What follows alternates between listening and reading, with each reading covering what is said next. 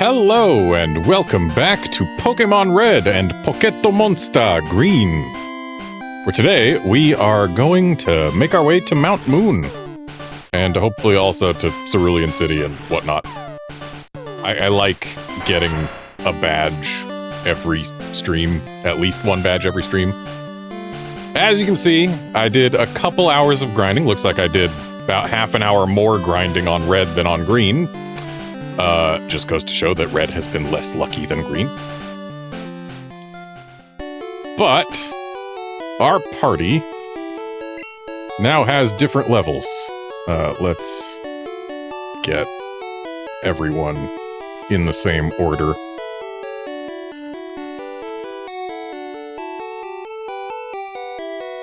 So, Pikachu actually goes there. Squirtle goes down there, and then we'll swap the Nidorans. And there we go. So, the rats I didn't touch. Everyone else I got to level 10 or 12. And let's look at some stats, see how they compare. So, right Nidoran has more HP and is faster, but doesn't have as good of special.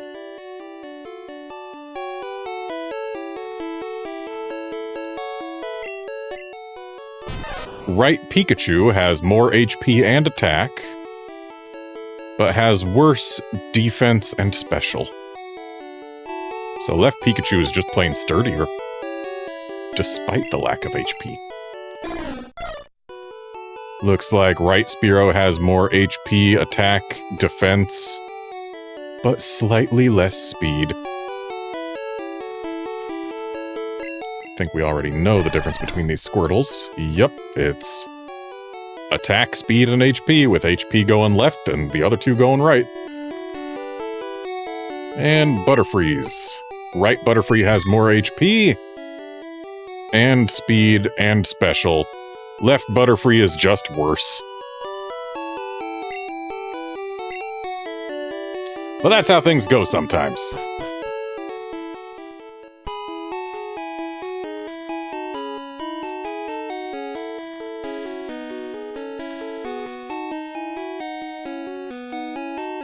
Also, I checked the Pokemon Green in the Analogue Pocket just to make sure this wasn't an emulator thing. And yeah, sure enough, the palettes are just different for Pokemon Green, which I prefer the color palette over there. Like, it brings more character to the town, having the town's color palette match the town itself. Anyway, we're going in this museum, even if it does cost 50 Pokédollars, because dang it, it's interesting stuff, and we get to see some language differences. That is one magnificent fossil. So on the left, we've got some expressions of appreciation.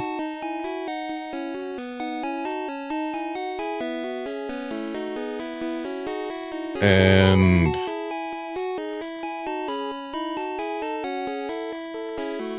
okay, so he's thankful that he gets to look upon the bones of Ryujin-sama, which is like dragon person?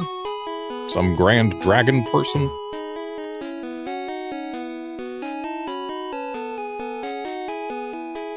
Honestly, I think left Aerodactyl skeleton has the better posing. Not to mention the color palette works for it better. Aerodactyl fossil, a primitive and rare Pokemon. And yep, that's what it is on the left, though instead of being Aerodactyl, it's just Putera.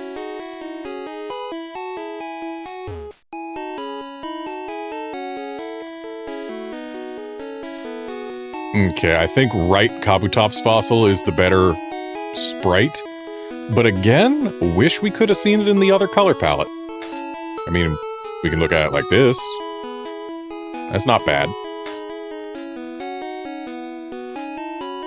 Kabutops fossil, a primitive and rare Pokemon. Yep, and Kabutops' Japanese name is just Kabutopusu. So, same thing. We have a space exhibit now.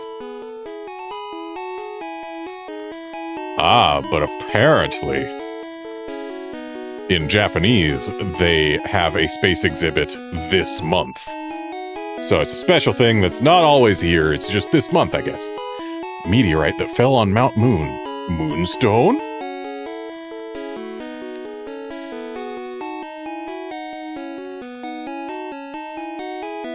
So, on the left, we don't have parentheses Moonstone question mark. Rather, we've got... It's more clearly our protagonist's thoughts. It's saying, you know, it's probably a moonstone.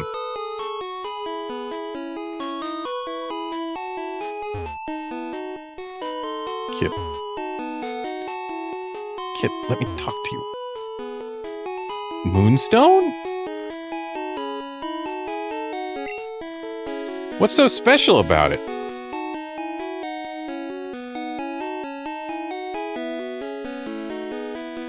So, on the left, yeah, what's so special about it is an appropriate translation, but it's a little bit more specific, like, what makes it any different from the rocks you can find anywhere?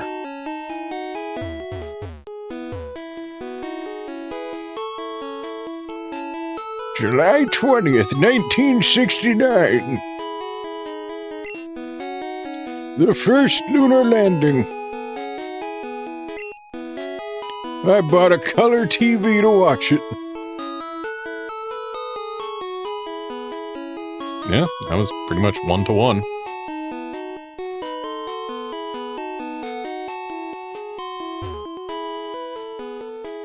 Space Shuttle Columbia.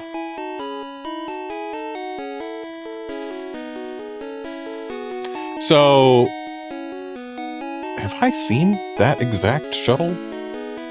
Hang on, which shuttle is on display in the LA Aerospace Museum?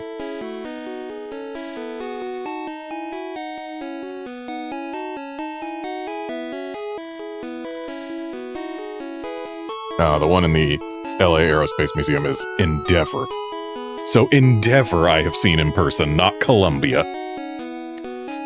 Though interestingly, my brother has a little shuttle-related anecdote in that he was born the exact day that the Challenger blew up.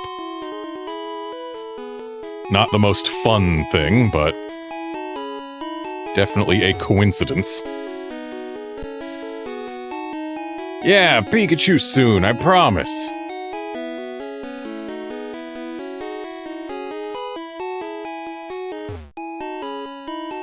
I want a Pikachu, he's so cute! Get ready to perhaps hunt for like 40 minutes in Viridian Forest. I asked my daddy to catch me one.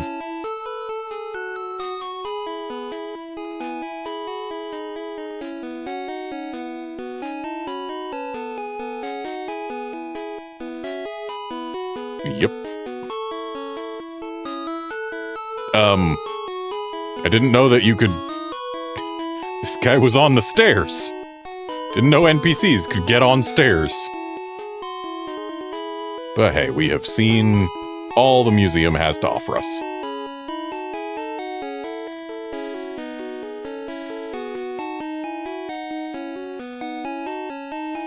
I don't think we've talked to you. Did you check out the museum? Weren't those fossils from Mount Moon amazing?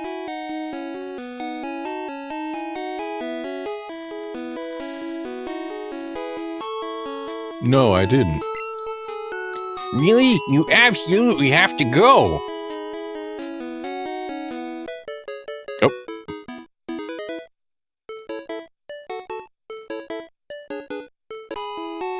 He's right here. You have to pay to get in, but he's worth it.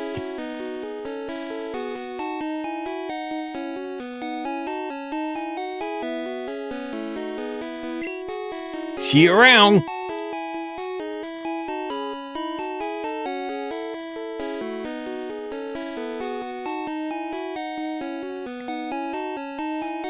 There's a lot of houses we haven't gone into, and a lot of dialogue we haven't seen because of it. Nidoran, sit!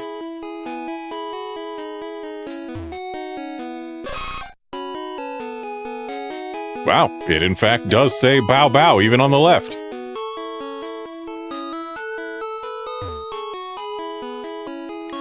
That Pokemon's an outsider, so it's hard to handle.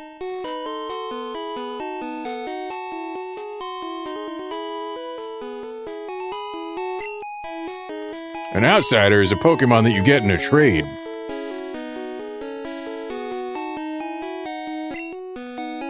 It grows fast, but it may ignore an unskilled trainer in battle.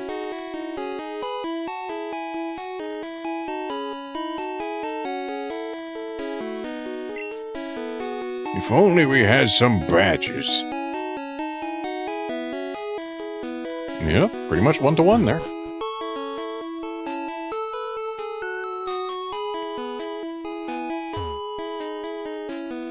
Notice!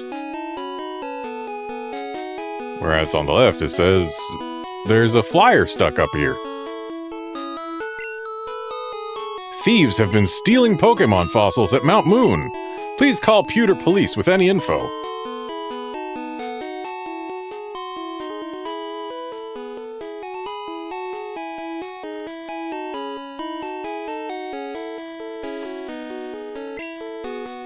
Okay, yeah.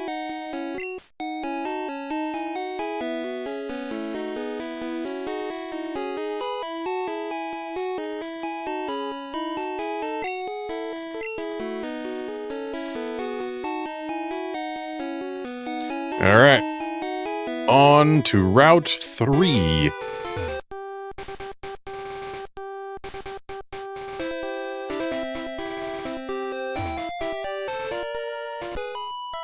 You looked at me, didn't you?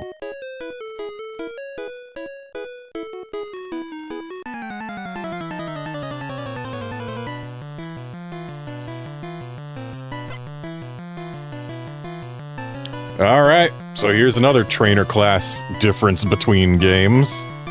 On the right, we've got a lass. On the left, we've got a miniskirt. Because there are quite a few trainer classes that are named based on their apparel in Japanese. Yes, let us battle this miniskirt.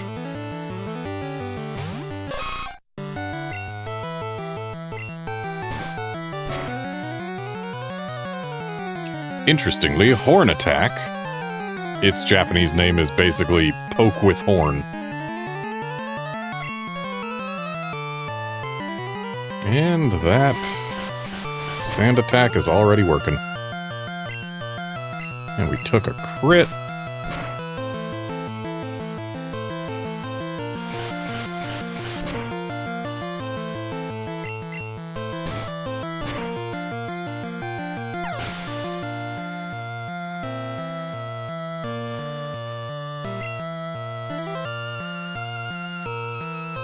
Hey there, Outlander.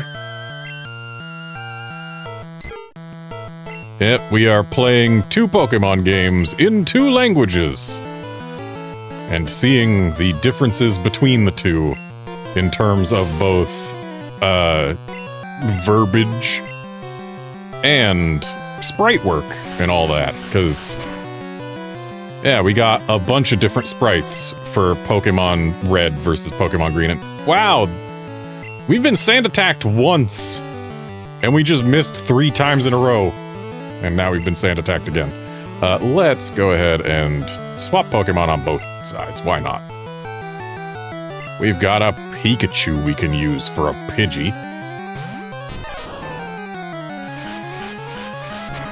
And left Pikachu has been sand attacked.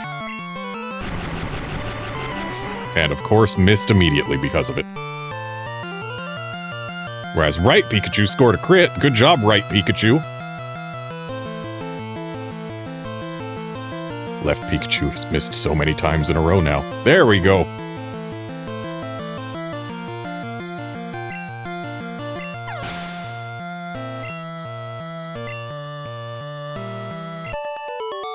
Left Nidoran leveled up.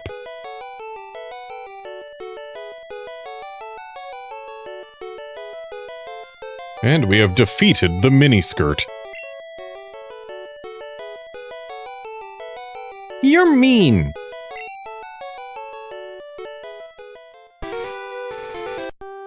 Quit staring if you don't want to fight.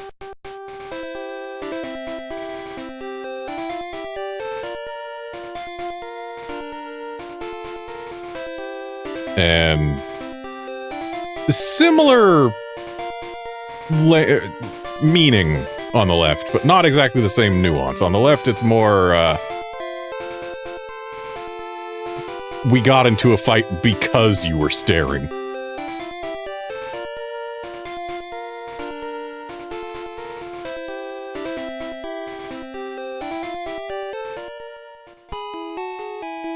I swear, though, the difference in tile sets between green and red throws me so frequently.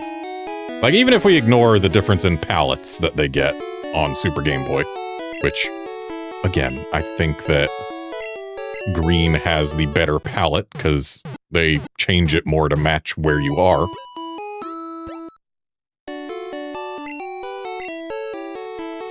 But even if we ignore that, like, the difference between this grass we're standing on is night and day.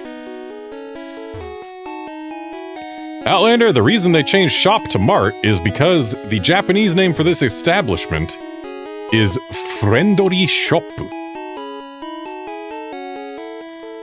Whereas in English, it's the Pokémon Mart instead of the Friendly Shop. So they just changed the sign on it to match the name that they gave the establishment. You'll note the Pokemon Center in Japanese does not have an accent over the E, whereas in English it does. Because in Japanese, they don't need the accent for it to be pronounced Poke. But in English we do, because otherwise it would just be Poke. Hey, I met you in Viridian Forest! Yep. That's what he says on both.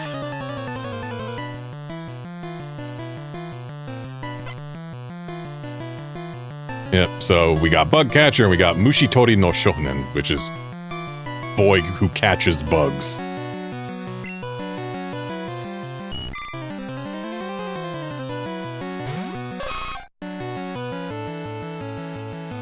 I still say Red Caterpie, so much better of a sprite, but I prefer the colors on Green Caterpie.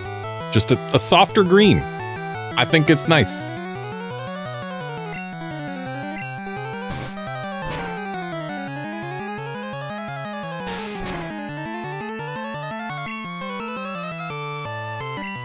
Right Nidoran got crit, left Nidoran got missed.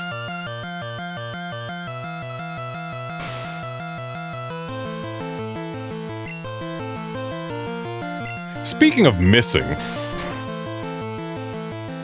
when right Nidoran got Horn Attack when I was leveling it up off stream last night, I had a case where Horn Attack, you know, that 100% accurate move, got 2 Gen 1 misses in a row. The chances of that are very small. Okay, now right Nidoran has leveled up.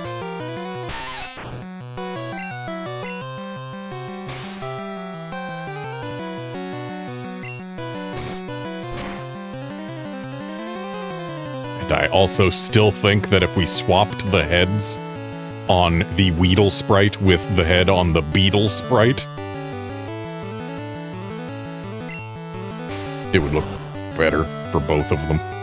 And yeah, Outlander, the HUD on Green having space for the Pokemon species name and level on the same line is much cleaner.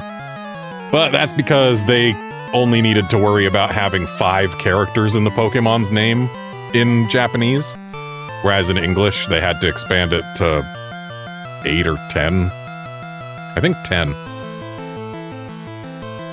And so yeah, they had to add it to another line, which made it so that, especially for the opponent's Pokemon name, just getting really cramped to the top of the screen. It looks really cramped. Left Nidoran is now level 12. But yeah, just, I don't like when text touches the border of the screen. It feels so cramped. And hey there, Nick.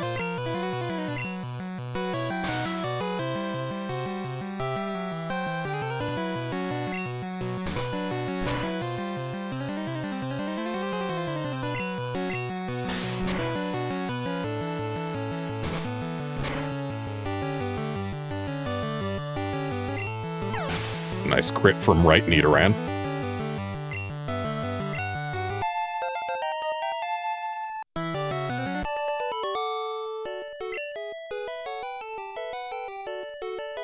You beat me again!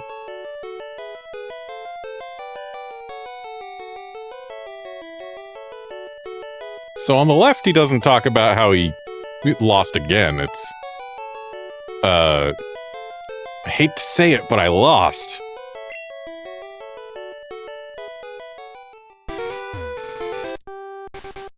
There are other kinds of Pokemon than those found in the forest.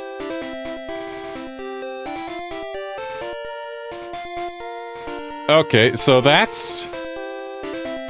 On the right, he's basically just saying, hey, there are other kinds of Pokemon. Did you know that? So that's what he's saying on the right. On the left, it's... Around here, you can catch different Pokemon than you can find in the forest. So it's less of a just general fact about Pokemon in general, and more, hey, specifically here you can find Pokemon you can't find in the forest. Which, yeah, that's true. And probably more helpful than saying, there are other kinds of Pokemon than what you can find in the forest. Like, yes, other kinds of Pokemon do exist. We have seen them. Hi, I like shorts. They're comfy and easy to wear.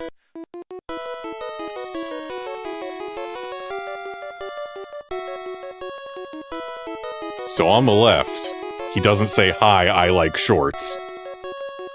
He says, it's easy to move in shorts. They're great.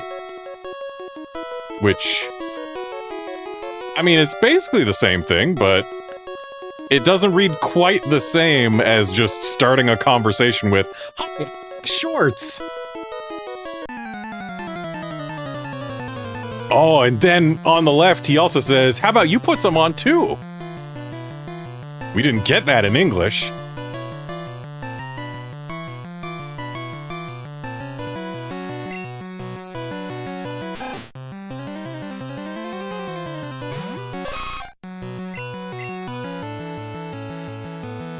Oh, that Rattata knows Quick Attack. And it failed to Tail Whip Nidoran on the right.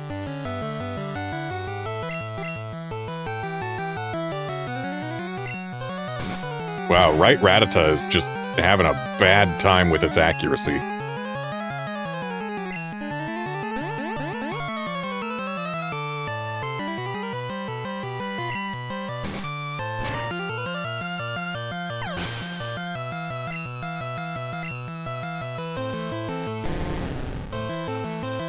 Okay, and here we've got Ekans versus Abo. So, this is another case where I'm going to say neither sprite is good. But Abo's mouth, what is going on there? That's not a shape snake mouths make. Also Abo as in Boa backwards. Let's go ahead and swap to a different Pokemon. Spearow and Oni Suzume can use some XP.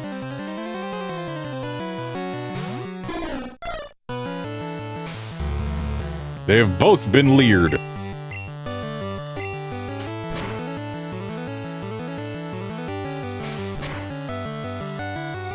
Left Spearow has, or Oni Suzume has been leered again.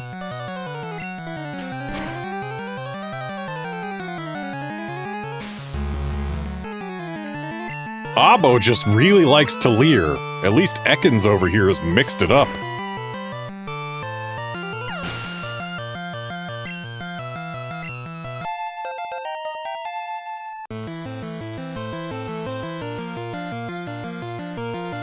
Oh, hey. Only special and HP differentiate these Nidorans. Was that the case earlier? Maybe. I don't know. Oh, and Youngster, the Japanese name for the trainer class, is Tanpan Kozo, which is Shorts boy. Shorts kid. So yeah. Another trainer class named based on its apparel. I don't believe it! Interesting. On the left, it's not I don't believe it, but rather I thought I could win. Or maybe it could also be I thought you'd look good, or I thought shorts would be good on you.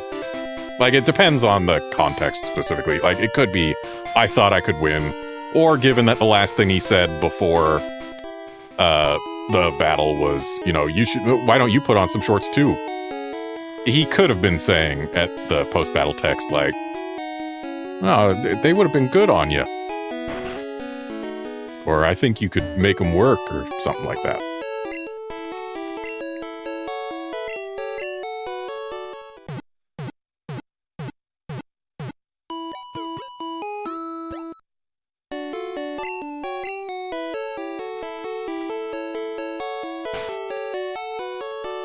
Since both Nidorans are level 13, let's go ahead and swap them for the Spearows.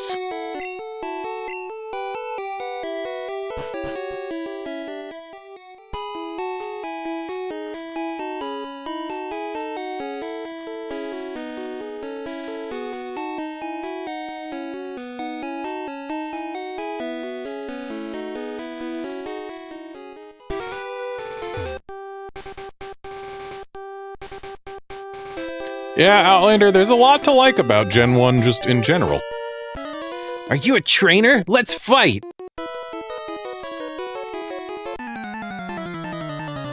So on the left, it wasn't so much let's fight as let's get right to it.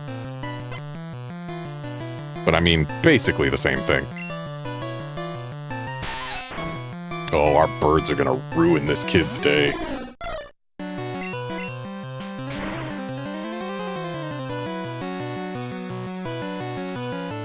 Right, Spearow, putting in the extra work, getting that crit.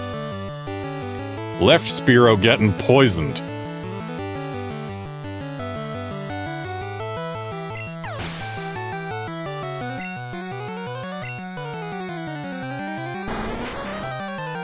Thankfully, poison doesn't harm you if you score a KO.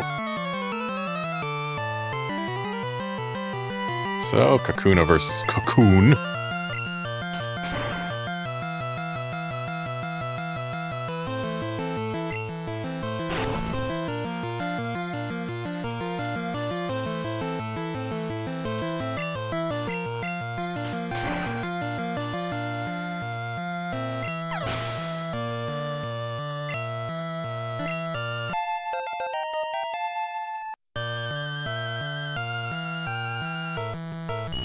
Looks like right Spearow has more XP than left Spearow.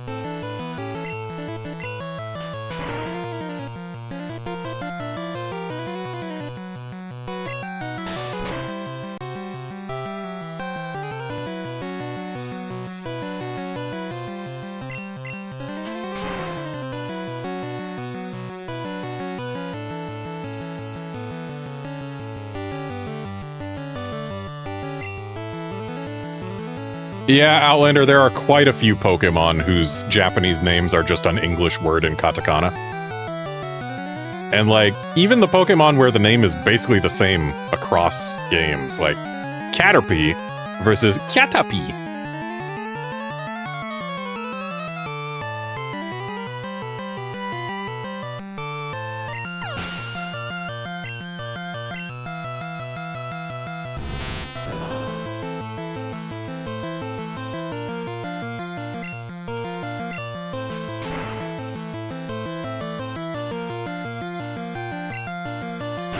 Interestingly, Metapod's name in English versus Japanese. Like in English, we've got Metapod. Comes from metamorphosis, and it's a pod for metamorphosis. In Japanese, it's Toranseru, which, if I'm not mistaken, comes from transform and capsule. So it's a transformation capsule versus a metamorphosis pod.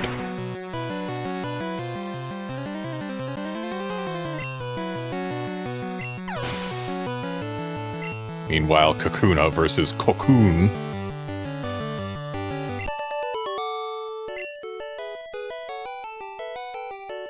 If I had new Pokemon, I would have won. Yeah, same thing on both sides there. Alright, but our bird is poisoned on the left, so let's bring both of these to the Pokemon Center. I could use one of my antidotes, but like... meh. Pokemon Center ain't that far.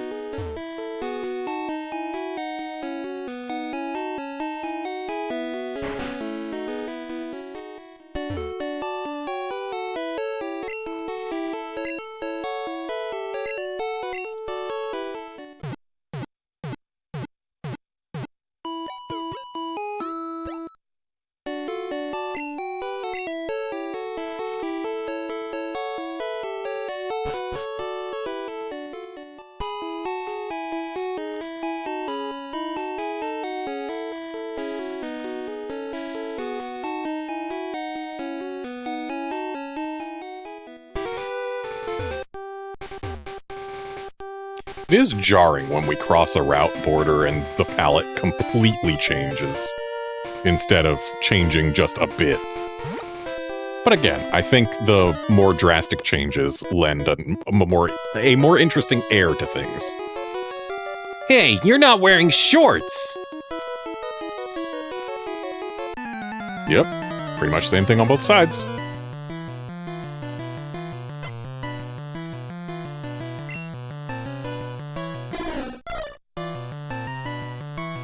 It's the mirror match, except theirs is much higher level than mine.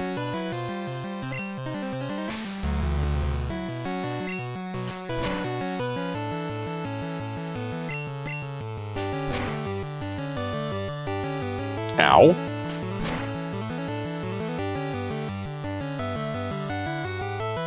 Good job, Right Spearow, getting that crit. Let's swap to our Pikachu.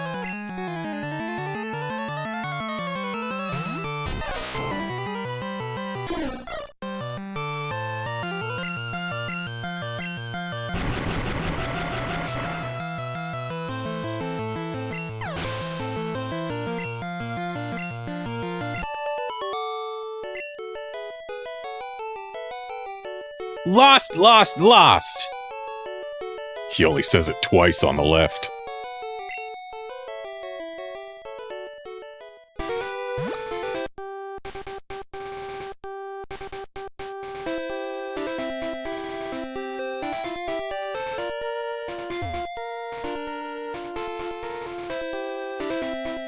If a Pokemon box on the PC gets full, just switch to another box. It occurs to me that I may not have been talking to everyone after battle. Are you storing your Pokemon on PC? Each box can hold 20 Pokemon.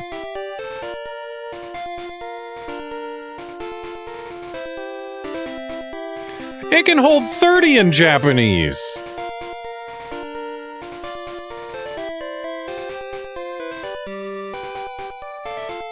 Why can't we hold 30 Pokemon per box in English?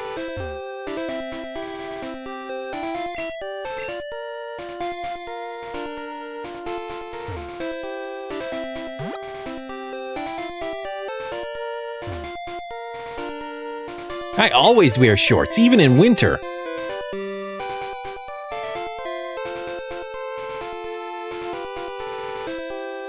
On the left, he adds at the end, "That's my policy."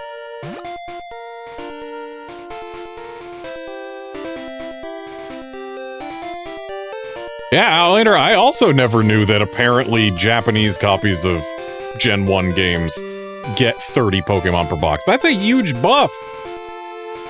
And also matches all future Pokemon games where it's 30 Pokemon per box. Turns out it's just been the same for the entire history of Pokemon for Japan.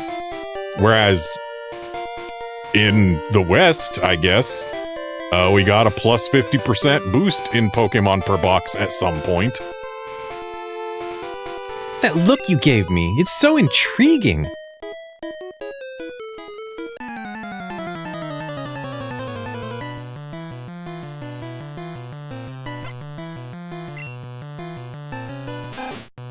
Okay, we got a Korata/Ratata on this mini skirt. Let's go ahead and swap off of Spearow.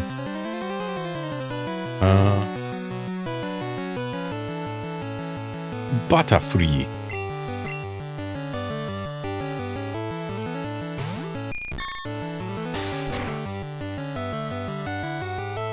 I gotta say, the name Butterfree in this font also just looks really cramped. The fact that it gets all the way to the right side of the screen is one thing, but like, just the size of the letters and the spacing between them, it feels like they're too close together. Too many letters that go the whole width.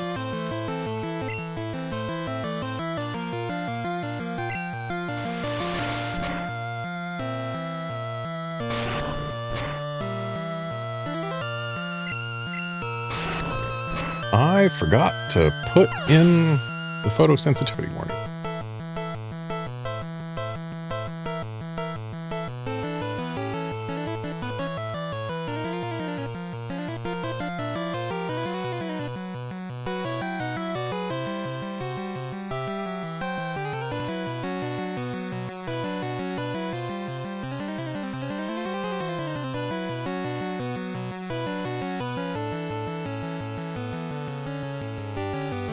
There we go.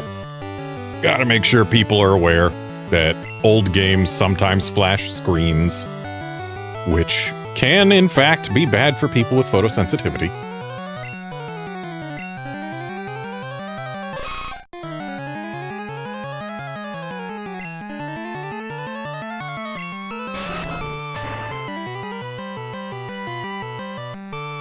And then when it comes to photosensitivity, like for most of the game, you can actually turn battle animations off to make it less of an issue because moves then won't flash the screen, except for one specific battle in the game where they turn move animations back on regardless of your setting, that being the champion battle.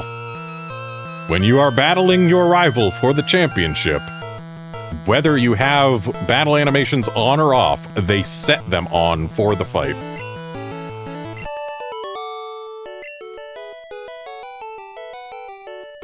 Be nice.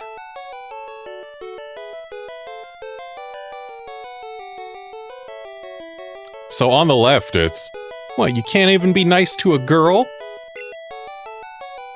So we took out the mention of gender. Avoid fights by not letting people see you.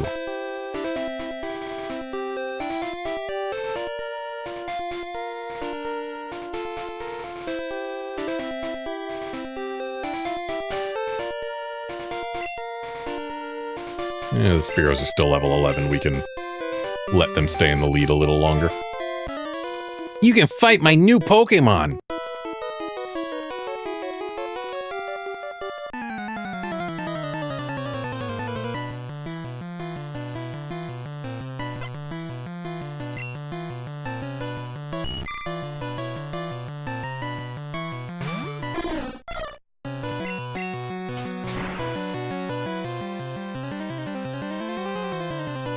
Good job, right, Spearow.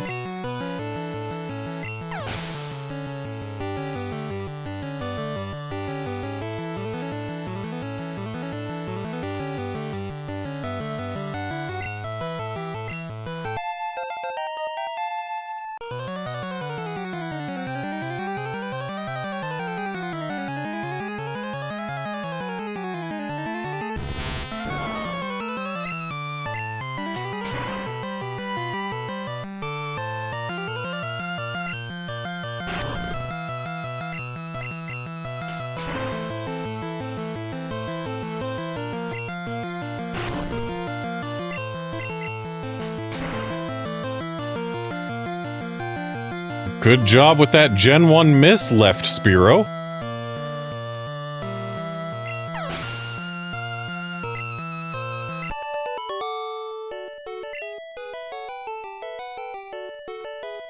Done like dinner. Whereas on the left, it's like, wow, I lost hard. Trained Pokemon are stronger than the wild ones.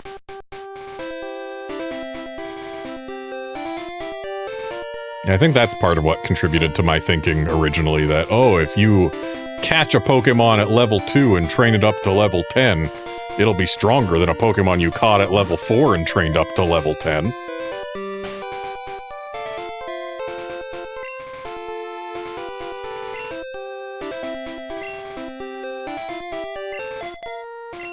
Swapping Pikachu in front, because there's a new Pokemon for us to catch here in this different-looking grass. And it ain't Pidgey. Nor is it Popo. It's neither one of these. Even if I said their names in languages that are reversed versus when they showed up. It's not Spearow either. Nick, what's special about the Lance fight is just the hyper beams that he has taught his Pokemon. Flash the screen a lot.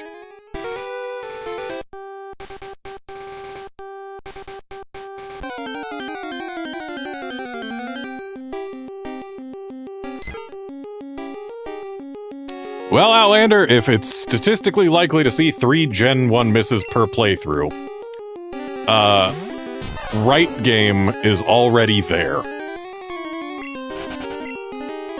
And in fact, it had 2 in a row. Like, back-to-back turns. Between streams, so I don't have video evidence. But when my Nidoran learned Horn Attack on the right, I had it try and use the Horn Attack on a Metapod. Or maybe it was a Kakuna. That's Pokemon Red. Either way, some Cocoon Pokemon I found in Viridian Forest. I was having the Nidoran use Horn Attack on it. And it missed. Horn Attack. A 100% accurate move. Missed. Okay, Gen 1 misses happen. Try again. Missed again. 2 in a row. Gen 1 misses. Literally the first 2 times that Nidoran used Horn Attack were both Gen 1 misses.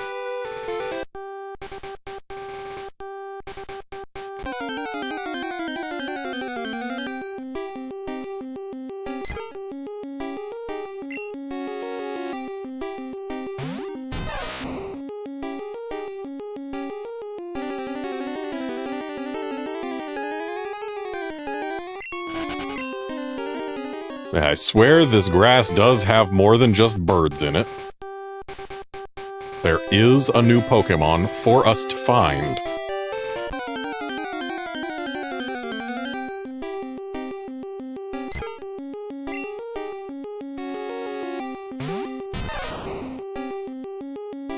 And it is a 10% encounter rate.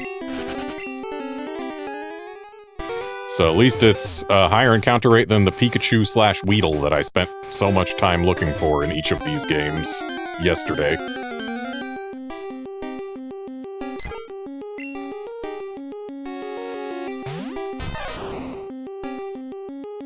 It's fascinating how so much of Pidgey's sprite is pretty much the same. Like, the head feathers are, I think, the exact same sprite work. And the feet seem to be the exact same sprite work. The chest is close to identical. The shading has differed, but the line work on it is pretty much identical. What's changed is the wing and the face. It's fascinating. Also, Green's Pidgey has more prominent tail feathers, not blocked by its wing.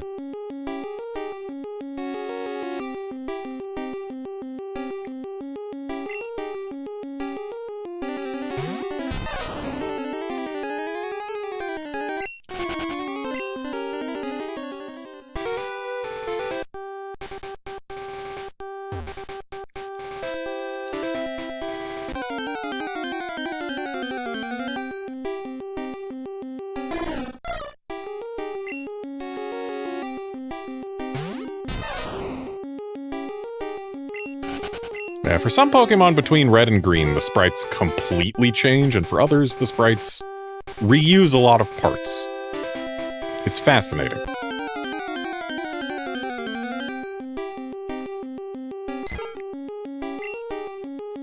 And yeah, Outlander, I agree, the green sprite for Pidgey does look better in many ways, though I appreciate how much cleaner the sprite work looks for the Pidgey in red. Like, just something about it. The line work looks, well, it's less blocky because it's got more straight lines, fewer diagonals. Which, on the one hand, yeah, it makes the pose less dynamic. But on the other hand, it makes the lines look cleaner. And then also just looking at its face, the eye is so much cuter for red Pidgey. Instead of just being a beady little dot, it's a big cute eye.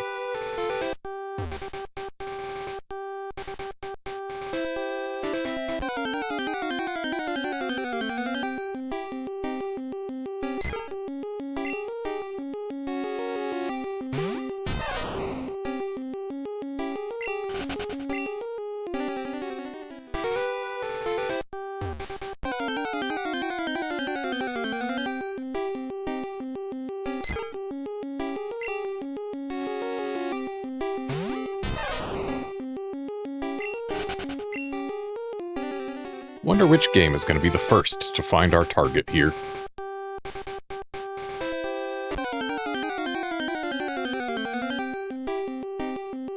The answer is red.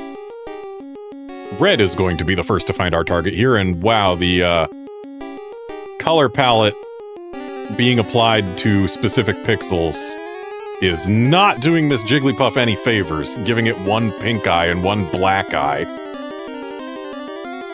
But let's keep looking until we find a Jigglypuff on the left side as well. I want to have both these Jigglypuffs on screen at the same time.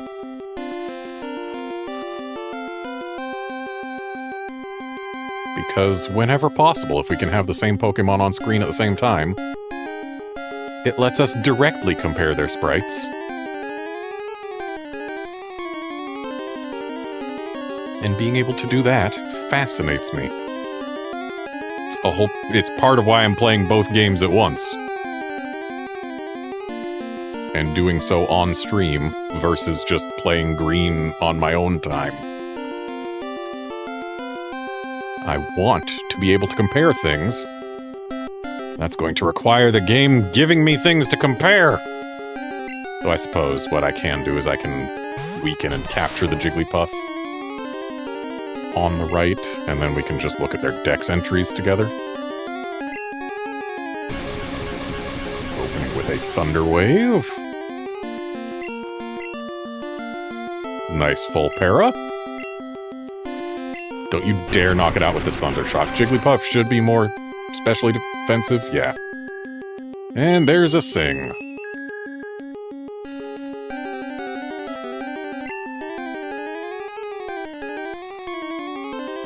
Sleep in Gen 1 is nasty. Like, on the one hand, you can wake up immediately, apparently. But on the other hand, waking up takes your entire turn.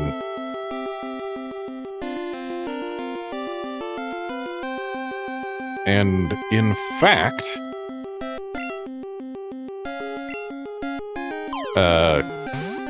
you can also sleep longer than in later gens as well. Anyway, we got the Jigglypuff. Gonna let the battle music keep playing because it feels wrong to have the happy you caught it music playing when we are going through a battle on the left. I mean, right now we're just looking for a battle rather than going through one, but still. I do not have the ability to easily swap which game has its audio active. I do have the ability to do so, but not easily.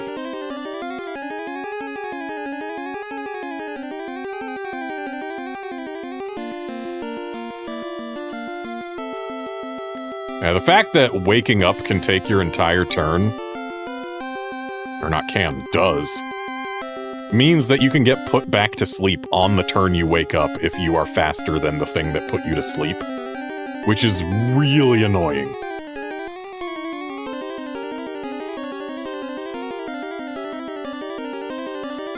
And if you're slower than the thing that put you to sleep, well, then you got the problem where, hey, you woke up. Next turn, they put you back to sleep. And they actually have the information to put you back to sleep, which is even worse if you're facing a human opponent. If you're facing a computer opponent, it's no different because computer opponents in this game only choose what move to use when it is their turn to use a move. So, for example, let's say you're fighting Sabrina and her Alakazam knows Recover or whatever. I forget whether her Alakazam actually does know Recover, but just an example. Say you're fighting her Alakazam knows Recover, and your Pokemon outspeeds it. Unlikely, but it can happen. So you outspeed this Alakazam and you smack it, but you don't take it out. And Sabrina uses Recover on turn 1 because she chose her move when it was time to use it rather than when you were choosing your move. The AI in this game cheats, but the AI in this game is also very stupid and exploitable. It will prioritize a move that is of a type super effective against you, regardless of whether that move does damage, because it wants to use a super effective move. Which is why, if you are fighting Lance with a Venomoth, his Dragonite will love to use Barrier.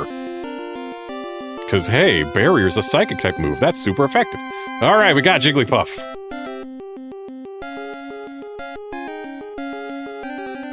Let's use some Denjiha.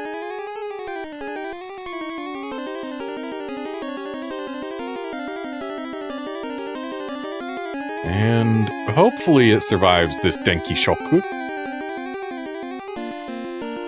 Ooh, barely. Got a full para, though. And time to throw a Monstaboru. And it broke out, because of course it did.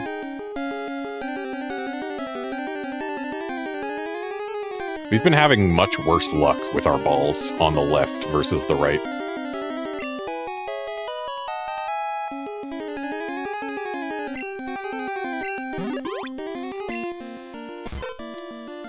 Jigglypuff, the balloon Pokemon, or Pudding, the Fusen Pokemon, which is just balloon. When its huge eyes light up, it sings a mysteriously soothing melody that lulls its enemies to sleep.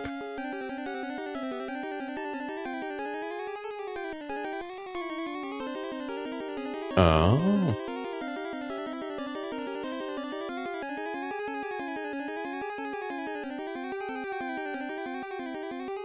So, on the left, it's not so much about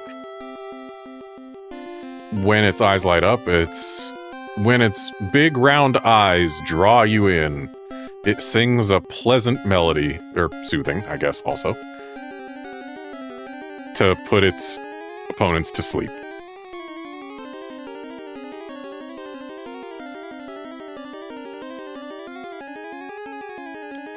And I see they both have the issue of one eye pink, one eye black in Super Game Boy. The general shape of the thing, it looks rounder on the right. That's for sure. And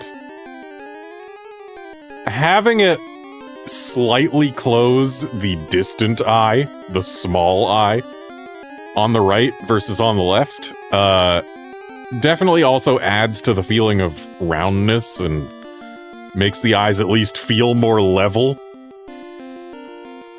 Whereas green Jigglypuff, those eyes are, they're not level. It looks very odd. And instead of having, like, little blush spots like it does in Pokemon Red, The Pokemon Green Jigglypuff, those aren't blush spots. Those are like wrinkles under the eyes. It's weird looking.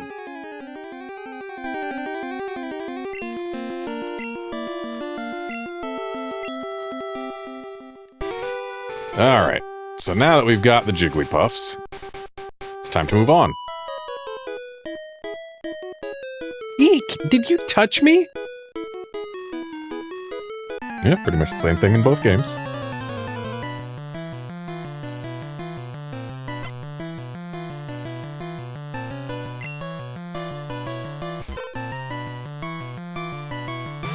We could have seen both Jigglypuffs at the same time much more easily.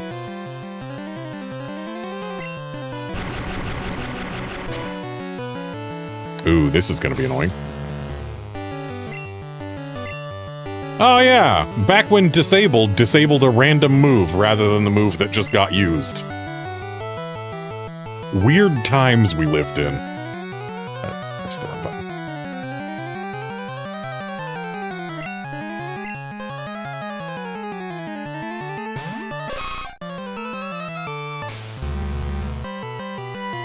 Okay, thankfully it didn't disable Horn Attack.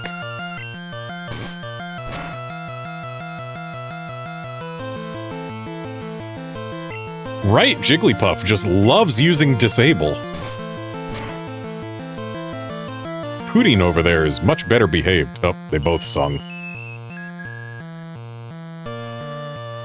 Taking all bets, which Nidoran's gonna wake up faster?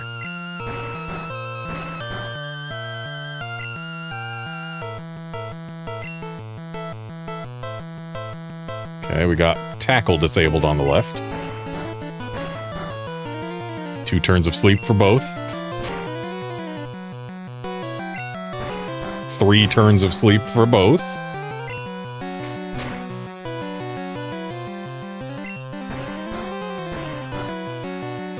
Oh, left Nidoran woke up.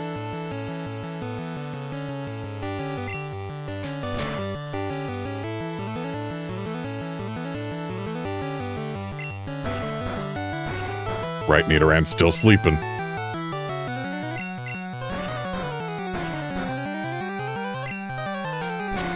I believe we're at 5 turns of sleep now.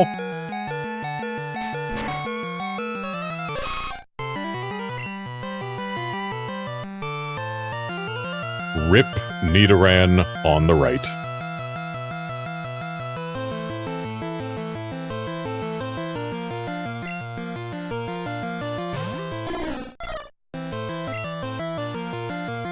If they just put the Pokemon's name on a separate line, they wouldn't have had to get him as GET''M. They could have done GET space apostrophe EM.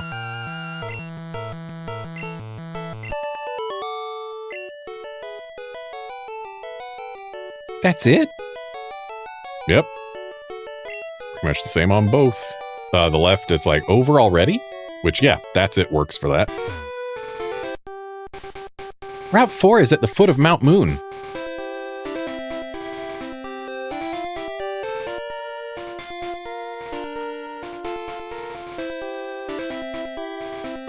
Can we get to the next Pokemon Center without battling anybody? I think so.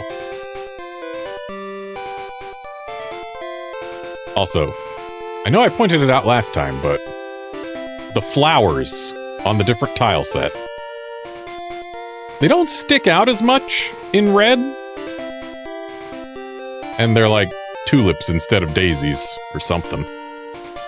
But they have an extra frame of animation. 3 frames instead of 2. This kid doesn't battle us.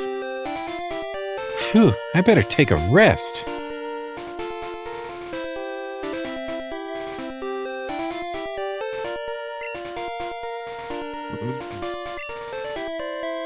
That tunnel from Cerulean takes a lot out of you.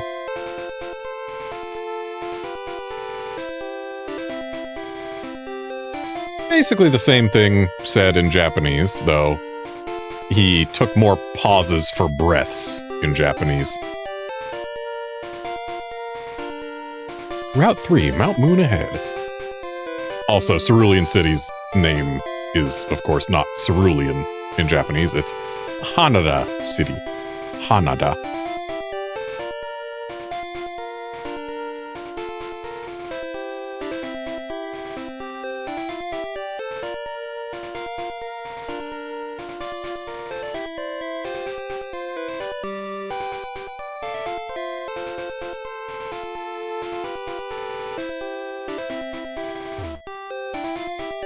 Ouch! I tripped over a rocky Pokemon Geodude.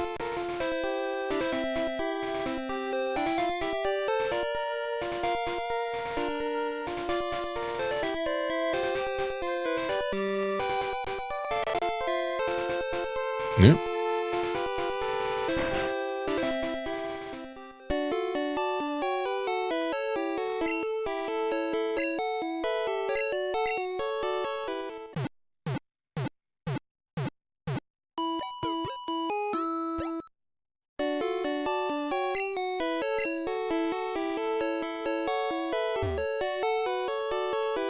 I've 6 Pokeballs set in my belt.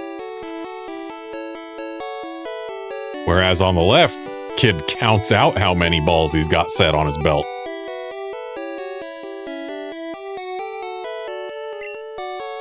At most, you can carry 6 Pokemon.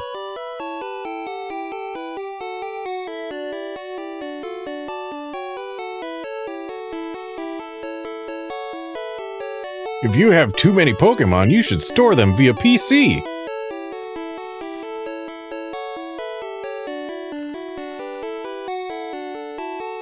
Yep.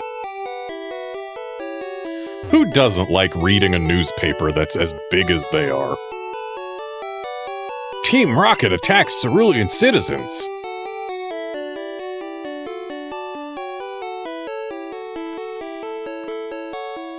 So on the left, he hasn't mentioned Team Rocket yet. Team Rocket is always in the news.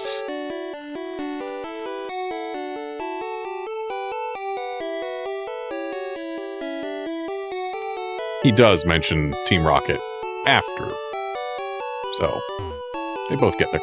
That's the guy who sells us a Magikarp. I need to make space for said Magikarp.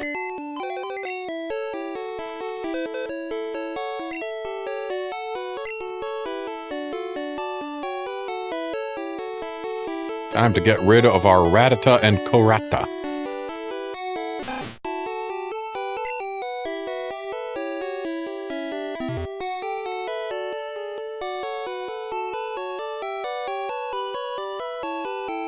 Hello there, have I got a deal just for you?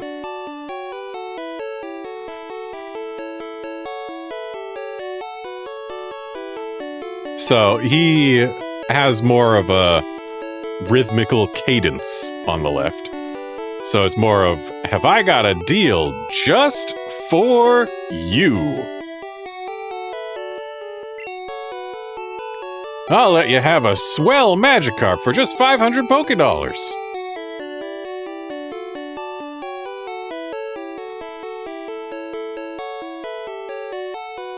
Oh, it's not a swell Pokemon, or a swell Magikarp on the left. It's a secret Pokemon. Koi King. And for only 500 yen. The obvious answer is yes. I would like a swell secret Pokemon. And you know what? I think I am going to turn Shift Battle Style back on, mainly because there's no experience share in this game. There is the experience all, but that thing is terrible and makes the text following any Pokemon knockout take a million freaking years. So I'm going to set the battle style to Shift, but I'm only going to use it for the purposes of Shift training Pokemon, not for getting myself an advantage against whatever's coming next. That is the restriction I will place on myself. Shift battle style is only for training up Pokemon, not for getting an advantage.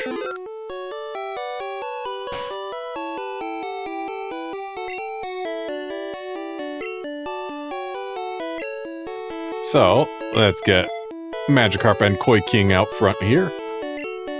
And let's see how they compare to one another. Oh, right Magikarp is 1 point faster.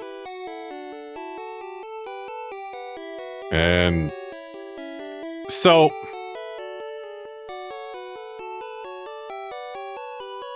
there's things that I like and dislike about both of these sprites. The left one actually gets the shape of the fish correct.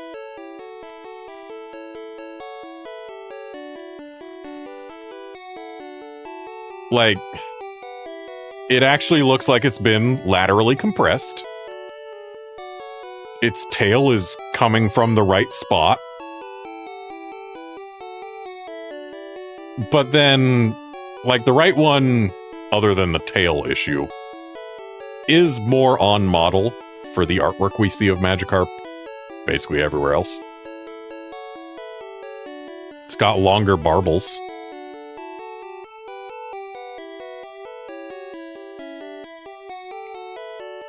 Its mouth looks more like a fish mouth and less like it's screaming. And it's got a more dopey eye, and I love that about it. But then we look at the tail on right Magikarp. Why is it on that side of the fish? For it to be on that side of the fish, the Magikarp has to be much longer than it appears to be. Like, this fish has to be, like, curved around, doubled on itself for the tail to be over there. So this Magikarp on the right is at least twice as long as the Magikarp on the left, and that is just wrong.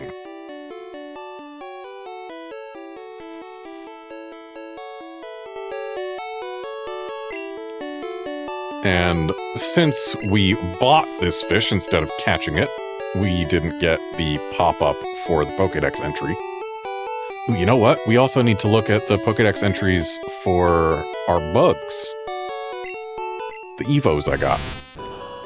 Metapod, the Cocoon Pokémon. Versus Toranceru, also the Cocoon Pokémon. This Pokémon is vulnerable to attack while its shell is soft, exposing its weak and tender body.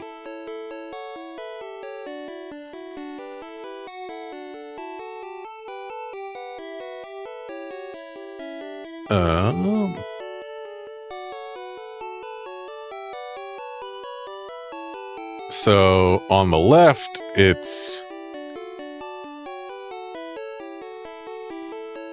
has a hard shell covering its soft innards, but a strong attack. It can't take strong attacks.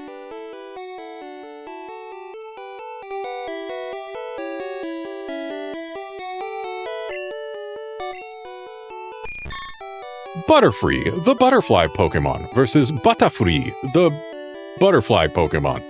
Also, the sprite work on the right Butterfree is so much cleaner. Like, look at that. It's a freaking mess on the left.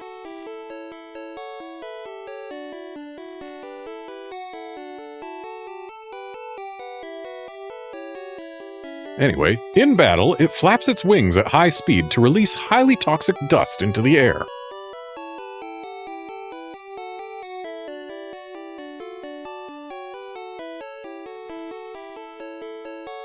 Whereas on the left, its wings are protected by scales that repel water. Even on rainy days, it can fly.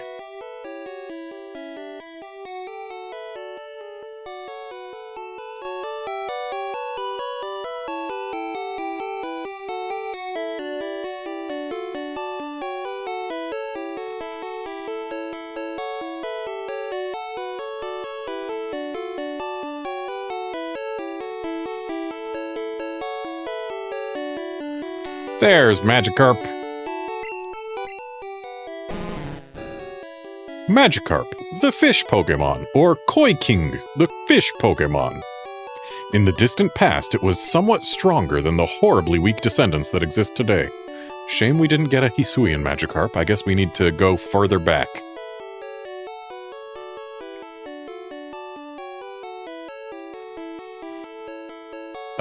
In Japanese, or at least in Pokemon Green, because again, the dex entries between games are different.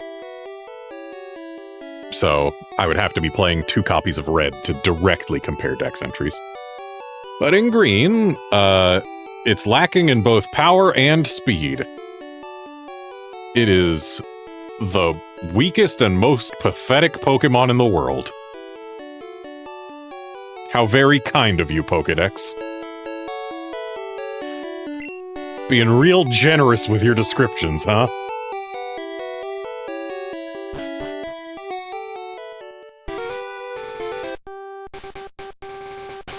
Go ahead and save in both games, why not?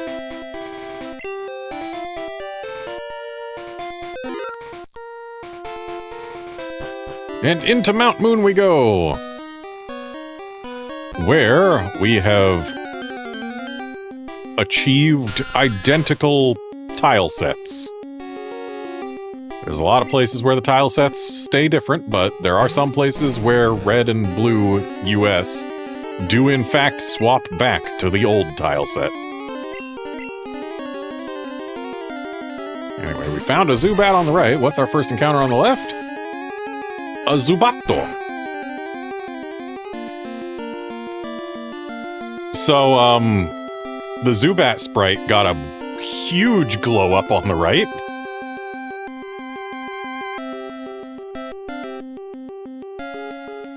I don't think anyone can argue that the sprite is way better in Red versus Green. The wings are... The sprite works cleaner on the wings. They've got a more wing-like shape. The pose is more dynamic. The little tail bits don't look like they're just rods that have been shoved into this thing. It's got a defined head instead of whatever's going on the left there. Yeah, that sprite is so much better. Anyway, let's Thunder Wave these bats.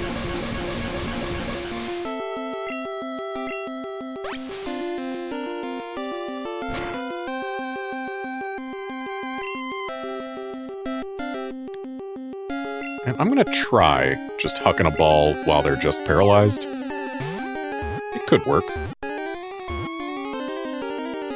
Again, Red has much better ball luck than Green.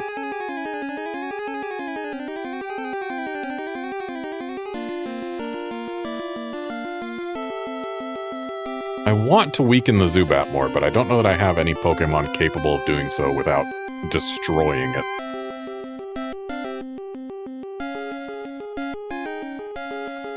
Because unfortunately, Magikarp can't do any damage. And all the rest of these Pokemon are a high enough level that they run a very real risk of one-shotting it.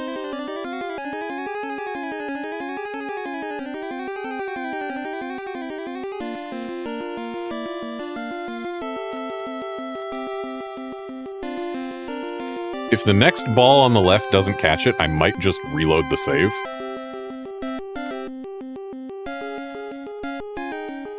Okay, it caught. I've said it before, I'll say it again. Every Pokemon in these games has a number of ball shakes that will happen if it's breaking out. So if it ever goes over the number of shakes you have seen it break out on, you know you have captured it. Because the ball shakes do not represent anything other than was it caught or was it not. There's no, oh, it passed this many checks for capture. It's just, did you catch it or did you not catch it? It's a binary. Zubat, the bat Pokemon, versus Zubatto, the bat Pokemon. Komori, but still that just means bat. Forms colonies in perpetually dark places. Uses ultrasonic waves to identify and approach targets.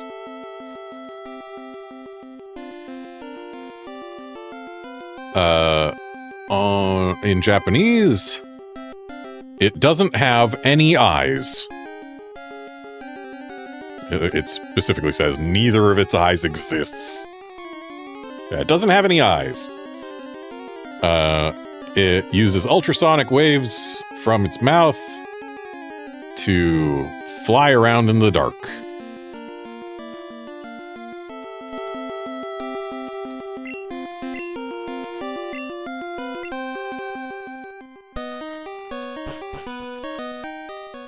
I don't think we super need to heal, but I'm going to anyway.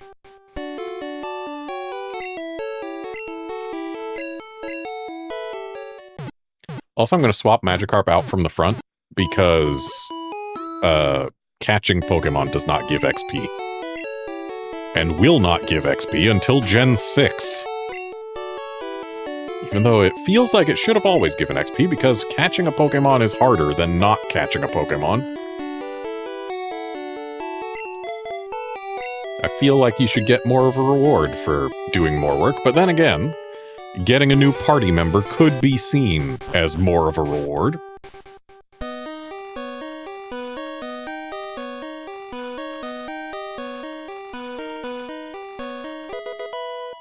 Oh boy, TM12. I have no idea what that is.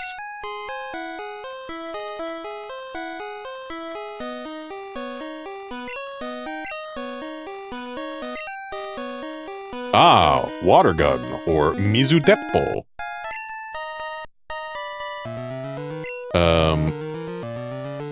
The only Pokemon we have who can learn it is Squirtle, and Squirtle is going to learn it naturally in, like, 1 level.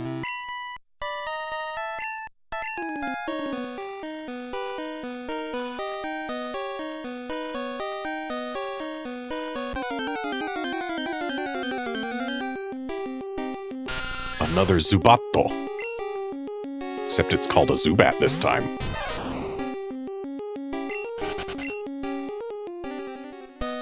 There's a Zubatto. By the way, Zubatto is just the onomatopoeia for something showing up suddenly.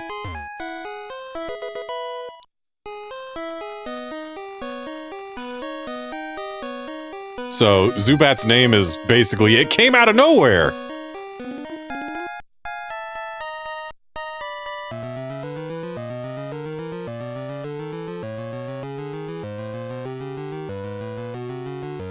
Suspicious men are in the cave.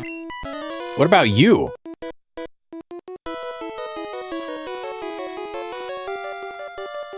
I mean, yeah, I'm also in the cave. In Japanese, it's more of a, are you one of them? But having him say, what about you, is basically, he's asking, are we also in the cave? And the answer is yes, we are in fact in the cave.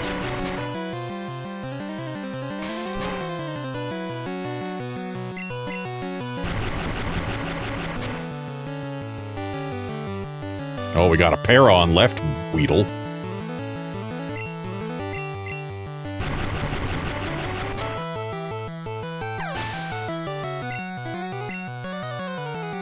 Oh, right, I was supposed to swap to Magikarp before trainer battles. But hey, we can swap to our fish prior to this Kakuna.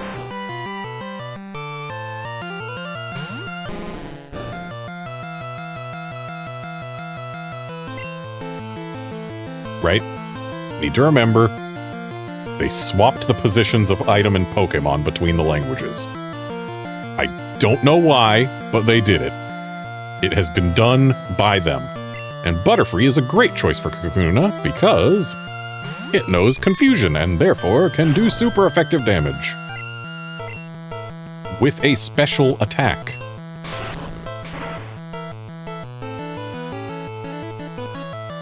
Oh, left Butterfree got a crit.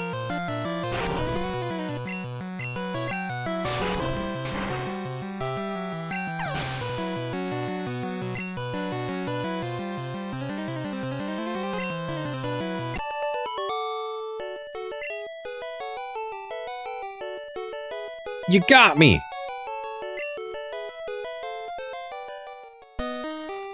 I saw them! I'm sure they're from Team Rocket!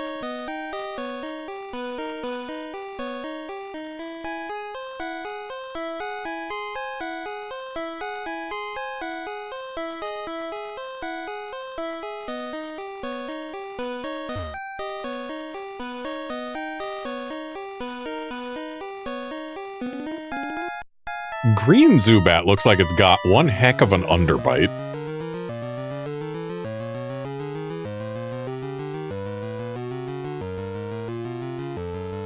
Beware, Zubat is a bloodsucker.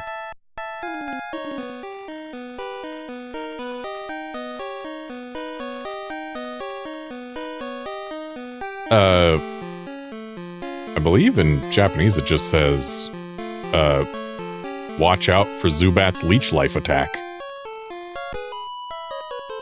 Forgot to change to Magikarp first again. What? I'm waiting for my friends to find me here.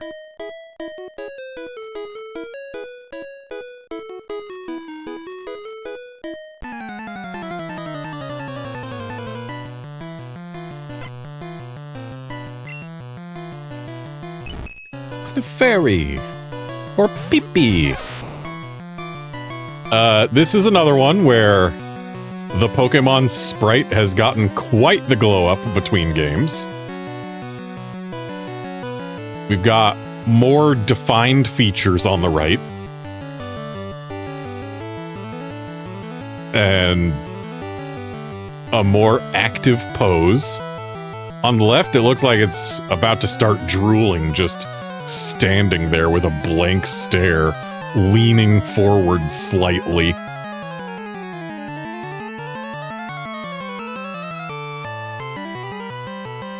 Yeah, there are some sprites that really improved between games, and some sprites that didn't improve, and some sprites that got a bit worse. But most of them, I would say, improved at least a little. Oh, thank you for not one-shotting my fish. I wanted to get that XP, whereas left fish got put to sleep.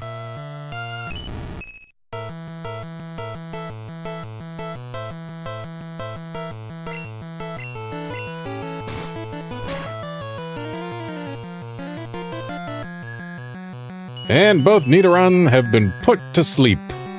Which one will wake up first? Neither one wakes up turn 1.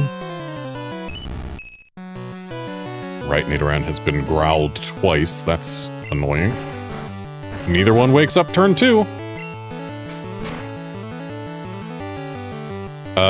Left Nidoran got hit by Sing while already asleep. Does that reset the counter? I hope not.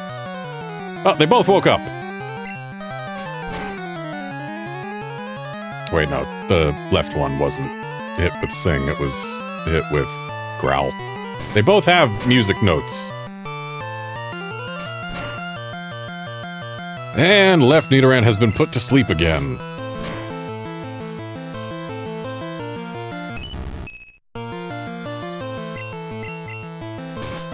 One turn of sleep. Oof, got a crit there.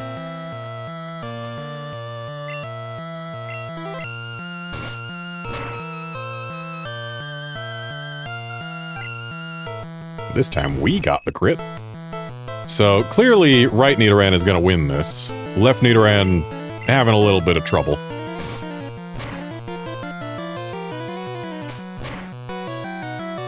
Goodbye, left Nidoran.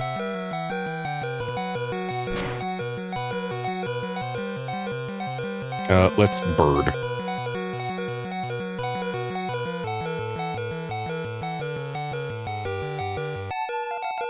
Hey, that's a level 6 fish.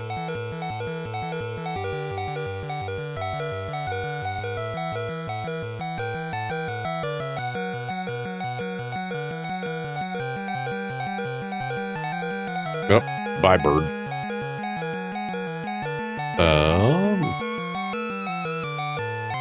Butterfree.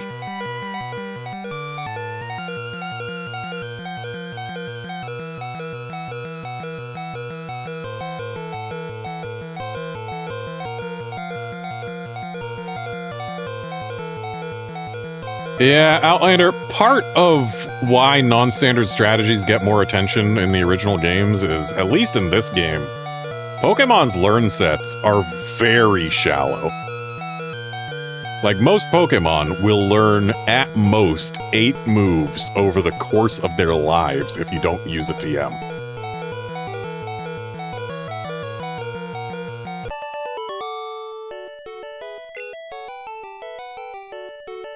I lost? Yep, same thing on both sides.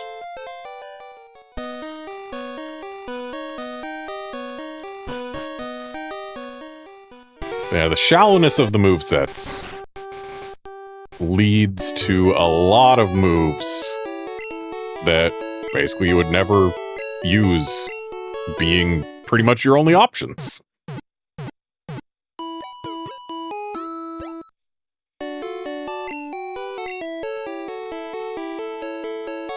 Actually, while I'm here, I know we're gonna pick up a good few more items, so let's deposit some.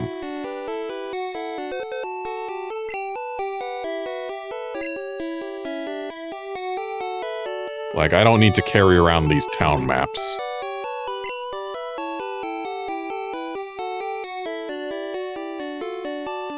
And I don't need to carry around TM12 either, but I don't think we're going to find more than like 6 items.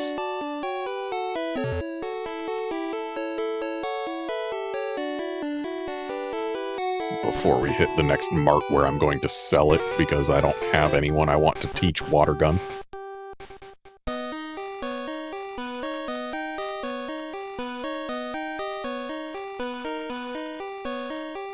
Another Zubato. Hey look, a Zubat! Who could have seen it coming?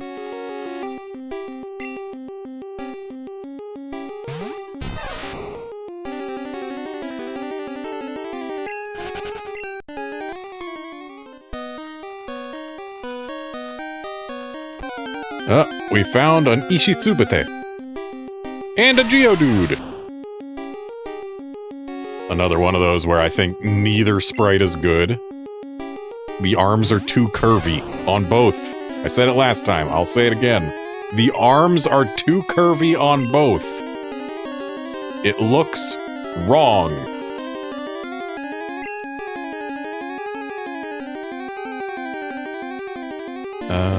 Who do I want to bring out against this Geodude?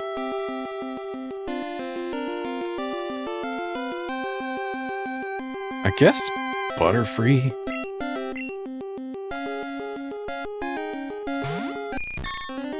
We'll see if this thing can survive a confusion.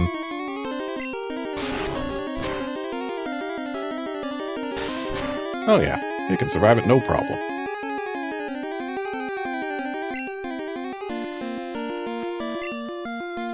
Go, Pokeball and Monster Ball! Hooray, we caught our rocks.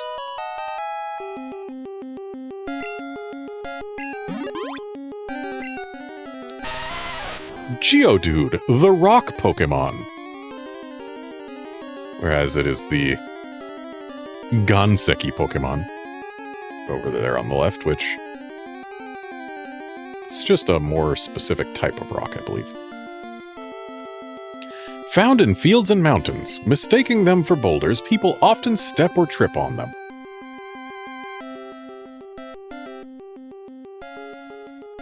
Whereas in Japanese, they're round and easy to carry. So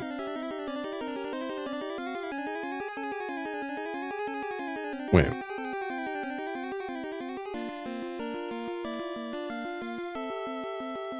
Oh, you can compete with people in Geodude throwing competitions. Interesting.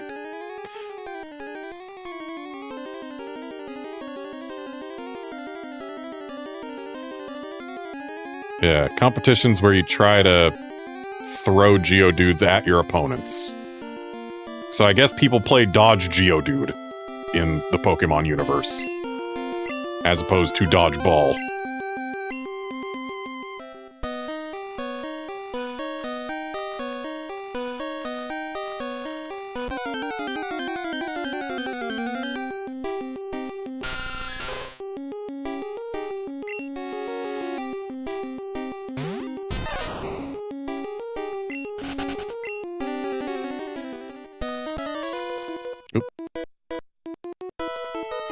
What? Don't sneak up on me.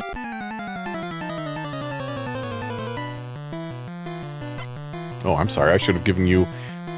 What? Don't sneak up on me.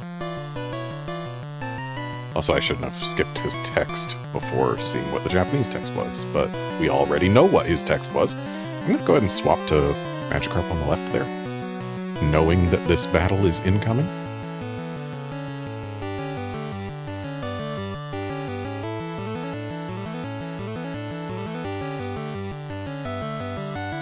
So on the left, it's not, what, don't sneak up on me, it's, whoa, what is it? Don't just call out to me out of nowhere.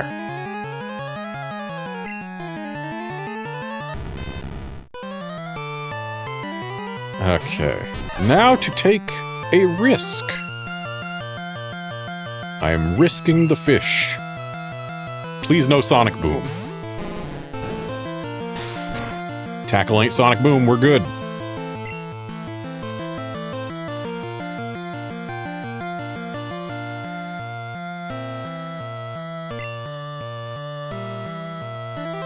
So interestingly, on this team, exactly 2 Pokemon are not weak to electric. And they are Nidoran male and Pikachu. And Pikachu only has Thunder Shock for damage dealing. Not exactly ideal.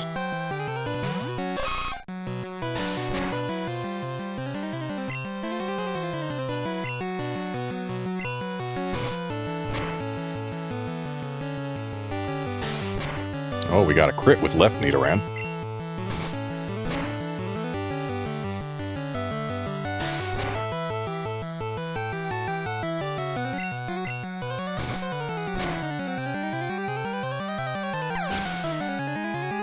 Also, Magnemite's Japanese name is Koiru, so coil.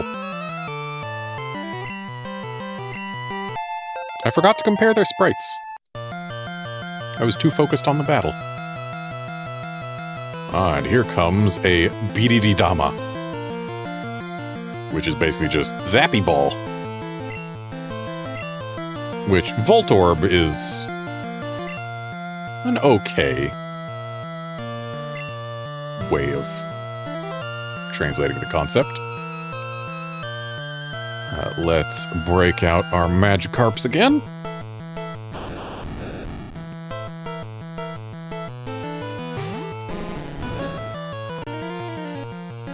So, right Voltorb's sprite makes it look more smug. Left Voltorb's sprite makes it look furious. And also, left Voltorb's sprite, like, looks like it's got some swelling above its left eye. Dude's been punched in the face. Probably why he's so mad.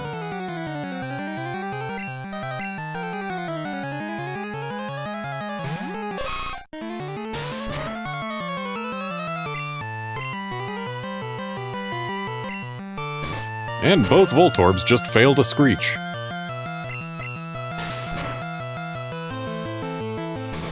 Left Voltorb just crit us.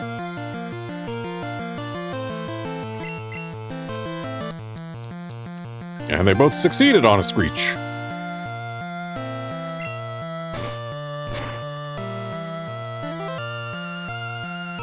Got a crit on the right. Not that we needed it.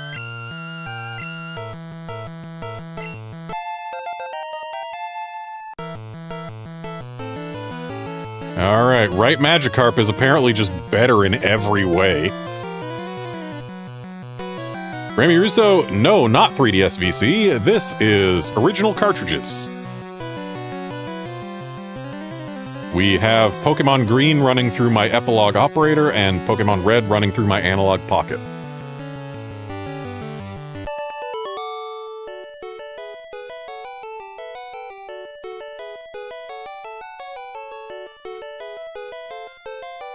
Oh, this left Nidoran has leveled up and learned Poison Sting.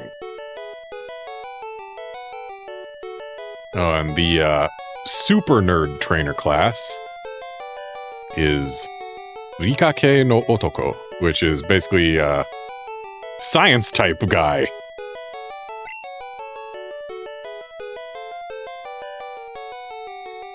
My Pokemon won't do.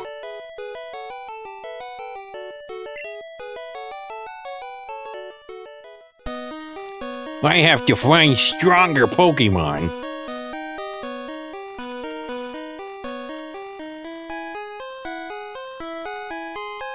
Whereas on the left, it's more of an, where might I find some stronger Pokemon, huh? Or are there any stronger Pokemon anywhere? Alright, let's move the Magikarp back out of the front over here. There we go.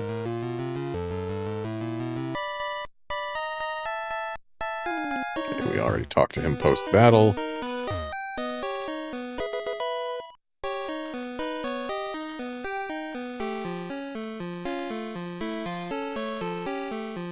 Another Zubat on the left. We do not care about that Zubat.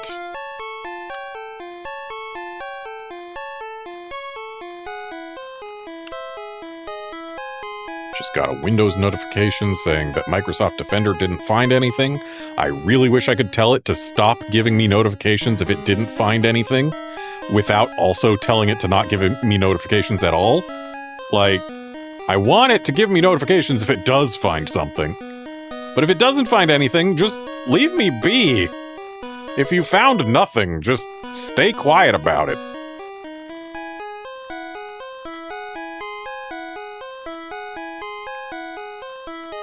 Clearly, Pokemon Green continues to have a higher encounter rate than Pokemon Red. I don't know if they actually do, but experientially, I believe I've been getting more encounters on Green than Red. Just in general.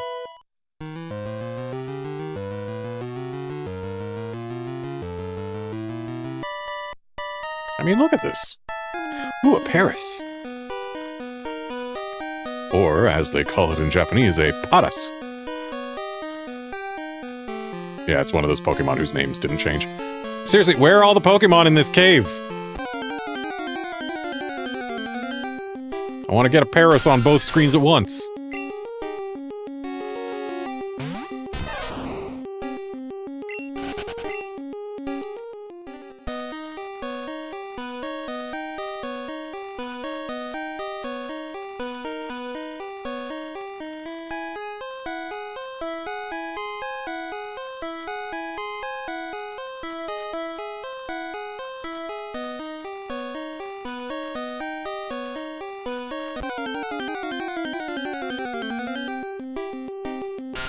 Stop giving me bats.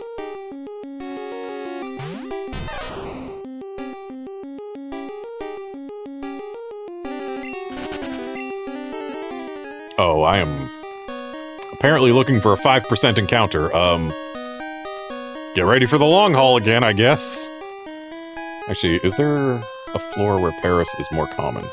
There is. If we go one floor down, then Paris goes to a 10% encounter rate, and if we go 2 floors down, it becomes 15. So actually, I should go do that.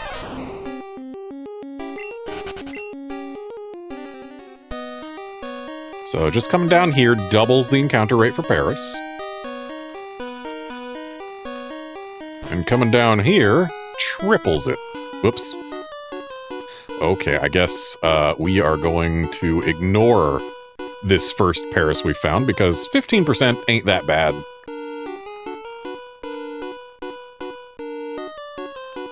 Game, please.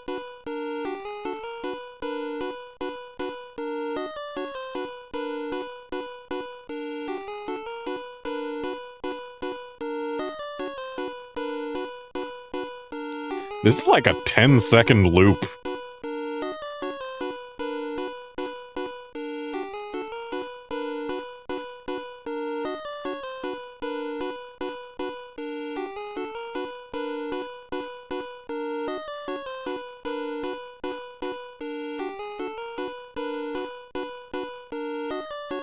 Just for convenience's sake, I am going to bring my fish out front on the left. Okay. We, Team Rocket, are Pokemon gangsters.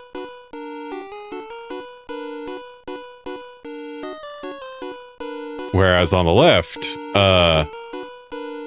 It's we, Team Rocket, the Pokemon Mafia, are scary and strong.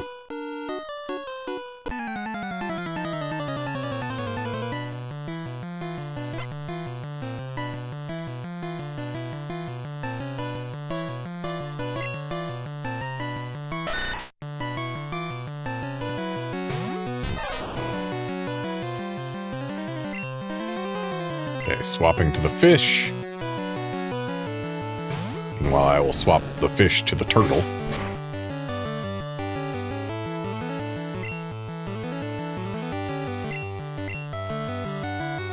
We've been sand attacked on the left. That's not ideal.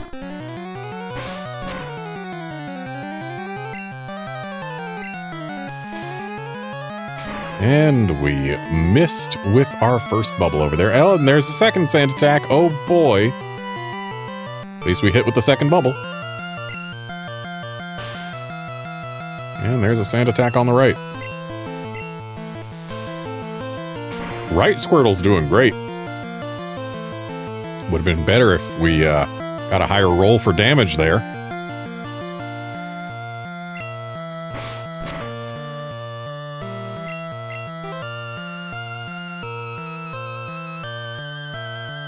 Yet another sand attack on the left.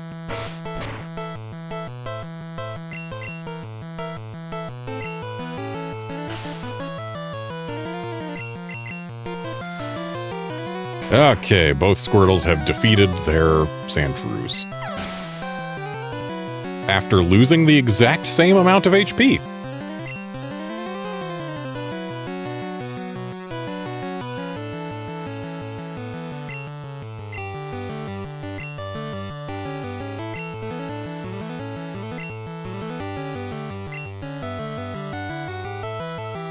So, back to the fish.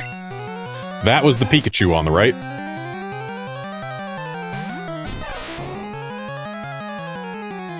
Well, you know what? No, we're not going to swap to the fish. I failed. Let's swap to the Pikachu on the left, so we at least try and keep some things relatively synced up. I'm going to have some work to do getting these files synced up again between streams, but whatever.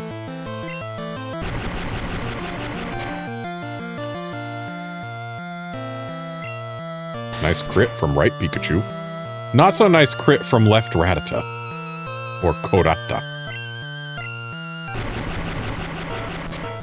Ooh, got a crit and a para from left Pikachu. Good job, left Pikachu, and a crit from right Pikachu.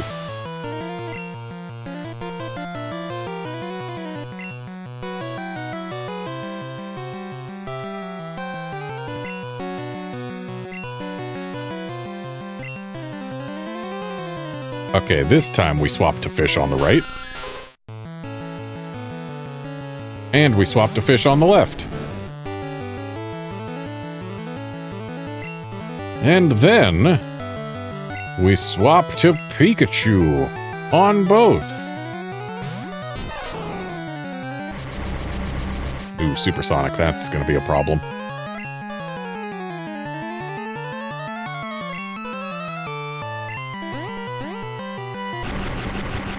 Or maybe it isn't. Not a problem at all. Nice crit. Confused on the left. That could be a problem. Nope, no problem.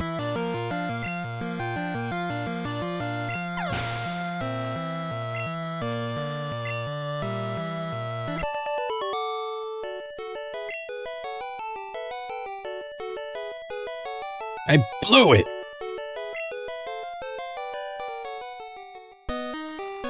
Darn it all, my associates won't stand for this.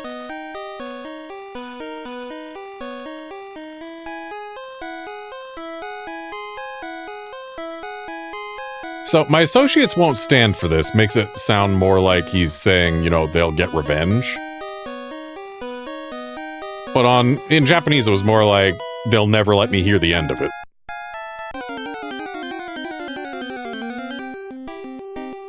Oh hey, we found a Clefairy on the right. That's a 6% encounter rate down here.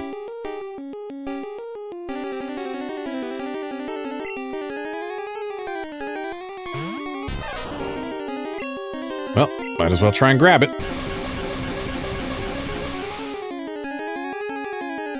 All right, we're still walking around with a fish out front on the left.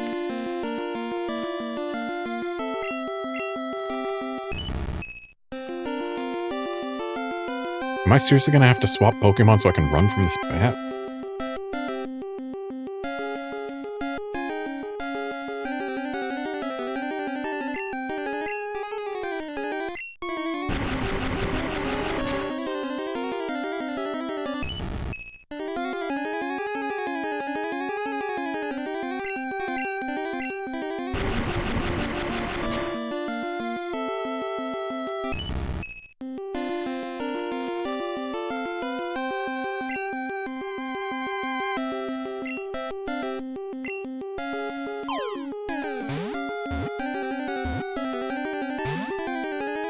I'm going to open up, well, not open up, I'm going to grab and start using my counter to see how many encounters it takes for us to find a Clefairy on the left.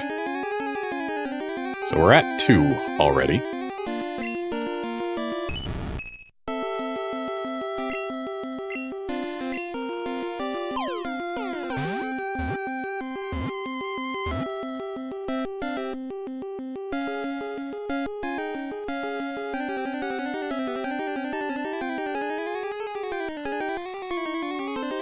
I'm sorry, I thought we were in a cave. Where are the encounters? There we go.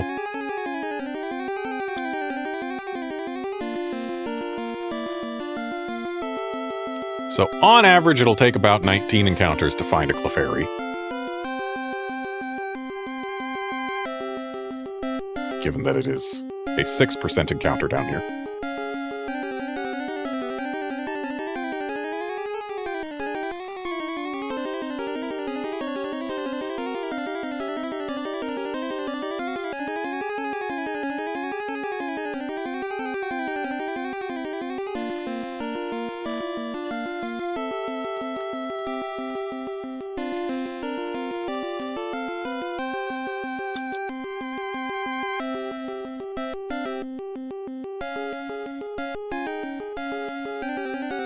Of course, a Geodude is not a Clefairy.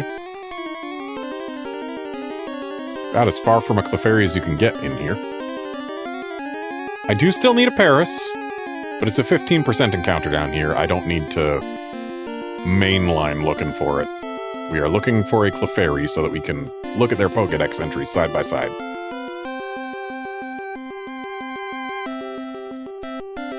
I believe I forgot to click my counter for that last Paris. I've clicked it now. And let's go ahead and save, because green over here is lower on monster balls than red is. And I want to be able to reload if I use too many.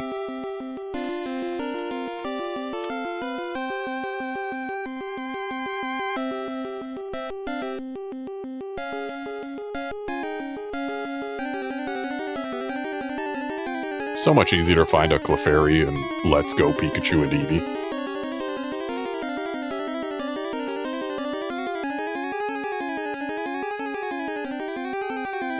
More spawns visible at once. You don't have to enter battle with the ones you don't want. But in exchange, you're playing Let's Go Pikachu and Eevee. Which, yeah.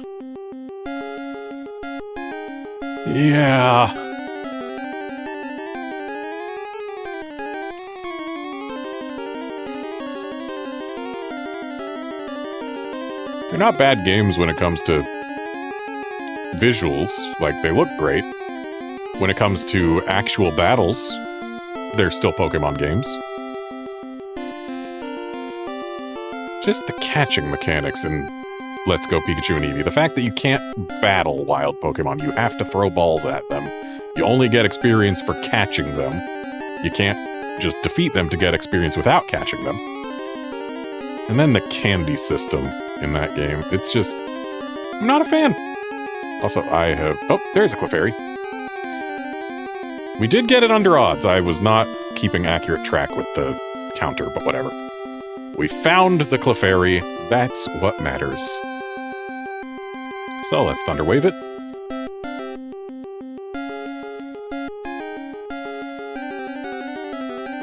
Give it a Thunder Shock.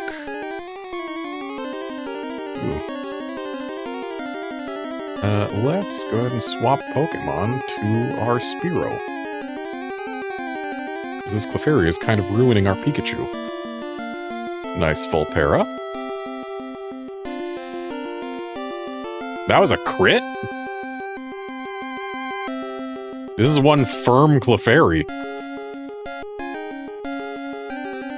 Okay, now to throw some Monster Balls. Please have the first one catch. Good.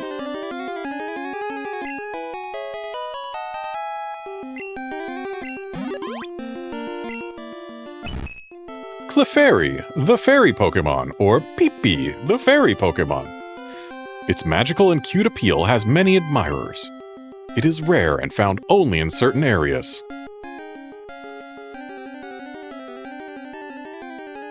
Whereas in Japanese...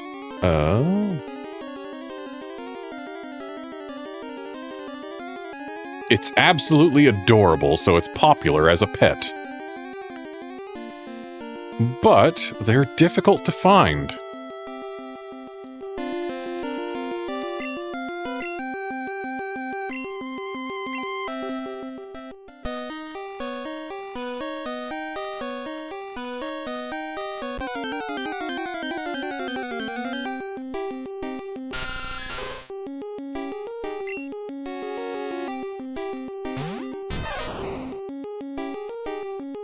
Honestly, I think Zubat is the biggest glow-up we've seen so far.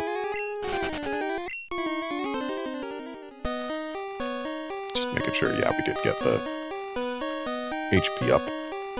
Or, as they call it in Japanese, the max up.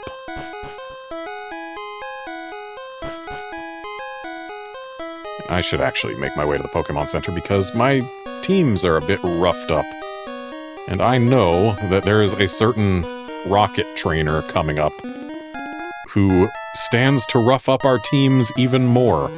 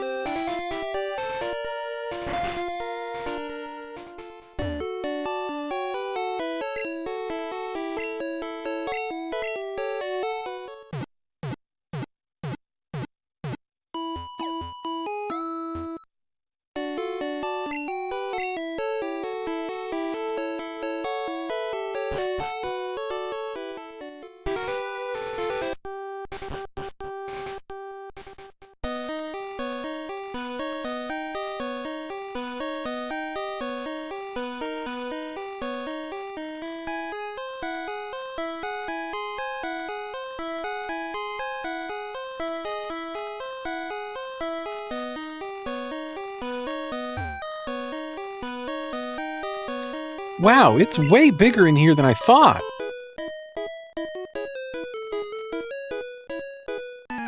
Hey there, guard. I'm doing fine. Hope you are too. Dang it, forgot to send my fish out front again.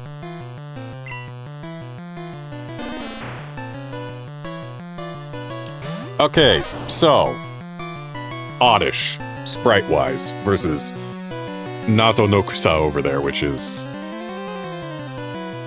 mysterious grass.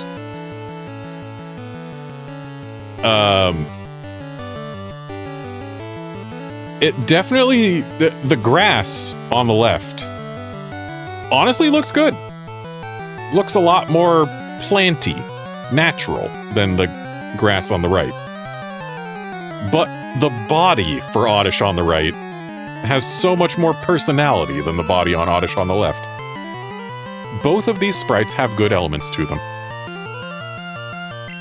And Pikachu is not the right Pokemon for taking on an Oddish. Go bird.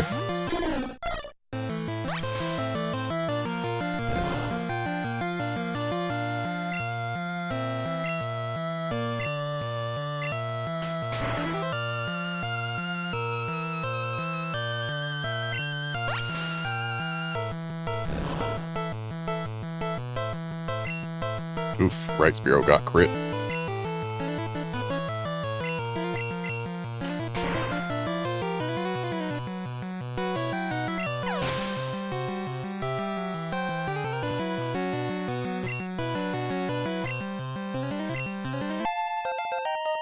Oh, Right Spearow got a level.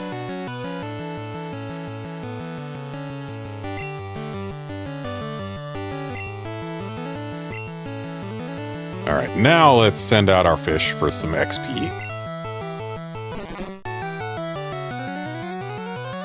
Interesting. The faces are almost identical, but the one on the right has different shading. And apparently they decided its eyes weren't big enough, so they enlarged those. And they gave it a thicker stem and bigger leaves. I mean, this is another example where I think the Pokemon Red sprite is just better. Though, the Pokemon Green sprite also has a few more roots coming out of the legs, which is interesting.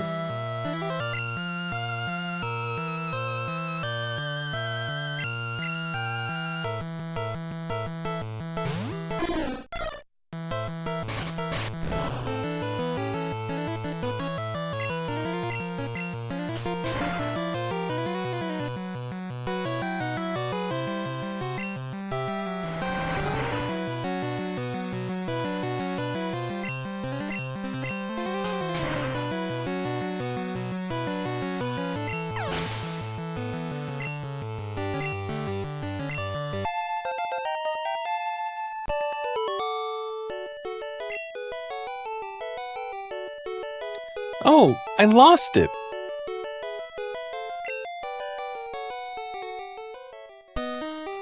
How do you get out of here?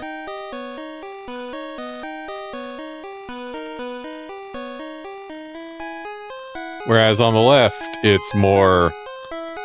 In a cave this big, it's easy to lose track of where the exit is. Or which way goes to the exit. Yeah, it's easy to lose track of which way the exit is. There you go.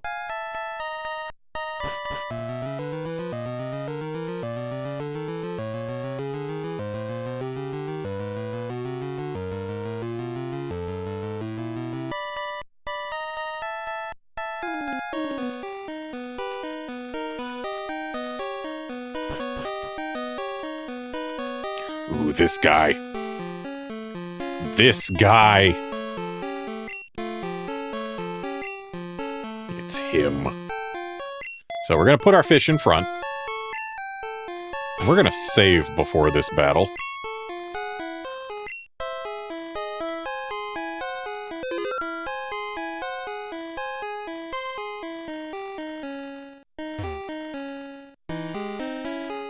We're pulling a big job here.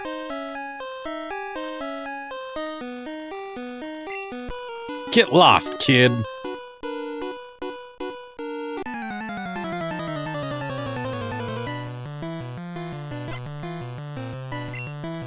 So in Japanese, it was more of a kids should go home. But it's basically the same thing.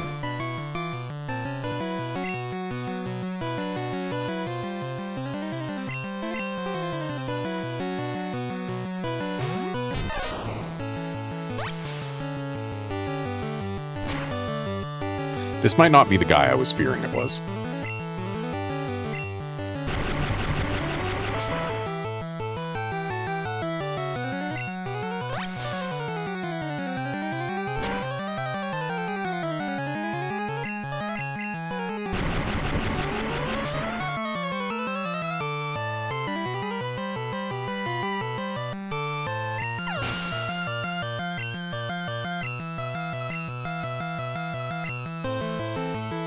This is not the guy I was fearing it was.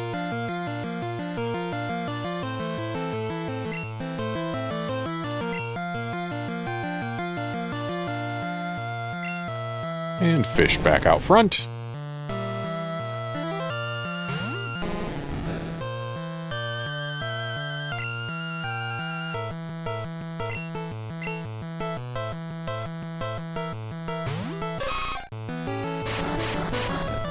Ooh, wrap. And it's a critical wrap, no less. We hate this. Because while we're wrapped, we cannot do anything. We're just sitting here taking damage until the game decides wrap is done. We can't swap out. But hey, wrap is over now. Ooh, that Ekans is faster than us. Nice crit on the left.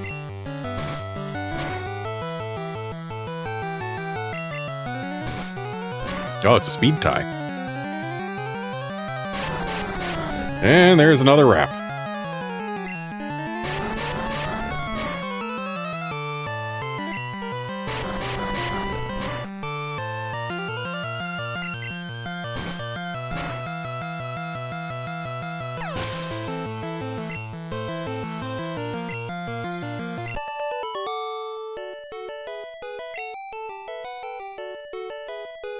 So, you are good.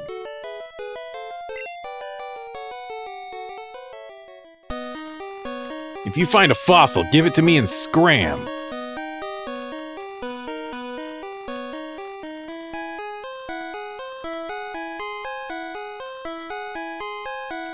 Interesting.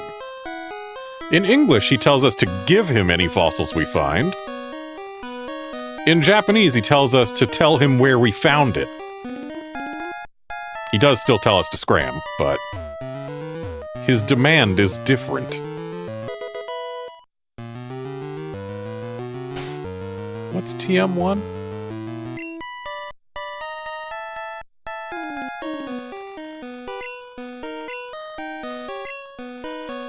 Mega Punch. Or in Japanese, Megaton Punch. Which probably couldn't fit in the text limits for the English game. Let's take a look here. Mega Punch is an 85% accuracy, 80 base power move. That is pretty strong. 85% accuracy is unfortunate, but it's strong enough to probably be worth it still. Who can learn it? Squirtle and Pikachu, apparently. Never mind. Honestly, it probably wouldn't be terrible to teach it to Squirtle, but meh.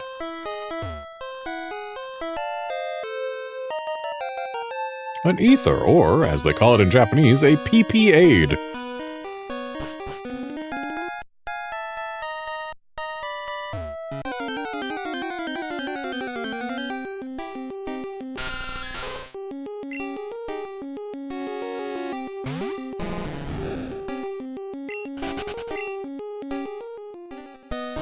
And that's where I realize I still have my fish out front. But it's probably fine. We're about to have another encounter anyway. Did you come to explore too? Not exactly. I came to pass through, but I guess I'm also exploring.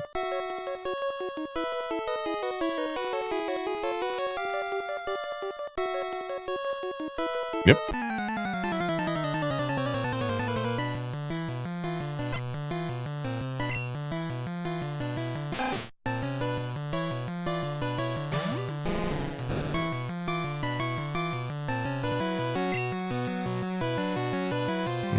For this Rattata, let's use our Butterfreeze.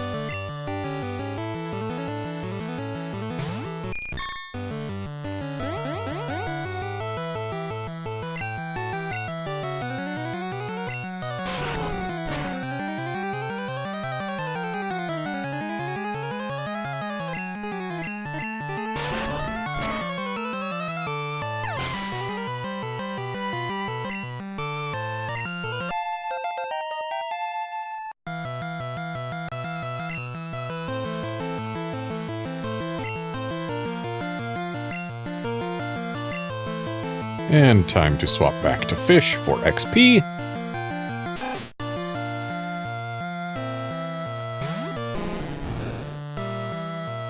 And then we'll go back to Butterfrees.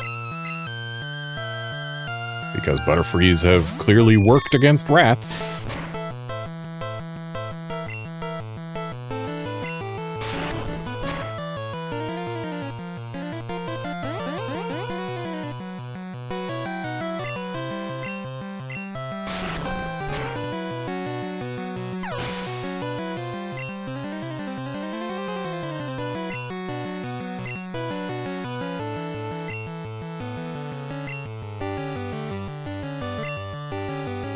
Oh, I meant to change back to Magikarp.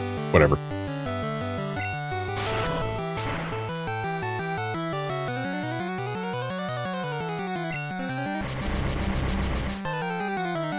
Alright, both Zubats tried Supersonic. Only one had it land.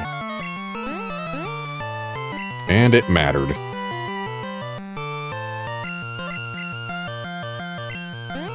Left Butterfree got a crit. Right Butterfree is smacking itself in the face repeatedly.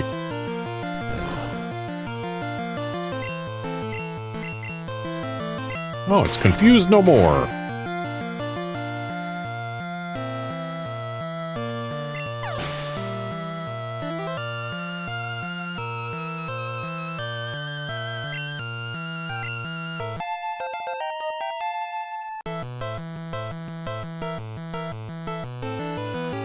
Can't believe right Butterfree is just better than left Butterfree.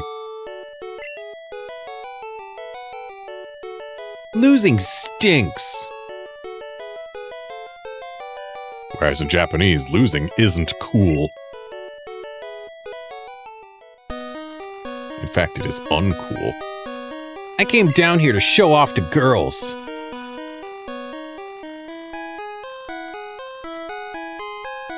Yep, that tracks. He says it in both games.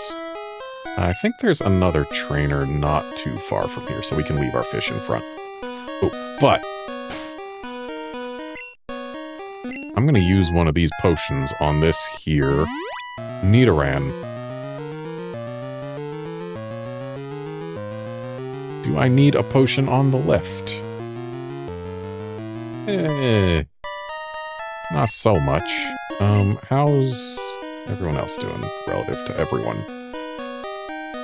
Yeah, Nidoran was the only one who had any significant difference. We're probably fine like this.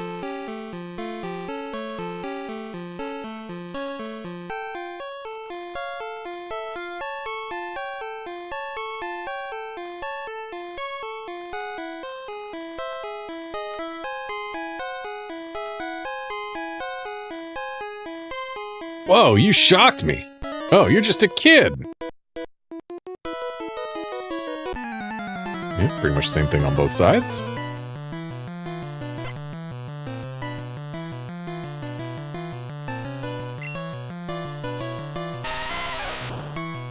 By the way, the hiker trainer class in Japanese is Yamaotoko, or Mountain Man.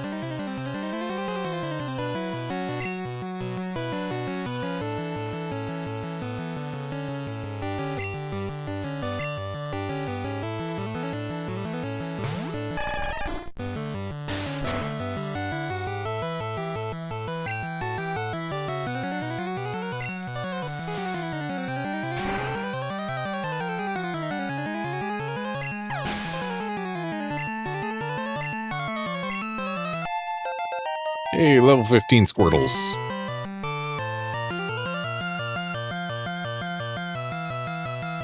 That attack stat is getting farther and farther apart, and so is speed. And we have now learned Water Gun naturally, instead of needing to use a TM to learn it one level sooner.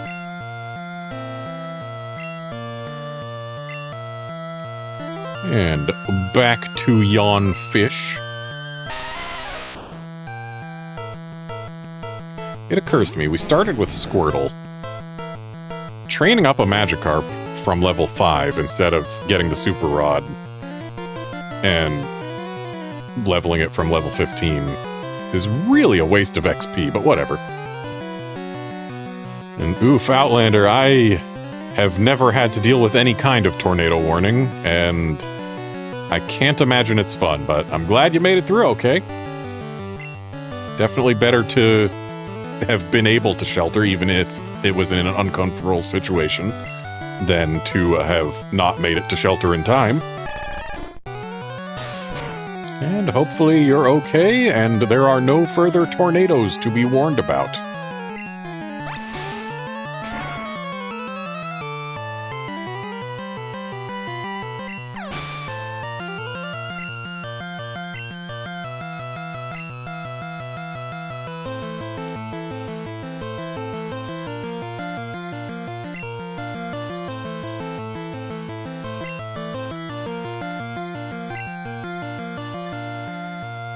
I know I just said it's basically a waste of XP, but we're already far enough along. These costs are sunk, so I'm gonna get fallacious up in here. And we're going to keep on swapping to that fish. Got a screech from both onyxes. I know I said it for Brock, but the posing on green onyx is so much better than the pose on red onyx.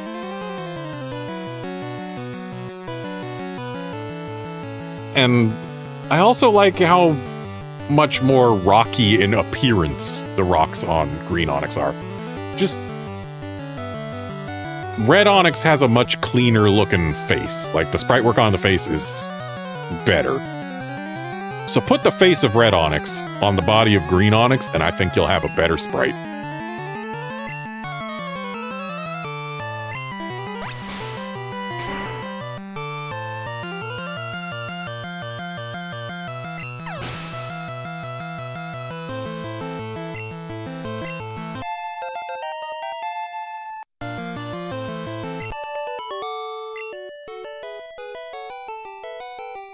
Wow, shocked again!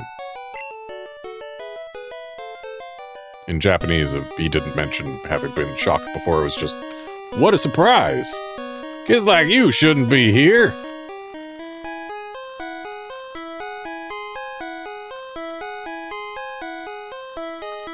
Whereas in Japanese, it's, kids shouldn't be wandering around in dark places like this.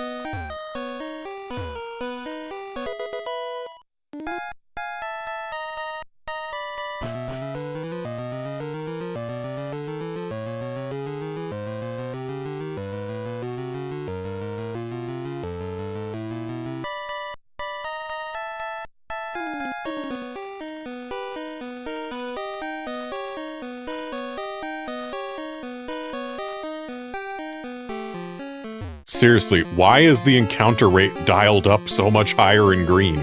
I don't know if it actually is, but it really feels like it.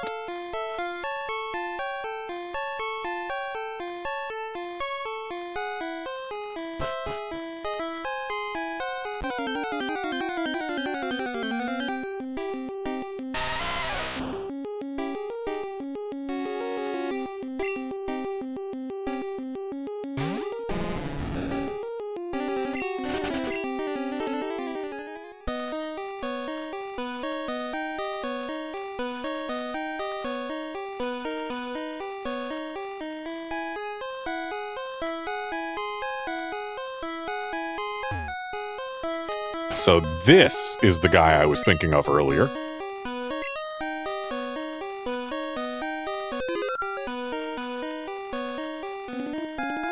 Little kids should leave grown-ups alone.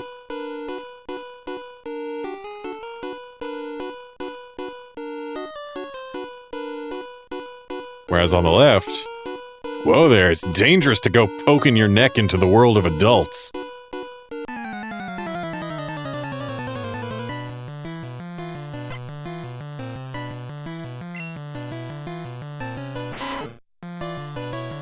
Alright, we've got Raticate versus Ratta. Honestly, I prefer the green sprite quite a bit. Except for the hands. Honestly, the hands and feet both, I think, are better in the red sprite. But the green sprite, the body is... It feels more on model. And, like... It just looks good.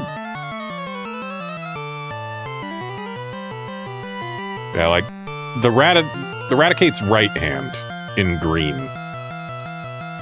The one on camera left. Just looks... weird and misshapen. But other than that, like, that's a solid sprite for Pokemon Green standards.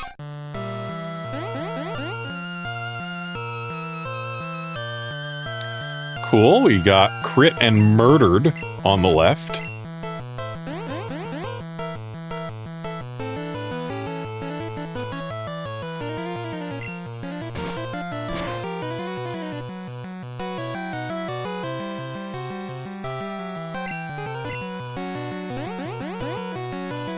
Whereas the one on the right just loves using Tail Whip. Okay, that tackle is probably going to be a one-shot. Ooh, not quite.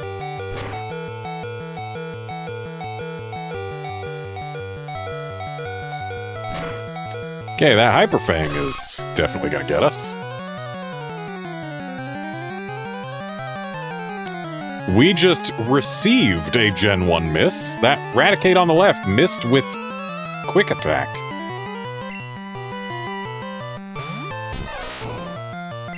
I don't mind being the recipient of a Gen 1 miss.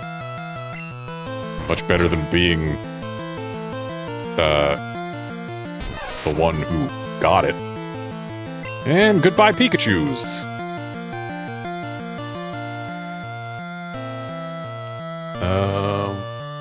Let us try Bird.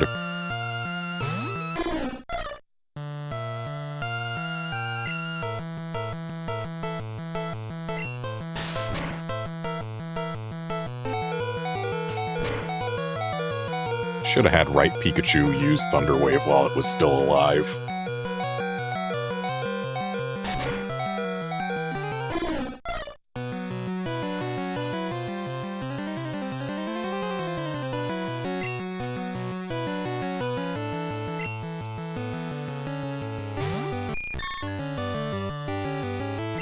Okay, left Spearow was enough. And Butterfree manages to live, gets the KO.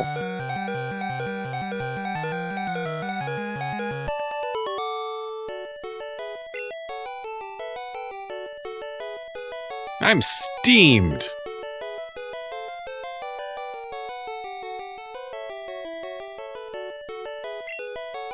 Pretty much. Pokemon lived here long before people came.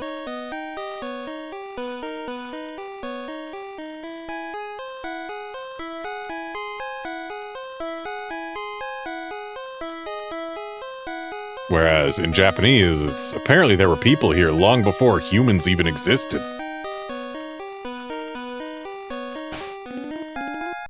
Oh, SGDQ is on? That is neat. But following this battle, I do believe I need to use these escape ropes. Because our team has been absolutely destroyed by this Raticate. That Raticate is easily the hardest battle to that point in the game, and for a while thereafter. Like, I think the next battle that gives it a run for its money is either the next rival fight or straight up Misty. Like, yeah, he's only got the one Raticate, but that Raticate is very dangerous at this point in the game. And it's going to be a bit before we encounter another trainer, so let's get this fish out of the front.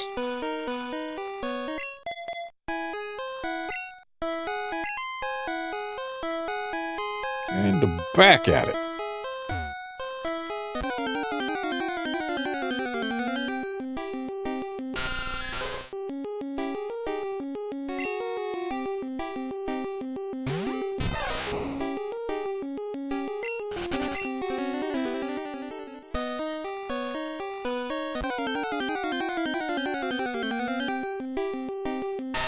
Outlander, if self-destructing hiker is the very first hiker we fight in here, then you did miss him, but he didn't use any self-destructs.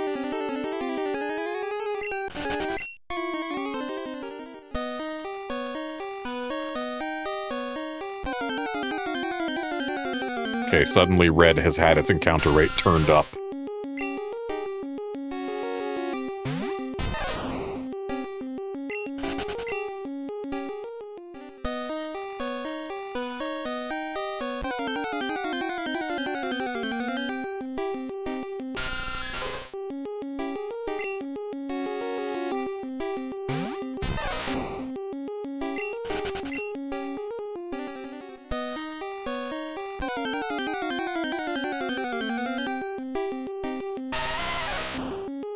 Red, you can stop getting encounters for a bit. I wouldn't mind.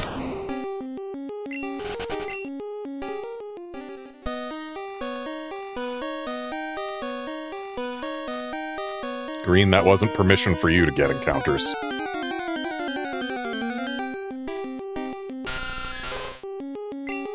I don't know that I'm ever gonna get over how terrible Green Zubat looks.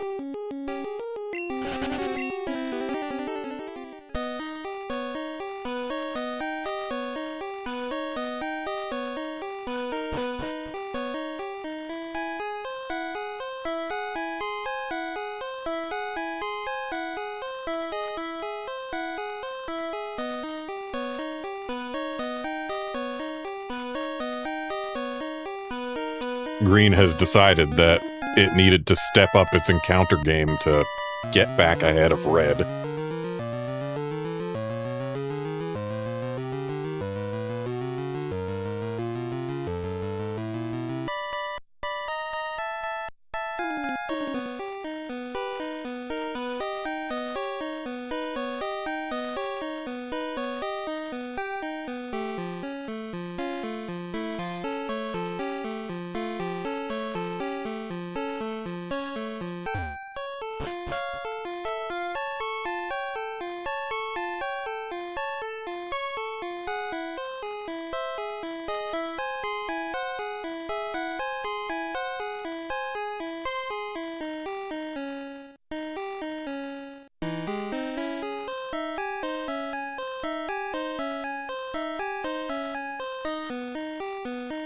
Red is having quite a while between encounters this time.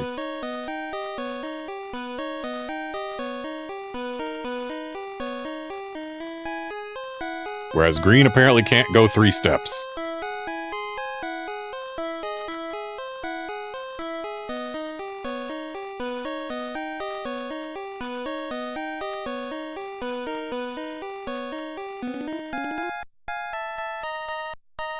Okay, now we're getting a long stretch.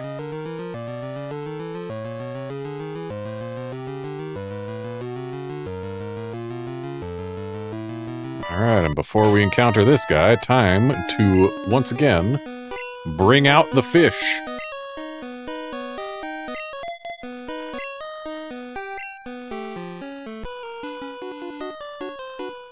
Team Rocket will find the fossils, revive, and sell them for cash.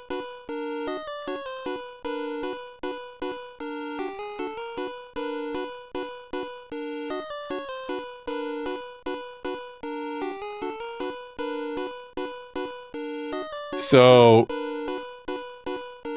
on the left, it's less of a hard and fast plan. Like, it's if we revive them, they can get us some good money.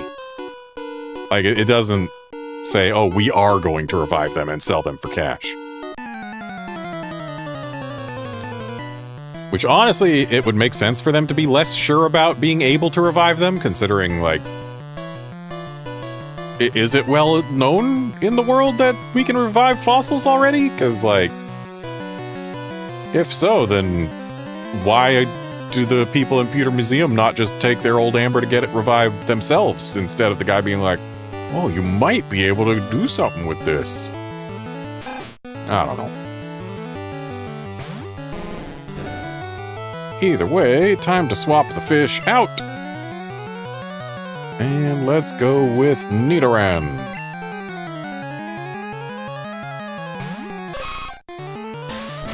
Really, I should be going with Pikachu wherever it can be used.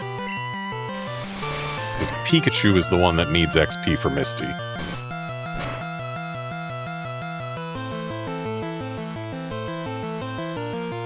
Nice crit from left Nidoran.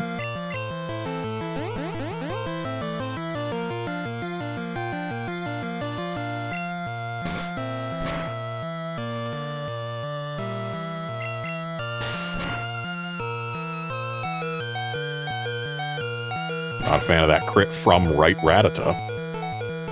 And of course, right Nidoran gets a crit when it no longer matters.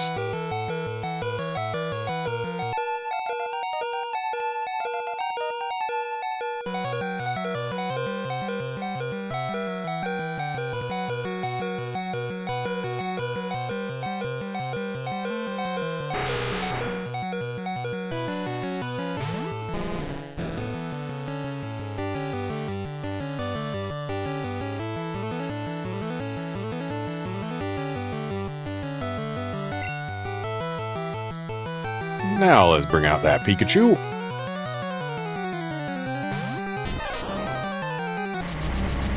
And Supersonic on both Pikachus.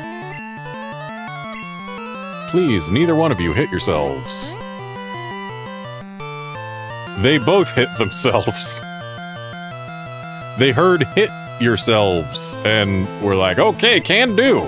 But I said neither one of you hit yourselves. Oh, right Pikachu's not confused anymore.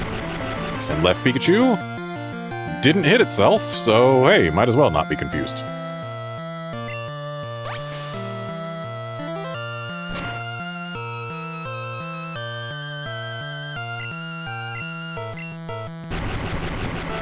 Still confused on the left, and still used Thunder Shock. And got the KO, whereas right Pikachu did not. The difference in special stat is really showing itself.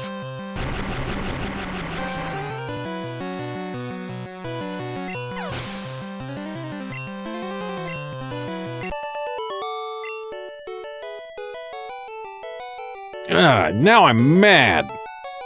Yup.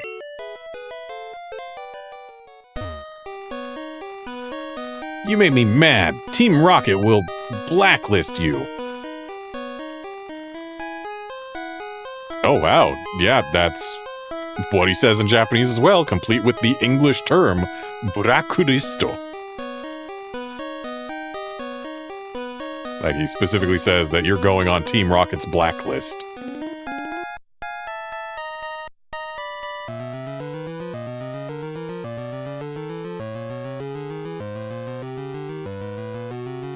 Isn't there? There is a moonstone near here.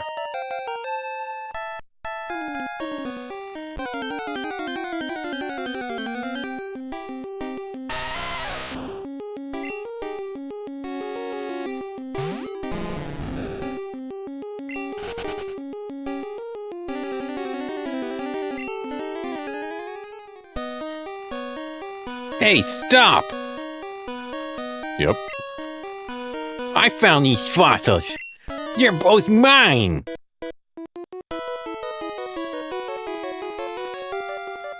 Yep.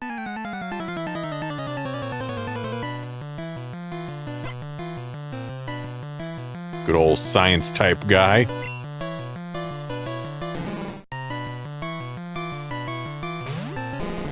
Grimer is another huge glow up. Wow, that sprite is so much better in red. The eyes are dopier, the mouth is bigger and goopier, the body itself looks way goopier. They're in the same pose, but the sprite on the right is just so much better.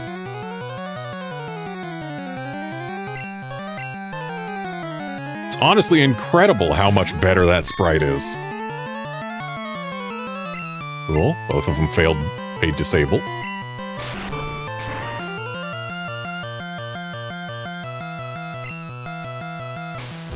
Got a disable on the right, but it got tackle, haha! And apparently Butterfree's disabled no more. That disable lasted 0 turns.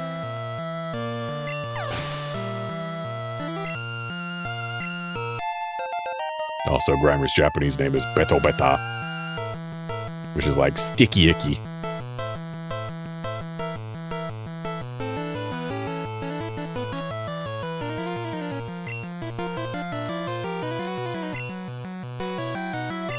Okay, out comes a Voltorb. Let us return to fish.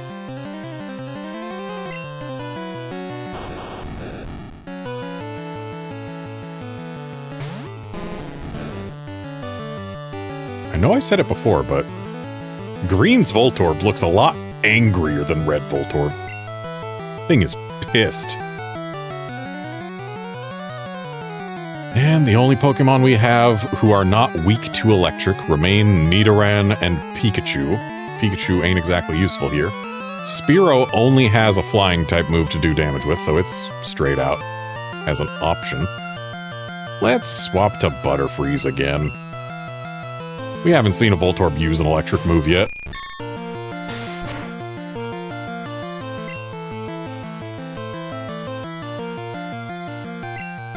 I would have swapped to the Nidorans, but right Nidoran is kind of low on health.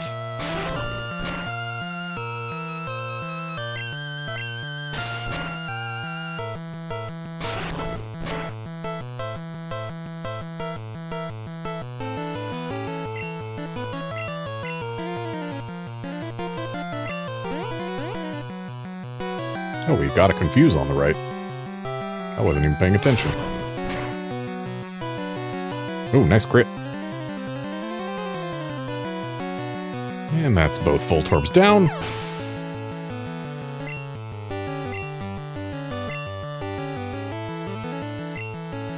Coughing!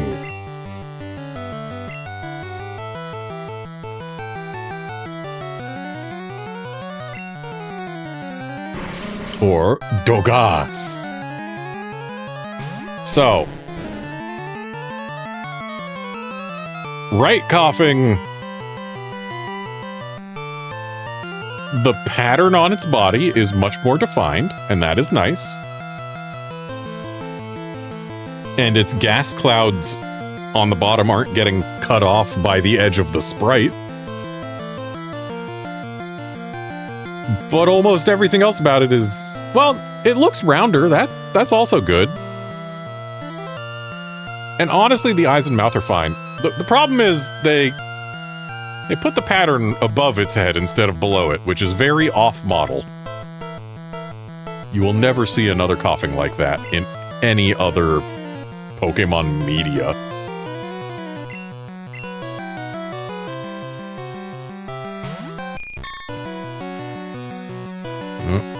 We got Smogged on the left. And it's super effective because poison is super effective against bug in this game. That's right.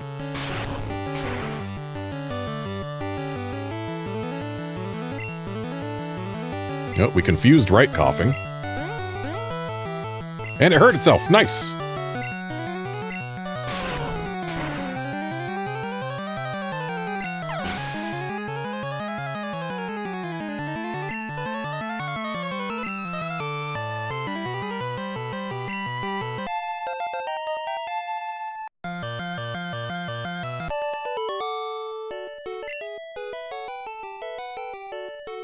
Okay, I'll share.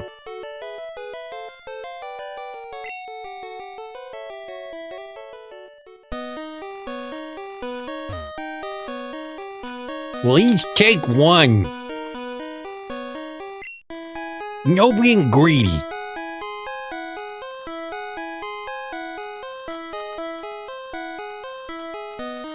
Interesting. So, in Japanese, it's not the helix fossil, it's the shell fossil. Alright, Guard, thanks for dropping by. And I hope whatever's happening resolves in a good way, or is a good thing.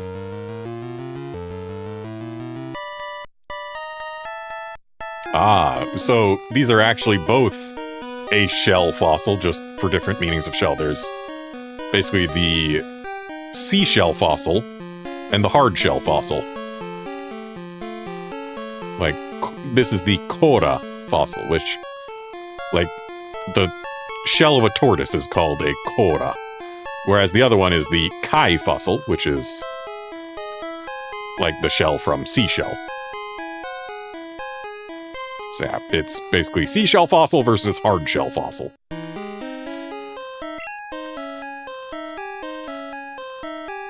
And you know what? I'm not going to grab the helix. Why not? Kabutops looks cooler. Not that I'm going to use it. Alright, then this is mine. Far away on Cinnabar Island, there's a Pokemon lab. But it's not Cinnabar Island in Japanese, it's Guden Town. They do research on regenerating fossils.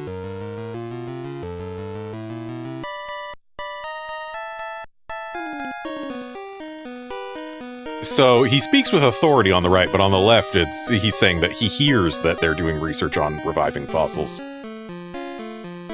So it's more of a rumor on the left, whereas on the right, he just says it with authority.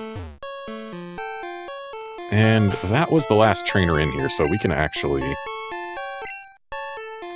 take our fish out of the lead. Put our rat in the lead. And now we gotta find a Paris on both games. On this floor, it is a 15% encounter rate. There's one.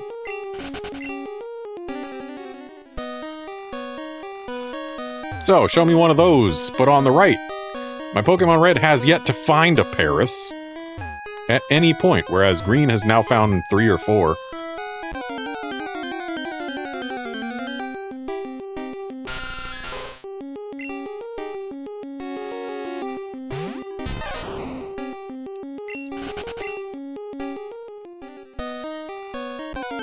I believe in you, Red. You can find a Paris. Red found a Paris. So, Green Paris looks more like a bug. Like, that thing's just straight up like a baby cicada. Or, not baby, a cicada with mushrooms instead of wings. Whereas the Paris on the right, I mean, yeah, it's got buggy legs and whatnot, but it doesn't have the same insectoid vibe to it. But I will say this for Red Paris. Its mushrooms have white spots, and that is cute.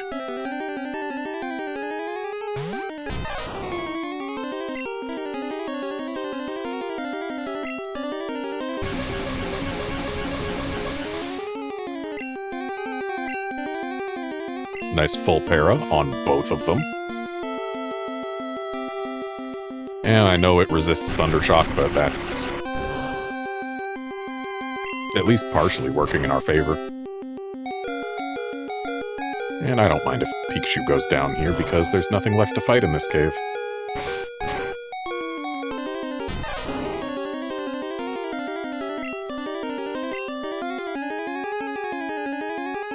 But who am I going to use instead? Let's do Butterfree.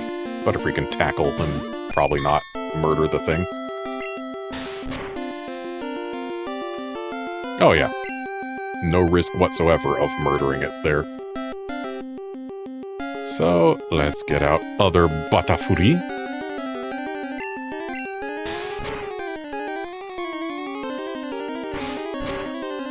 And one more tackle each. Nice crit on the right. Down goes left Butterfree. The para hasn't been very para-y, but that's how things go sometimes. And now, let's throw our monster balls.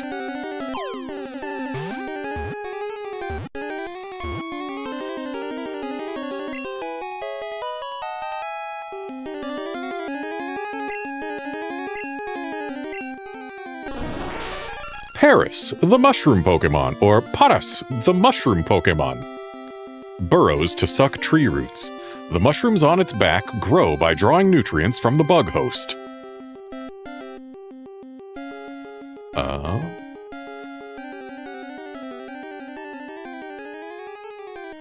Okay, so they actually give the specific name for the mushrooms in Japanese. I don't know the translation, so I'm going to look it up.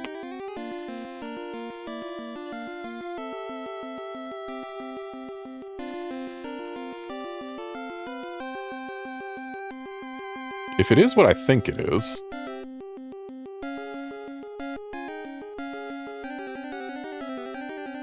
Ah, yep. Okay, then.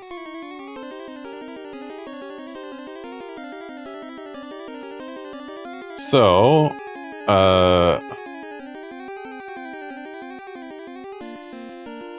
in Japanese, it says, the mushrooms growing on its back are Cordyceps sinensis.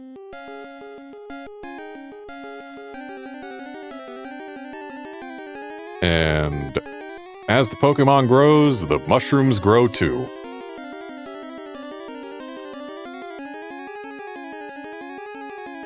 So yeah, Paris specifically has Cordyceps mushrooms on it.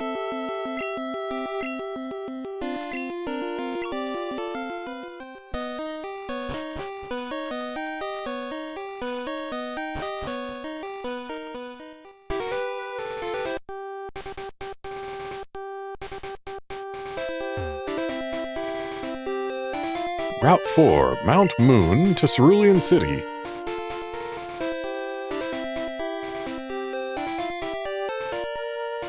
If I'm not mistaken, we can find a Great Ball here.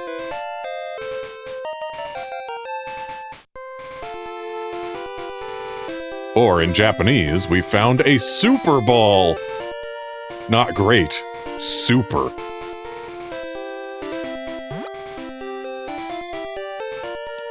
I wonder why the right-facing ledge in red has blank on the rest of the tile. It doesn't in green. There's no white strip in green.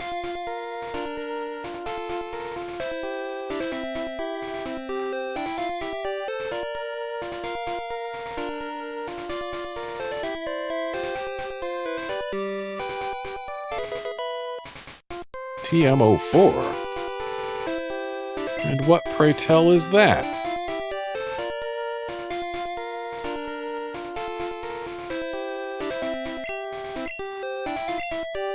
Whirlwind, no thank you.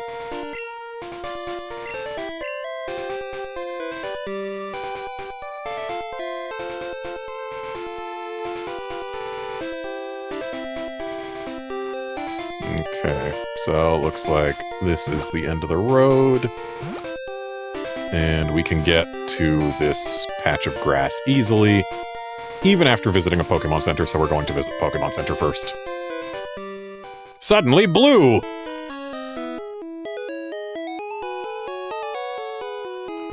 So, Pokemon Red didn't turn pewter-colored for Pewter City, but boy does it turn cerulean for cerulean.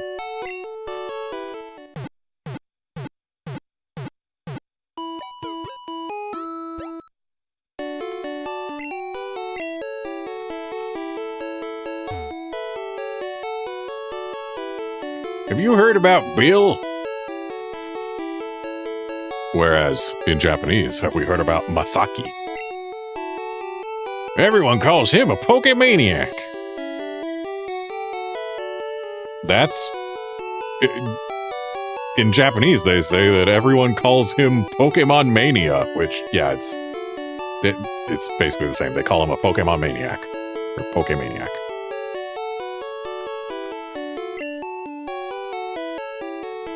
I think people are just jealous of Bill, though.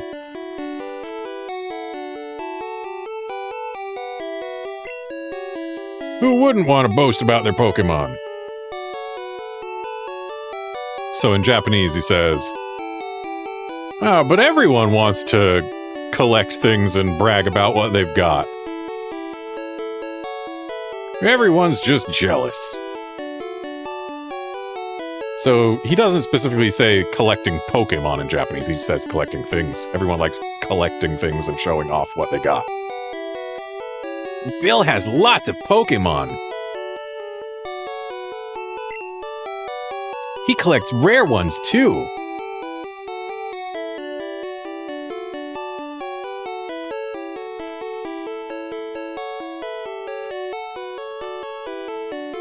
That Bill. I heard that he'll do whatever it takes to get rare Pokemon.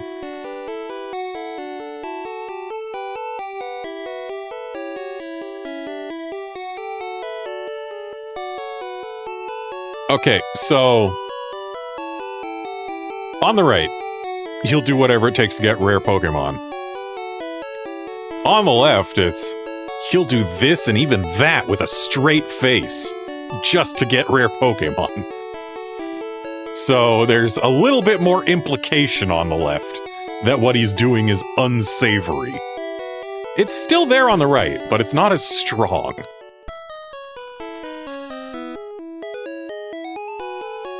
And now I need to go back to the Route 4 listing. Okay, time for us to get our first version exclusive. So we cannot get two of the same Pokemon on screen at the same time and have said Pokemon still be something that I need.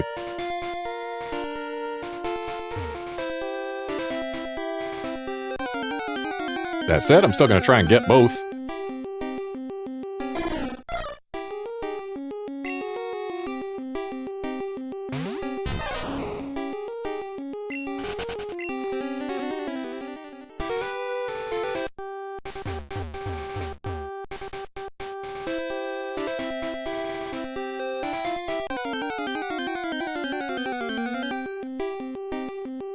And red hit its 25% quicker than blue, or than green did.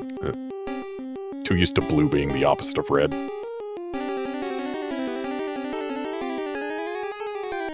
So, funnily enough, I started playing these games on stream yesterday.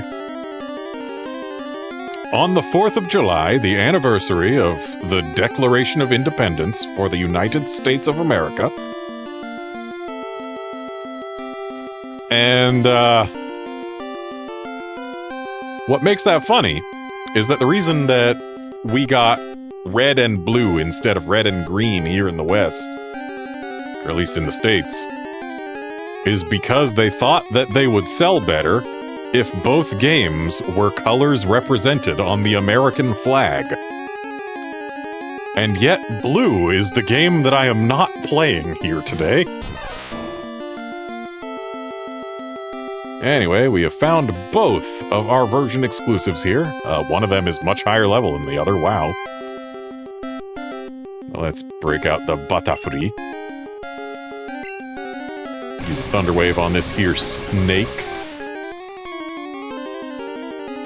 And I think a level 12 Sando can survive a Nendiki. Oh yeah, I can survive it, no problem. Use Sand Attack on me. And maybe a level 6 Ekans can survive a Thunder Shock. It cannot. Not when it's a crit. I have to find another Ekans. But let's toss a Monster Ball at this Sando. Well, at least Pikachu leveled up. And we caught our Sando. Now we need to catch an Ekans. 1 in 4 chance of encountering an Ekans in here.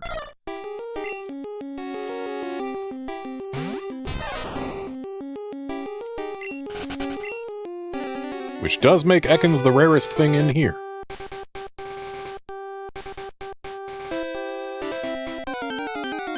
Yeah, Outlander, I don't mind Sandshrew, though. It looks way better in Pokemon Red than it does in Green.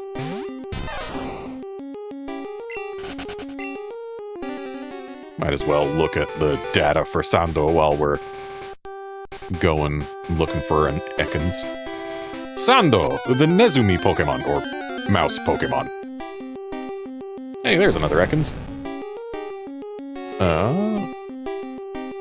It digs holes in the ground and lives in them. So I guess it lives in burrows in the ground.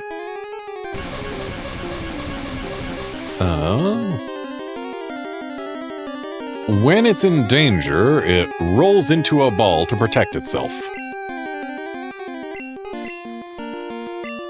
So that's what we got for Sando. Can't believe Sandshrew. Wow, another crit on the Ekans, but this one survived. Thanks to being 2 levels higher. My electric rat really wants to kill snakes, apparently. Maybe my Pikachu is a rare mongoose variant.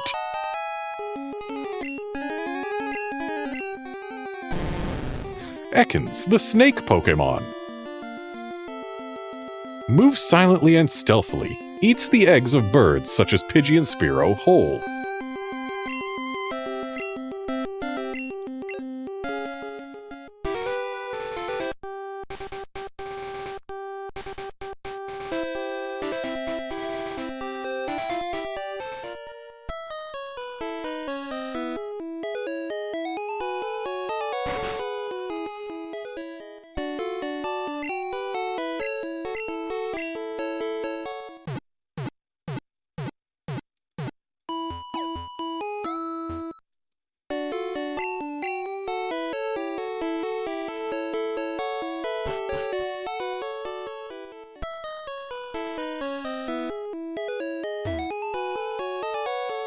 That bush in front of the shop is in the way.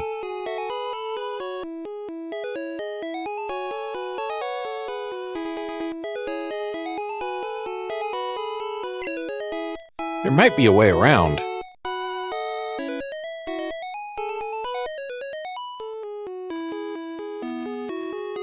So on the left, it's not there might be a way around, it's I hear there is a way around.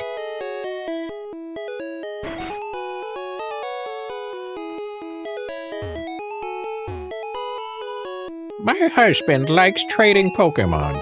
If you are a collector, would you please trade with him?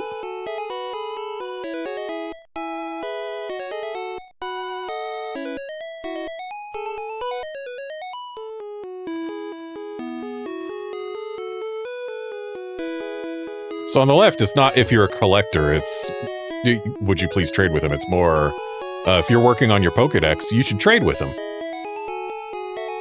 Hello there, do you want to trade your Poliwhirl for Jinx? And on the left, well now, do you have a Poliwhirl? Or a Nyorozo?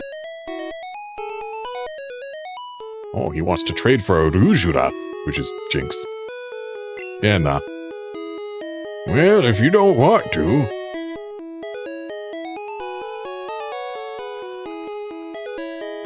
And on the left is, well, I won't force you. Which is basically the same thing. You're making an encyclopedia on Pokemon? That sounds amusing.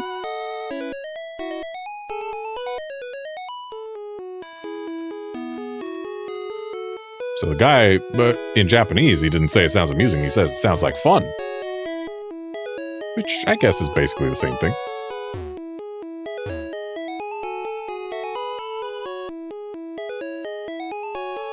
I want a bright red bicycle. On the left, I want a bike too, a bright red one. So on the left, she's more jealous of other people who have bicycles. I'll keep it at home so it won't get dirty.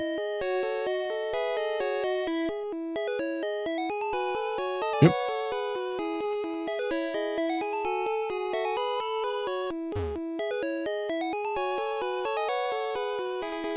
Grass and caves handled easily. Bike shop. Oh snap, it's not the bike shop in Japanese. It's Miracle Cycle. We don't get Miracle Cycles in the West. We only have the bike shop. It only has bikes. These bikes are cool. Why does bike have to be in all caps? I know it's an item, but still. It's just a word. These bikes are cool, but they're way expensive.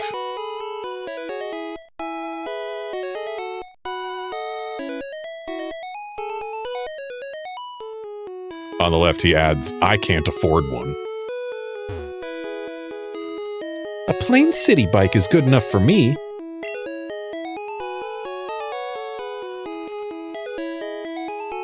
Whereas in Japanese, she thinks she's gonna go with a mama bike. Which, basically the same thing. You can't put a shopping basket on an MTB. Whereas she just straight up says the whole word mountain bike on the left. And yeah, Outlander, all inventory items get all capsed, but still. I don't like when regular English words get all capsed. Hi, welcome to our bike shop, or in Japanese, hello, hello, welcome! This is the Miracle Bike Shop. So outside, the sign said Mirakuru Saikuru. But inside, he's calling it Mirakuru Jitenshaya, which is Miracle Bike Shop. So it goes from Miracle Cycles to Miracle Bike Shop. Still Miracle, though. No miracles in the West, though. Miracles not allowed. Nintendo of America hates religious references, even if it's something as tame as the word miracle. Have we got just the bike for you?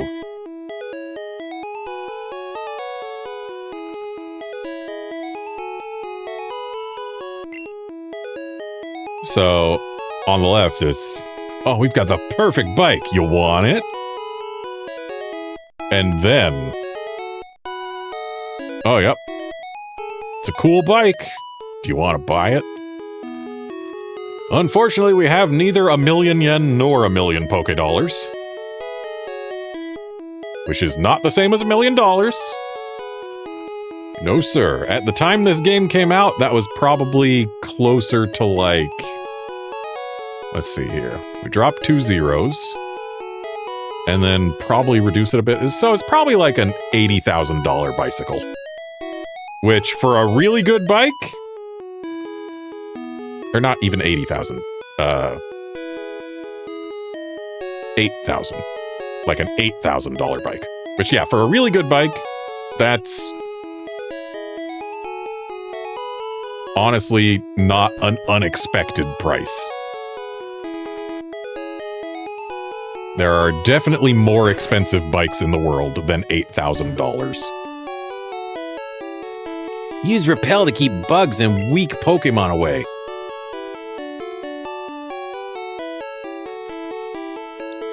So in Japanese, the term for repel is literally translated to bug spray. Like, it's bug repellent spray. So here, in Japanese, he's not saying, oh, use it to keep bugs and weak Pokemon away. It's, oh, bug repellent spray gets rid of more than just bugs. It'll keep Pokemon away from you as well. Put your strongest Pokemon at the top of the list for best results.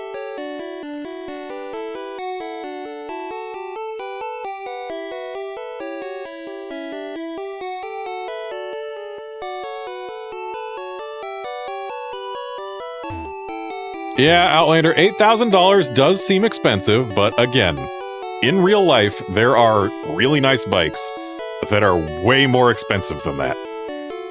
Have you seen any rare candy? Yeah, I've got one in my inventory right now.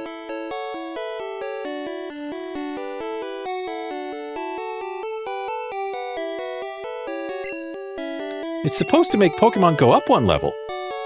Interesting. So in Japanese, she doesn't say, have you seen any rare candy? It's, I've never seen it for sale in shops, but do you know about rare candy? Which in Japanese, it's mysterious candy, not rare candy, but still, whatever.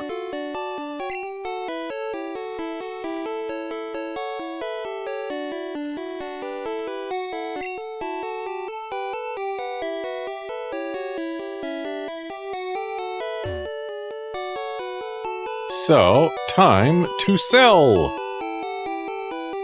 We absolutely do not need TM04, Whirlwind. That belongs in the trash. TM12 is water gun, which, yeah, I also don't need that. By the time we have anything we'd even really consider teaching it to, we're basically going to have surf. So yeah, goodbye TM12 water gun.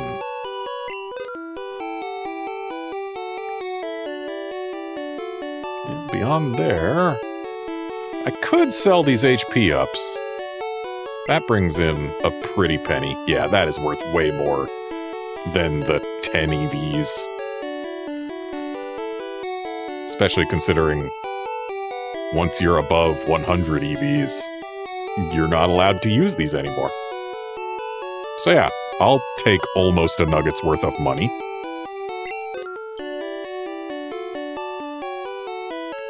TM01, I think I'm going to keep. And eventually use, probably.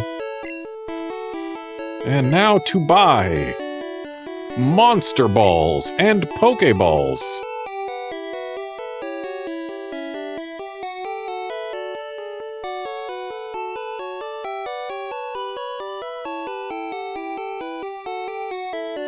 $25 of each should be fine.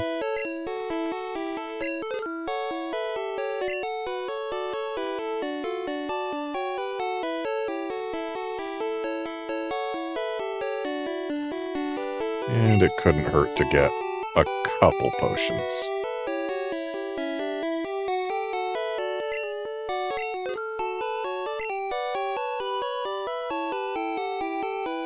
And I don't feel like I need to worry about any of the stat restorers at the moment.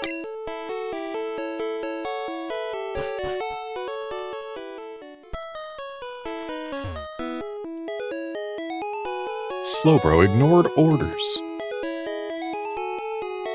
Slowbro took a snooze.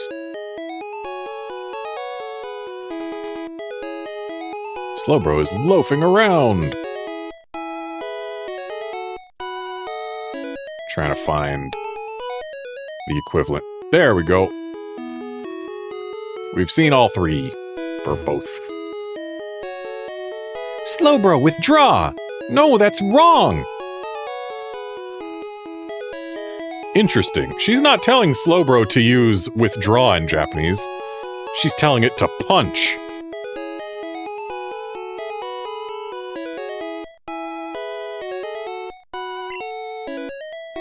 It's so hard to control Pokemon. Your Pokemon's obedience depends on your abilities as a trainer. Wow, we added some extra text in English, that's for sure.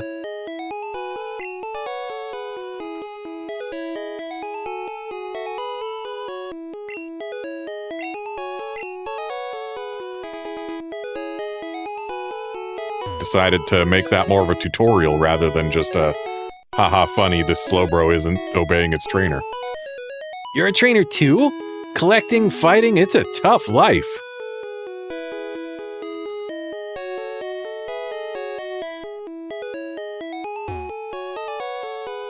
Cerulean City Pokemon Gym. Leader Misty, the tomboyish mermaid.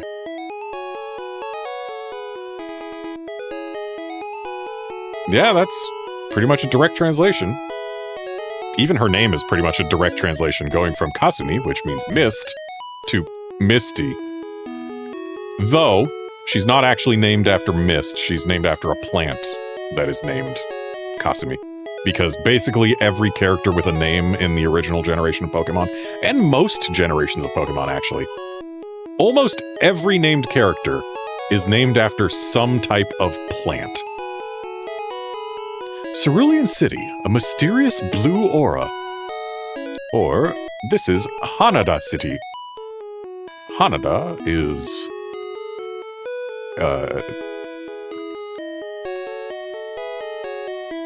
the color of cerulean... It's...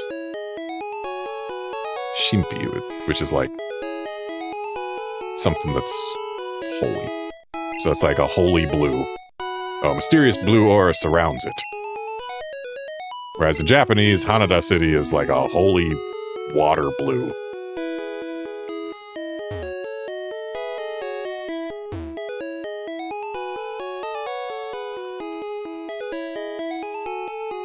Everyone say hi to the guard who looks like he's got a really, really tall head of hair. But no, it's just his hair is the same color as the cave he's standing in front of.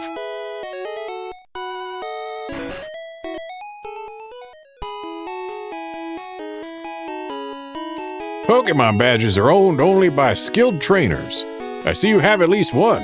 Those badges have amazing secrets.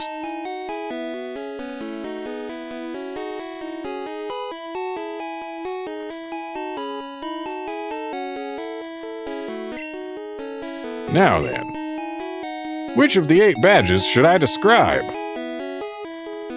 Let's learn about the Boulder or Gray badge. The attack of all Pokemon increases a little bit.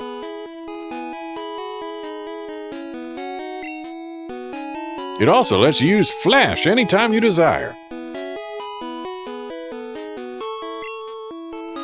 Now then. So, I'm not going to bother reading everything he says about every badge, but we'll go through the badge's names. So, the Boulder badge or Gray badge, the Cascade or Blue badge, the Thunder or Orange badge, the Rainbow or Rainbow badge. That one's the same between games. The Soul or Pink badge, the Marsh or Gold badge, the Volcano or Crimson badge, and the Earth or Green badge. Come visit me anytime you wish.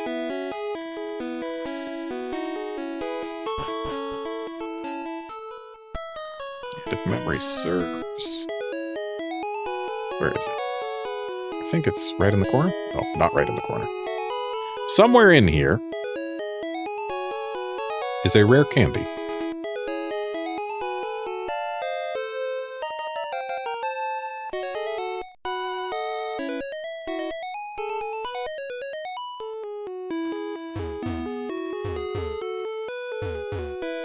Alright, and that house cannot be entered.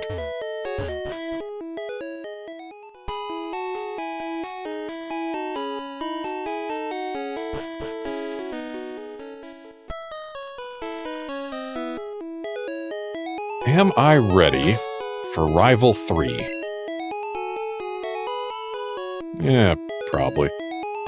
I would put Magikarp up front, but we really need more XP on Pikachu right now, considering we're going to be fighting Misty very soon.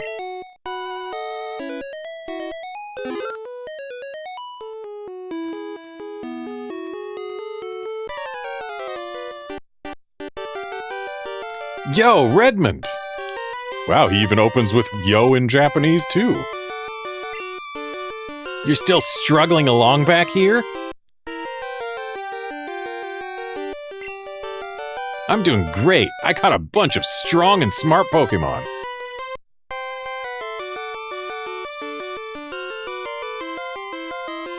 He doesn't say smart in Japanese. He says that they're strong and impressive.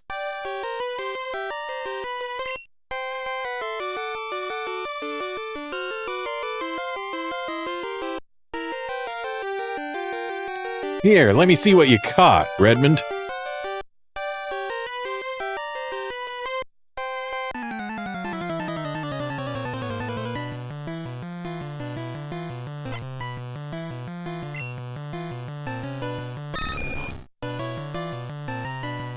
Alright, so here we see Pidgeotto versus Pigeon. Because everyone knows Popo evolves into Pigeon.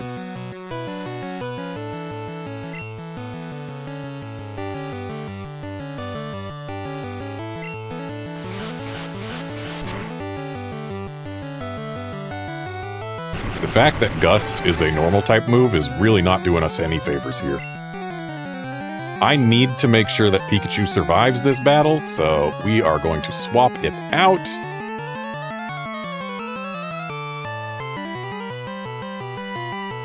I guess we Squirtle.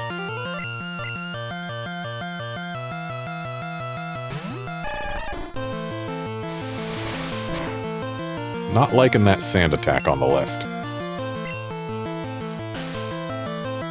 Nor the one on the right. But we landed both water guns. Not doing as much damage as I need. 2 more sand attacks. We landed a hit on the right, but not on the left.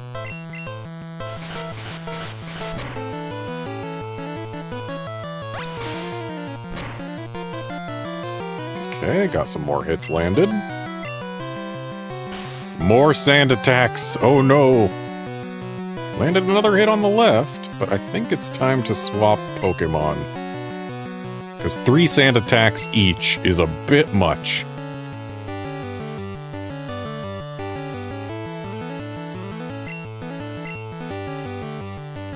Yeah, Outlander, I know you can fight Misty instead of this rival battle, but like, I always went up past the rival first because it feels better to, you know, fight everyone before the gym leader.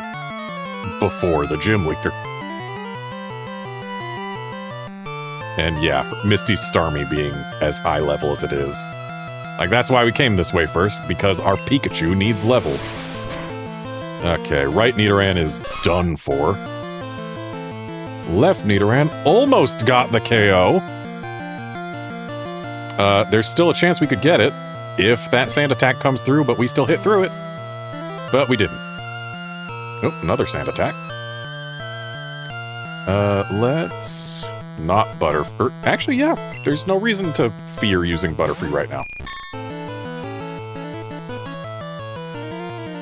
And left Nidoran is down. Send in the Butterfree.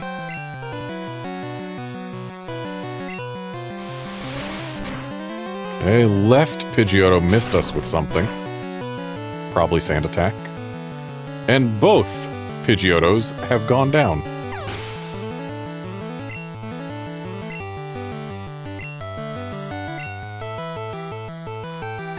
And left Butterfree has joined right Butterfree at level 14.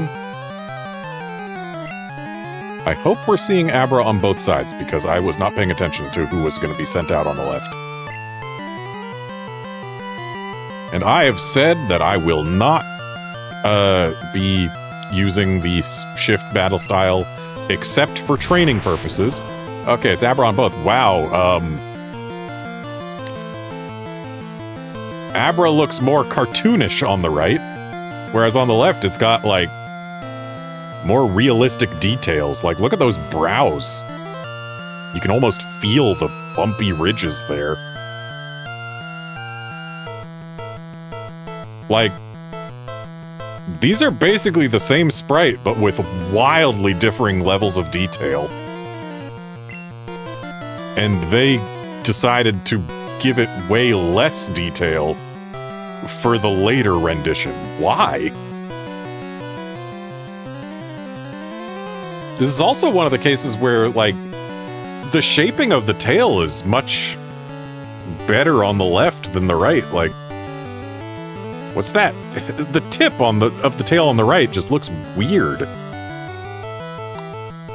And yes, Outlander, the green sprite does look way more creepy, but I think that's arguably, you know, the intent.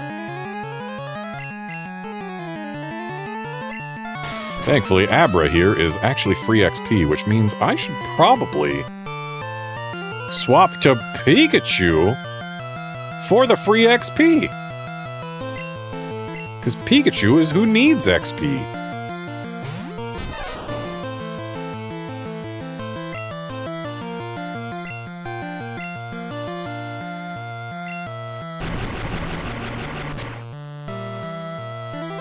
Nice crit on the right. Good job, right, Pikachu.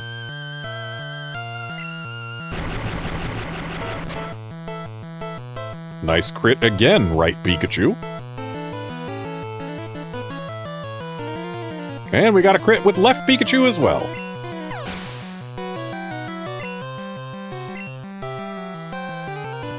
And left Pikachu joins right Pikachu at level 14.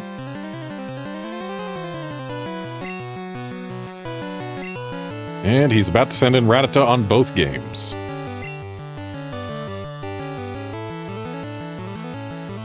And I have said we will not use shift battle style for an advantage, and so I will not use it for an advantage. Left still has Nidoran, so I'm gonna send it in. Wait, no. Never mind. Okay, I see what's throwing me off. On the right, the HP bars come below the Pokemon names. On the left, the HP bars are above the Pokemon names.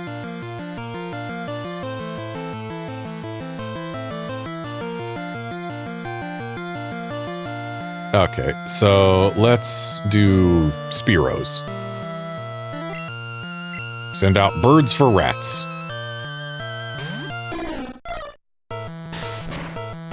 Tackle from both. Let's peck them. Tail whip on the right, but got another tackle or something on the left.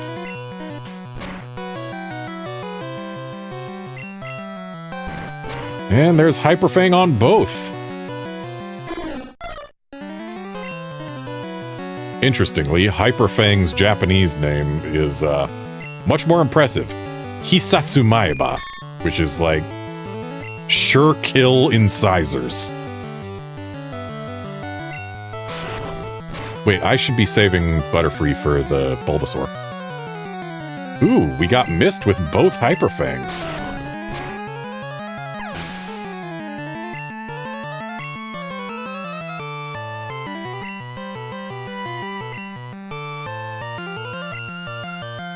So I have said that I will use Switch Battle Style for XP, and that's exactly what I'll do. These Pikachus want XP.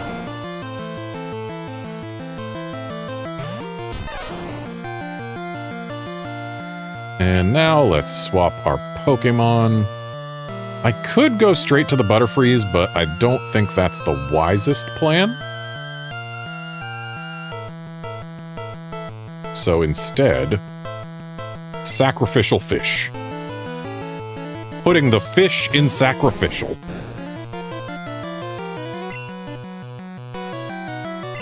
Oh, he's not gonna know what hit him with these splashes.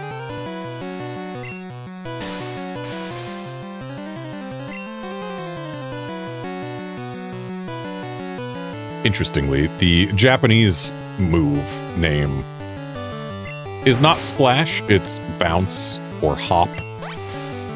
Makes it make more sense that it's not a grass-type move.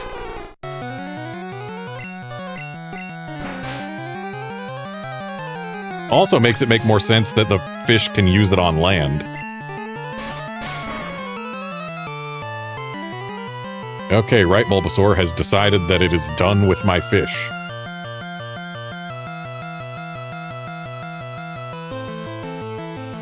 Whereas left Bulbasaur keeps on trying to use more Leech Seeds. Left Bulbasaur, please. Fushigi Dane.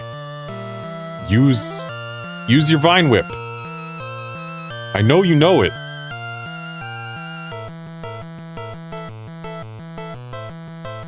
No, this thing just wants to tackle my fish.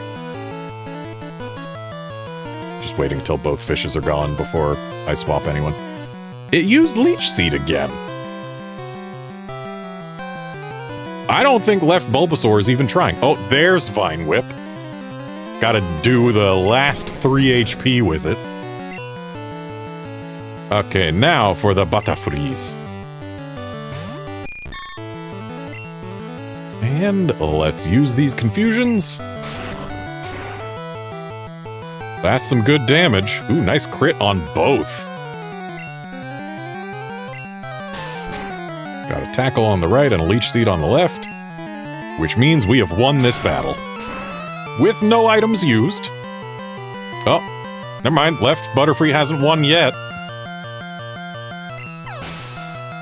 I mean, it's still going to win.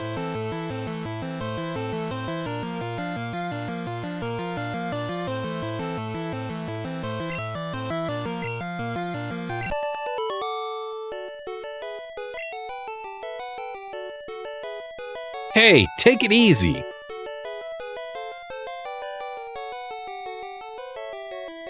On the left is like, hey, don't get mad. You won already.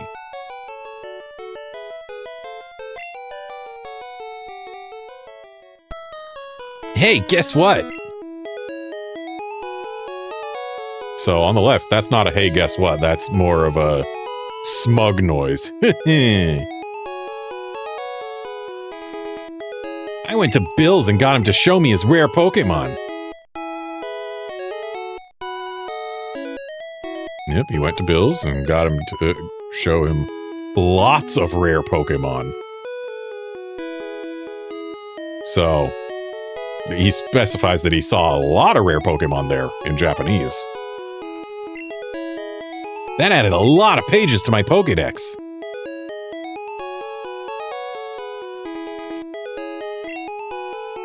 After all, Bill's world famous as a Pokemaniac. Yes, Outlander, you did indeed miss the end of the fight, but hey, it's a thing. I got through it, no item use. Hooray.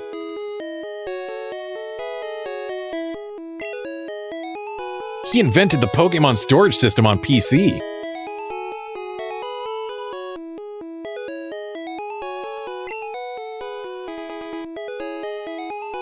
Since you're using his system, go thank him.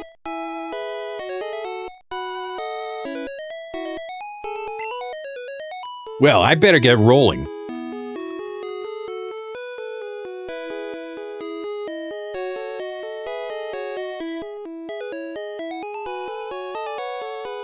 So in Japanese, it's not I better get rolling, it's, oh, I don't have time to be dawdling around here. Like, the Japanese term is specifically, it literally translates to, I don't have time to be eating grass on the roadside here. Which, yeah, it's basically like, I don't have time to stop and chat here. Smell you later. So, this is the second time we've gotten a smell you later from him, but it's the first time that it's come with more than just a standard farewell in Japanese. So in Japanese, he's saying jana, which, like, that's just your standard, like, later. But then he punctuates it with bye-bye, which, yeah, it's just take the English word bye and then make it more cutesy by adding a B. So, like, instead of bye-bye, bye-bee. So, yeah, he's actually doing something at least a little bit dismissive here this time. And now to fix up the party again.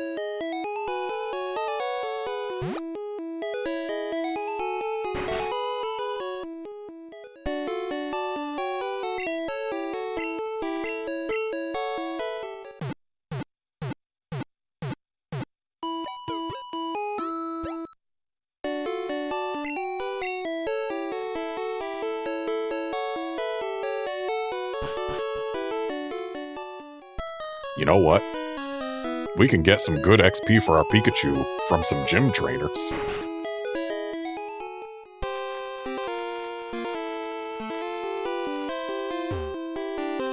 Also, you'll note that we have the same tile set between games in here. Like, very notably, the water is the same in both games. Whereas if we go outside and look at the water out here, we have a different tile set, and therefore different water. I mean, look up there. That's not the same water.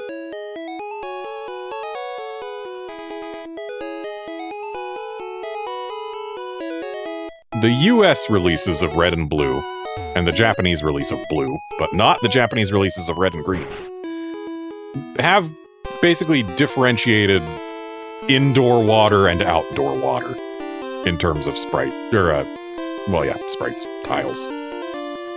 And it's fascinating. Yo, champ in the making!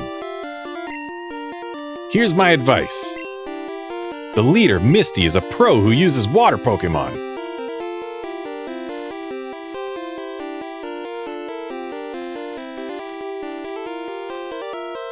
So in Japanese, he says that she is a professional who uses Pokemon that live in the water. So just a little bit wordier to say the same thing.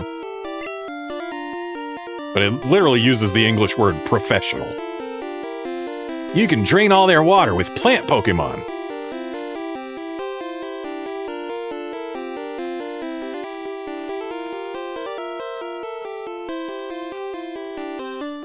Interesting. So both of these, he does in fact say plant Pokemon, not grass Pokemon. But in Japanese, he says plant type Pokemon. When, even in Japanese, it's not plant type, not Shokubutsu type, it's Kusa type, grass type. So yeah, just interesting. Or zap them with electricity.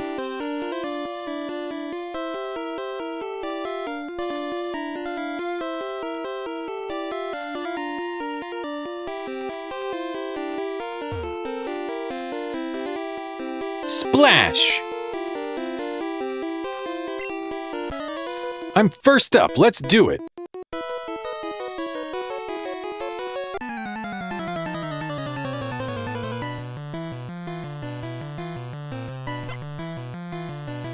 And here we see a swimmer, or, in Japanese, a kaipanyaro, which is basically like Speedo guy. Yet another trainer class, named for its apparel. So let's beat up this Speedo guy. Okay, Horsey is another case of absolutely better in red. What in the heck is going on in green? Like, it seems like they tried to put too much detail on the body, and then they just didn't know how to make that face look at all good. Though I do like how the sprite for green at least has rounder eyes. But other than that, that thing looks horrible.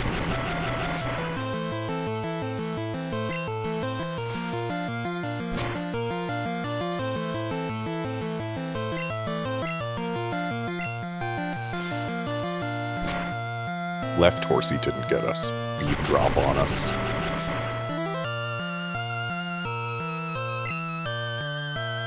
Oh, but we got a pair on, right, Horsey?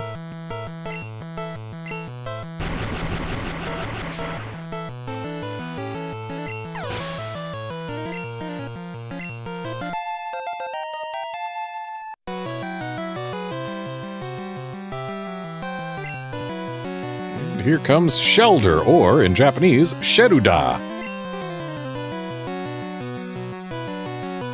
So that's another one of them Pokemon whose name didn't really change. Okay, we go from perfectly symmetrical bivalve to much more interesting pose bivalve. Yeah, I'm gonna say Red Shelder looks much more interesting. That's just... it's a better pose. It's bigger, it's more detailed. It's not perfectly symmetrical.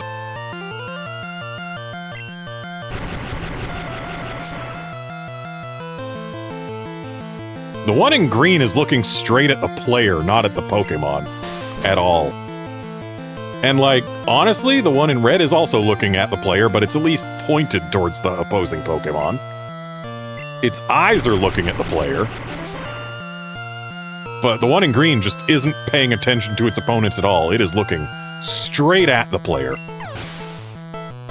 But now it's dead. And now both Pikachus are level 15. That can't be! Dude only gave us 80 yen. Misty is going to keep improving. She won't lose to someone like you.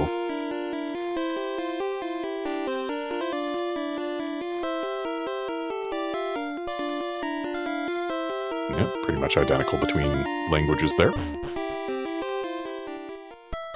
Now let's get our Pikachu fixed up again. And we'll go fight Misty's other gym trainer. But we're not gonna go straight for Misty.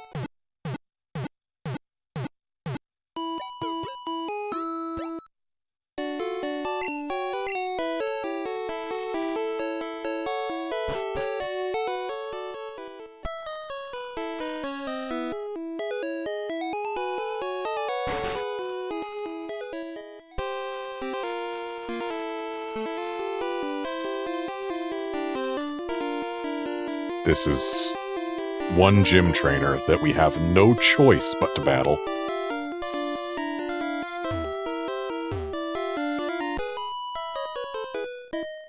And no choice but to let her approach us.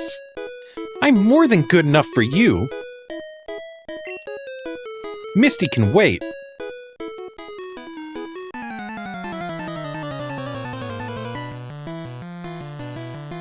In Japanese, it was more like, Misty's not even going to get a turn. Or, there's no reason for Misty to battle you or whatever. And Junior Trainer Female, much like how Junior Trainer males are Boy Scouts, Junior Trainer Female is Garu Scout. So, yeah, she's a Girl Scout.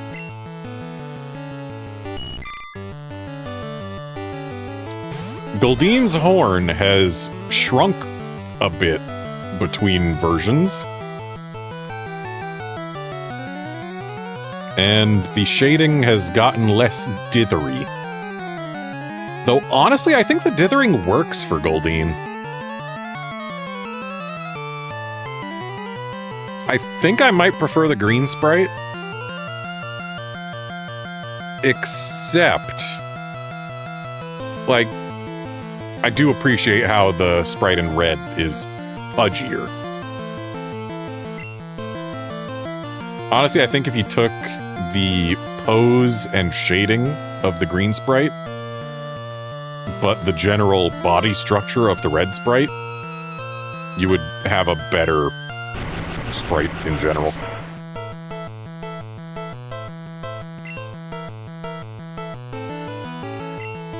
Oh, right Goldine failed its tail whip. Left Goldine succeeded.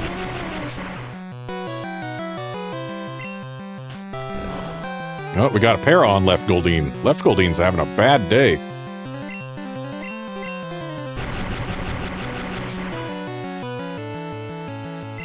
Right Goldine gets to live one extra turn.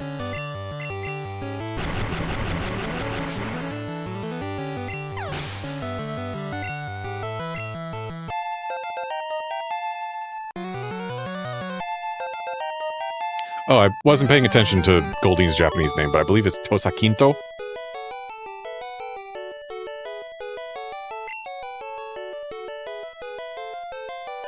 You overwhelmed me. Whereas in Japanese, it's just, I lost. I guess it can also be like, it can be you overwhelmed me, the way she said it. You have to face other trainers to find out how good you really are.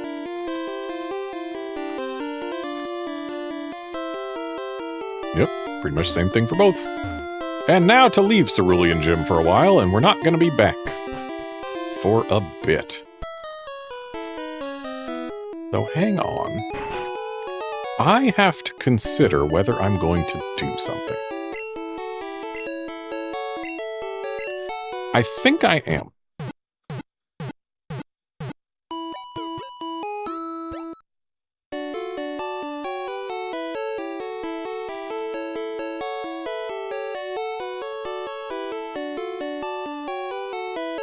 Just hang on a sec.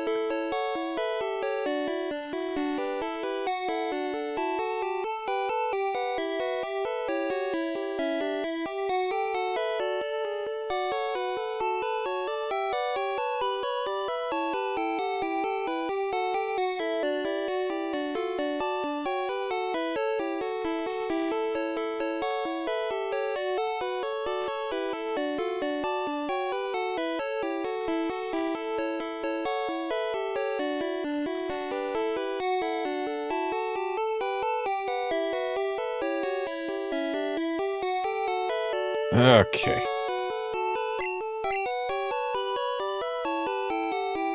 I know who the first trainer I need to avoid is. Of course, I already knew that.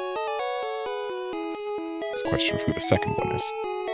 But we don't have to worry about that just yet. Because first, we actually have to cross Nugget Bridge.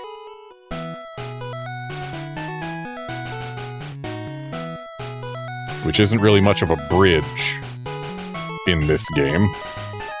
There are some games where Nugget Bridge itself goes over water. This ain't one of them. This is Nugget Bridge. Beat us 5 trainers and win a fabulous prize.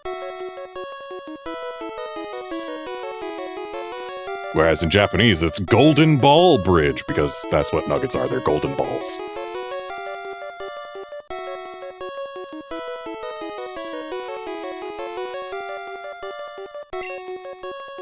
Think you got what it takes?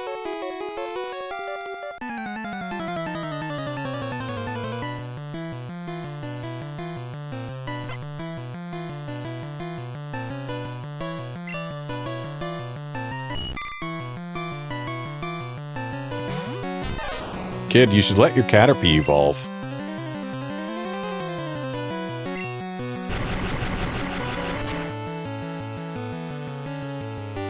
Got a crit on left Caterpie, but right Caterpie's been paralyzed. Fully paralyzed, even. I bet a quick attack will actually do pretty decently over here. Not as good as I hoped.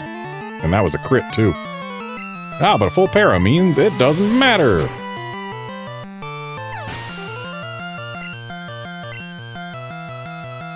And now left Pikachu also gets quick attack.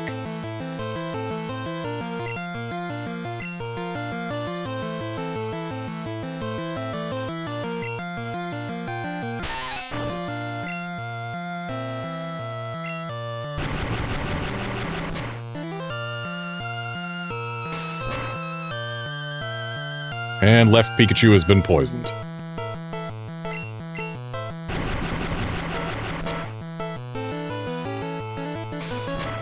And right Pikachu decided to get a low roll on Thundershock number 2.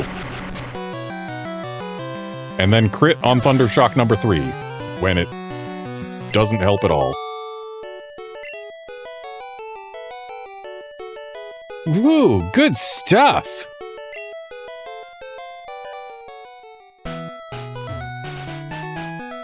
I did my best. I have no regrets. So, in Japanese, they also say the same thing, except they use the English word best.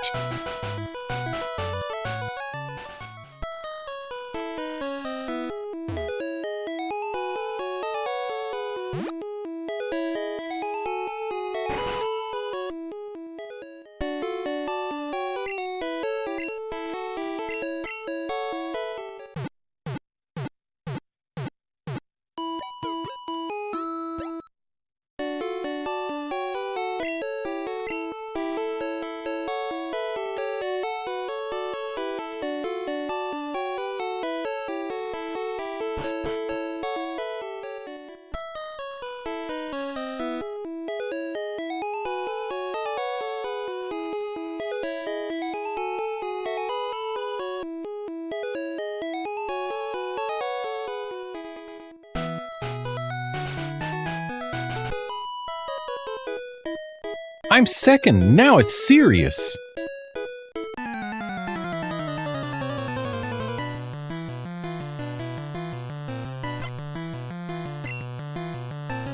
Alright, fighting another miniskirt.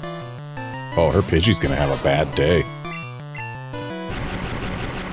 Ah, but left Pidgey has decided to quick attack so that it doesn't instantly have a bad day. Right Pidgey, meanwhile, got crit and never gets to use a move.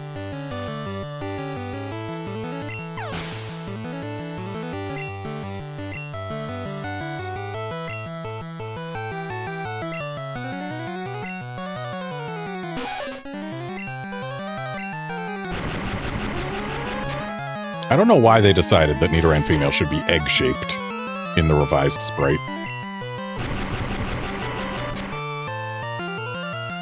Like, I'm pretty sure if you walk around with that thing in your party for long enough, a Togepi will hatch out of it.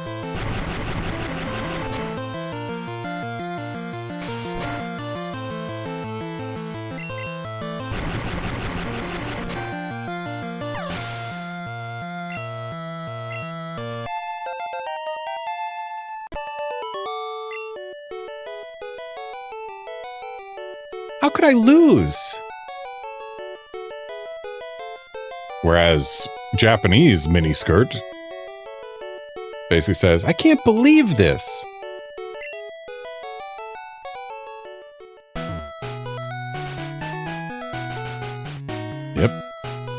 Did her best. She has no regrets. Except, again, with the English word best.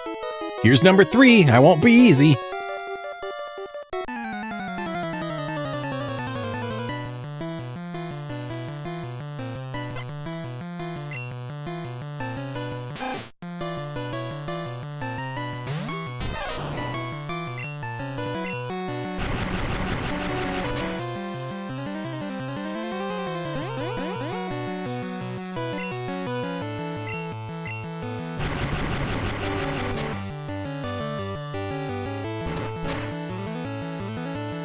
Oh, please don't. Oh. Both Pikachus went down. Rude.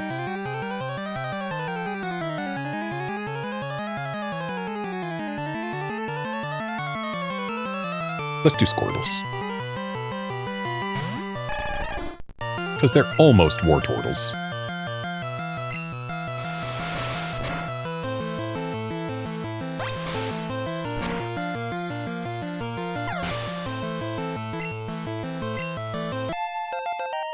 Wow, they really were almost Wartortles.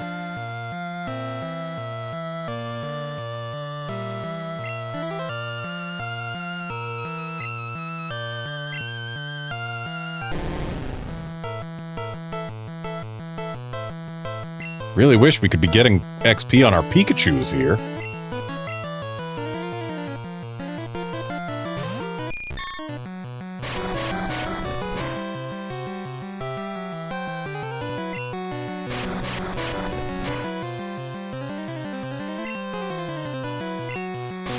Thankfully, that was a nice, quick wrap.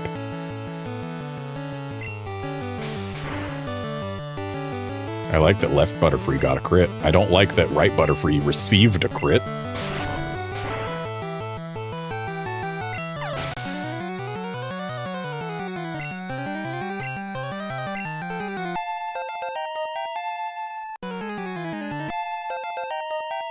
Oh, hey, we got poison powder.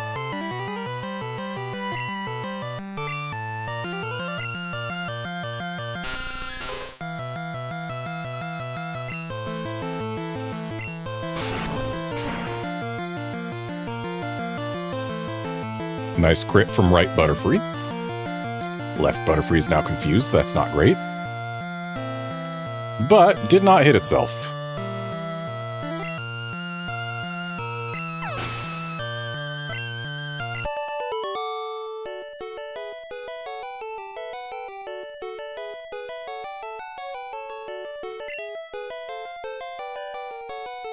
Ow! Stomped flat!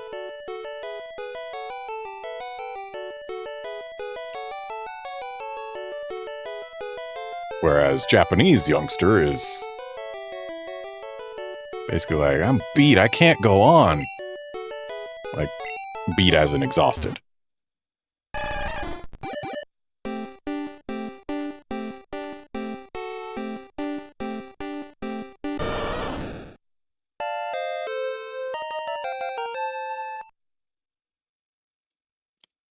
Alright, let's look at these Wartortles. Or rather, at Wartortle and Kameru.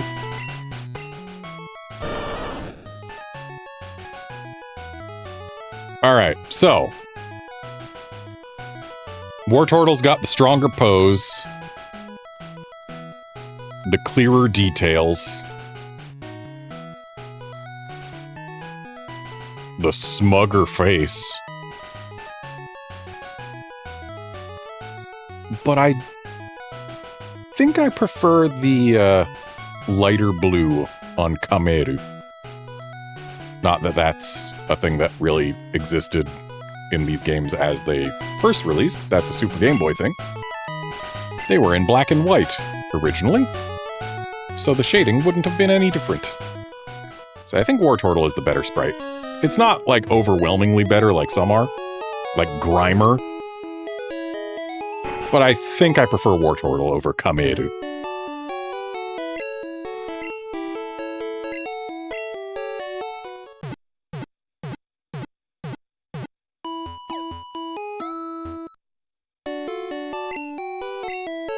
Alright, I need to look at the Pokédex entries for them.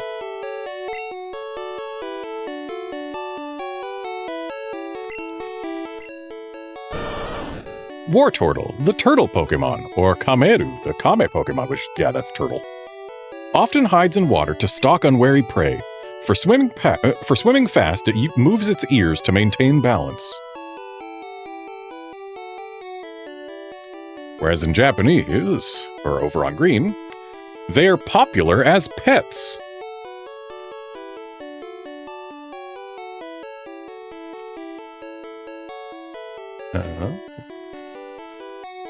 Also, their furry tails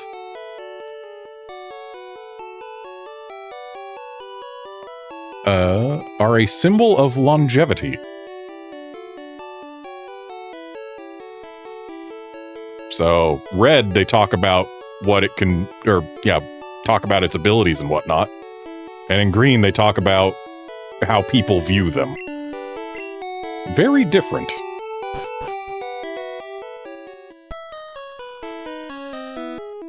Buddy, get out of my way.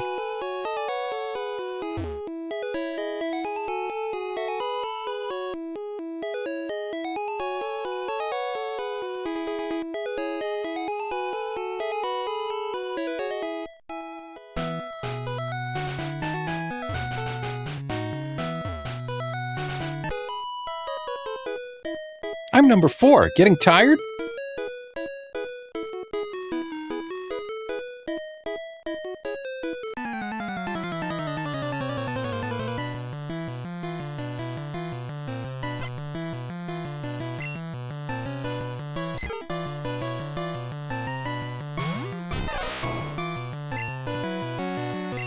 Also, I noticed something with these past 2 trainers that I hadn't been paying attention to before.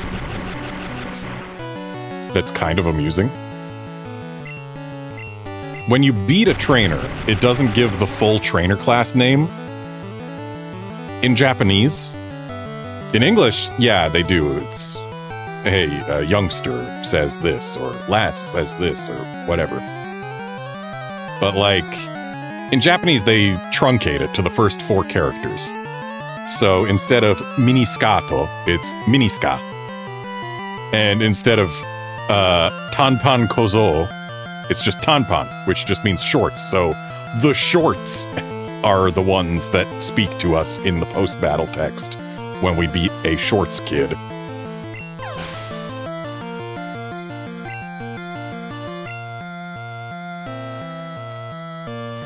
Alright, left Pikachu is joined right Pikachu at level 19, or 17.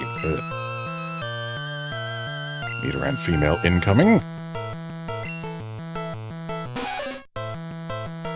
Again, Pokemon Red's Nidoran female is egg-shaped, and if you walk around with it long enough, I would not be surprised to see a Togepi hatch out of that thing.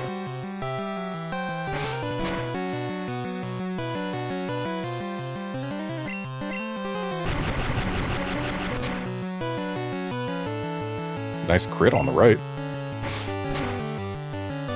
We received a crit on the left.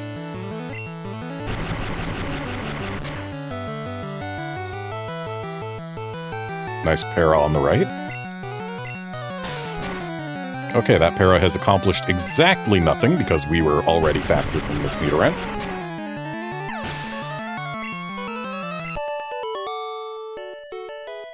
So yeah, on the left there, take note of those first 6 characters. Those are miniscato. And yet now, miniska. Only the first 4 repeat. I lost 2!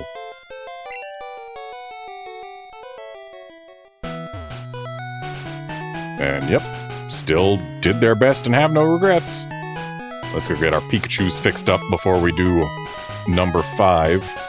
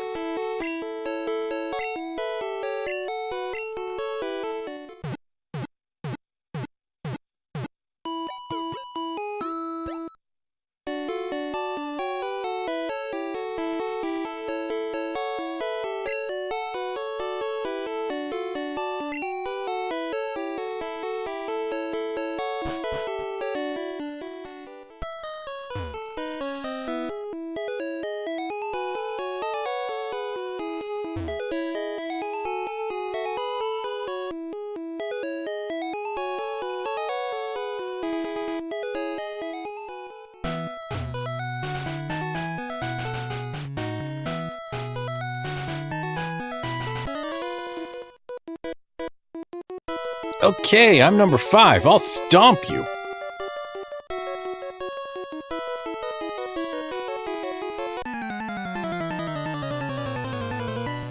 In Japanese, it's less of an I'll stomp you and more of an I'll be your opponent.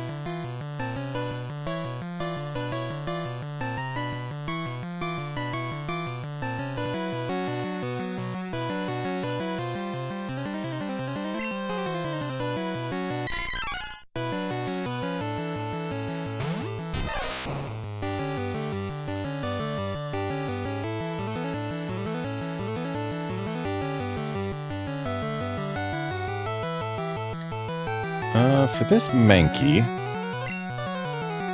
let's whip out our Spearows.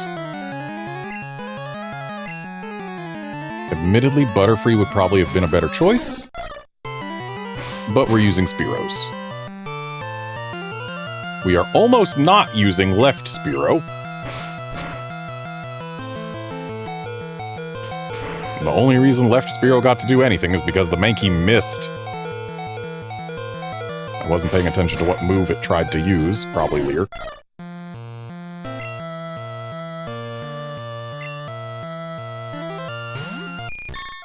And that's a Karate Chop. Left Spearow is down.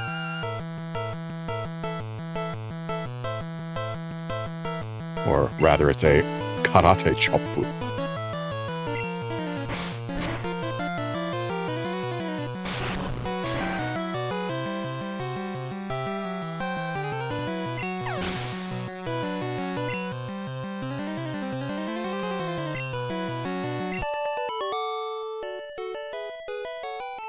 So, what does Boy Scout become when it gets shortened? Just boy.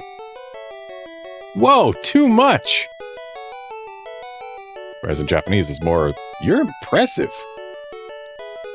Or even, you're something else.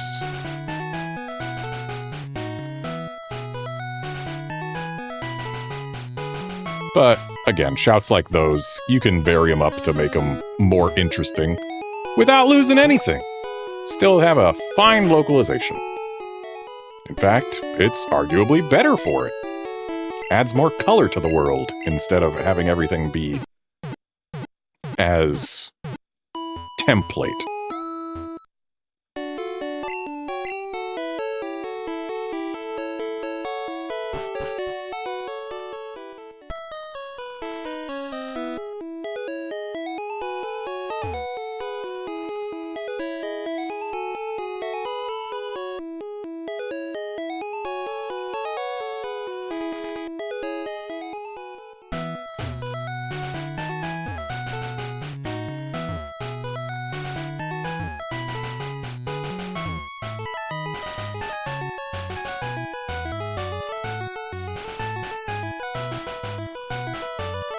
Congratulations! You beat our 5 contest trainers! You just earned a fabulous prize!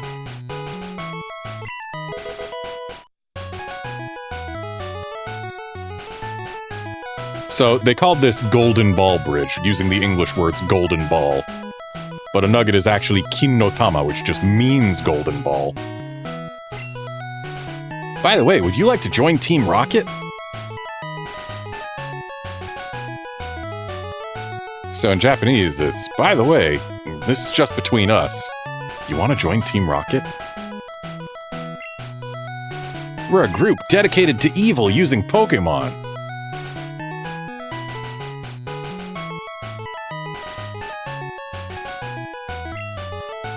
Want to join? So on the left, it's not so much a want to join as a, come on, join. Are you sure? On the left.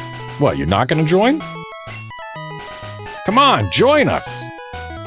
That's pretty much the same between them. I'm telling you to join! Again, pretty much the same between them. The left is a command. Okay, you need convincing. Whereas on the left, you look like you want to say no. I'll make you an offer you can't refuse. on the left. In that case, I'll force you to join. Hurrah!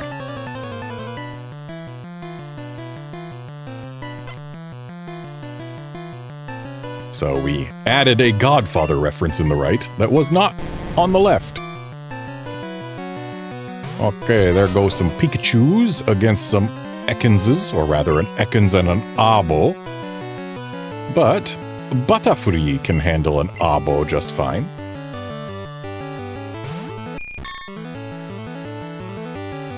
And left Butterfree has been wrapped. Right Butterfree has not.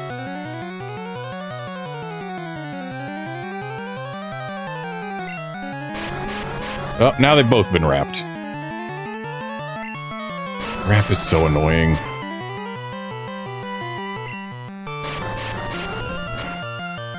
Left Butterfree has been wrapped for a long time, but it's finally over. And both are down, thanks to left Butterfree getting a crit. If it didn't get a crit, it would not have gotten the KO because left Butterfree is weaker than right Butterfree.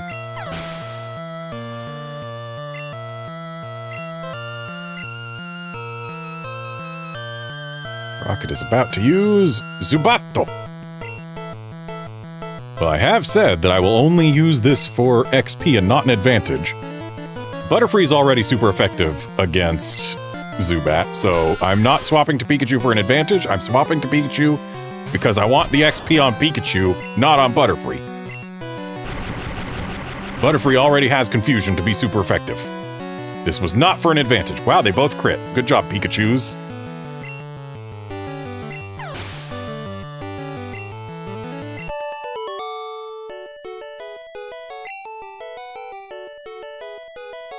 Ah, you are good.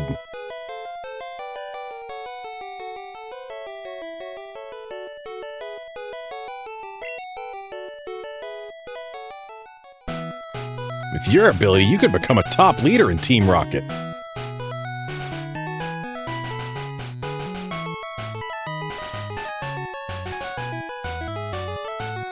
In Japanese, he adds that, you know, it's a waste of our ability that we don't join. Like, it's a shame. With our skill, we could be a top leader. What a shame.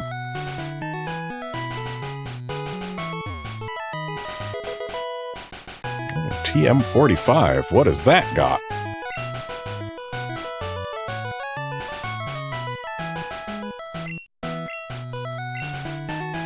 Thunderwave, or Denjia, which it's basically a direct translation.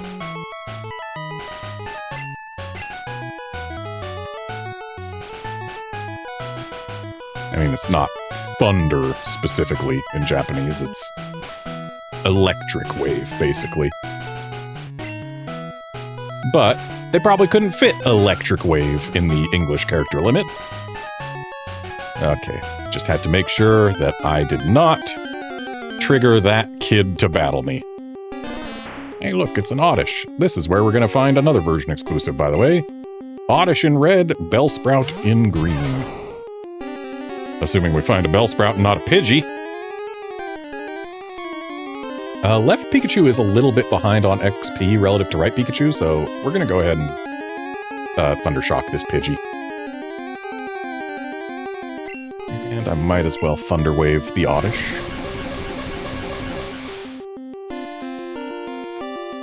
$94 XP ain't bad.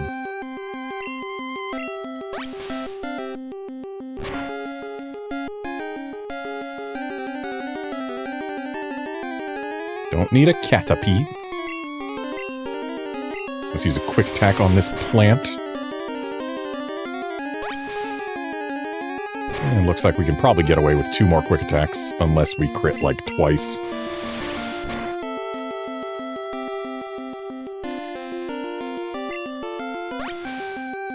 And yeah, I think we would have to crit 1 more time to have the Oddish go down.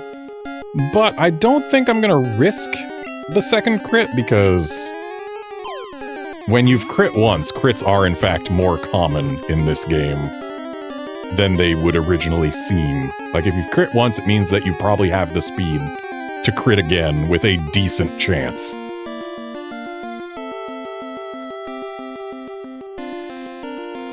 So now I just got to sit here and hope that I find a Bellsprout or a secret other thing that we're actually here for. It ain't Metapod. And hey, we can look at the Oddish Pokédex data. Oddish, the weed Pokemon. During the day, it keeps its face buried in the ground. At night, it wanders around sowing its seeds.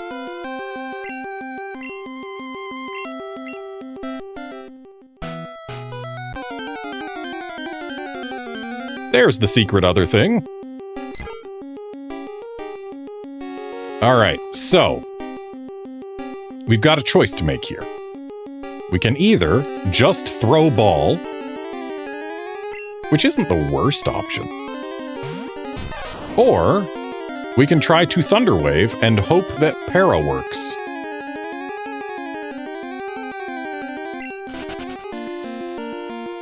Para did not work.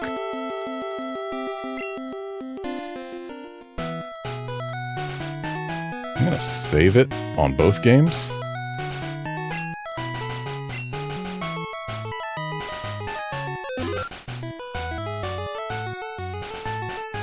Alright.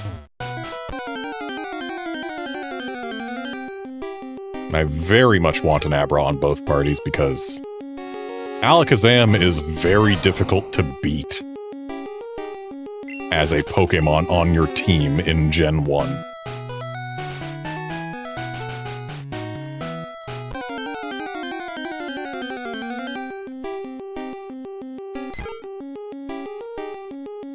Where's all the Bellsprouts?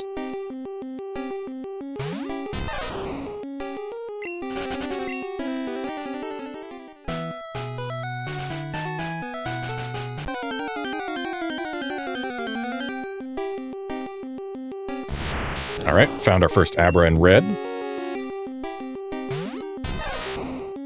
And the reason I saved was so that I could throw Great Ball. If it works, we have an Abra. If not, I reload and then... Okay, well, it worked. Yeah, considering we get to throw one ball at each Abra, might as well just use the best ball we've got and make sure it works by reloading the save if it doesn't. So, Abra, the Psy Pokemon. Using its ability to... Well, I'll wait to read that until we've got a JP Abra on Pokédex screen. Alright, so here is our Bellsprout, or Madatsubomi, which means still a bud. So he's gonna stop being a bud eventually, but for now, he's still a bud.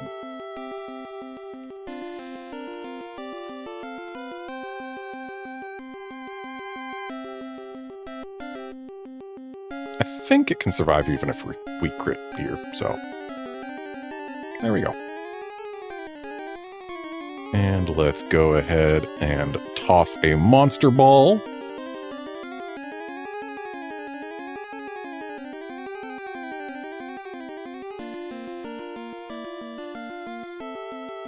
Madatsubomi, the Flower Pokemon.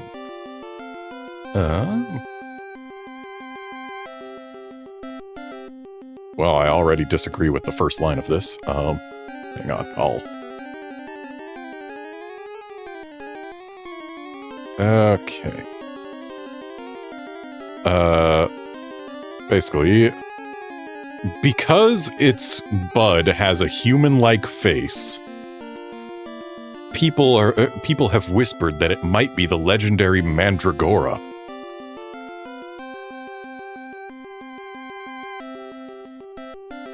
It might be a species of legendary Mandragora because its bud has a human-like face. So apparently, canonically, Bellsprout faces are human-like. I disagree with that.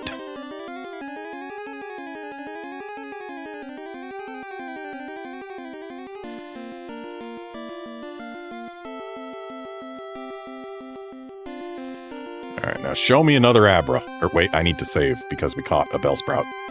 I don't want to have that Bellsprout get uncaught if we fail to catch the Abra.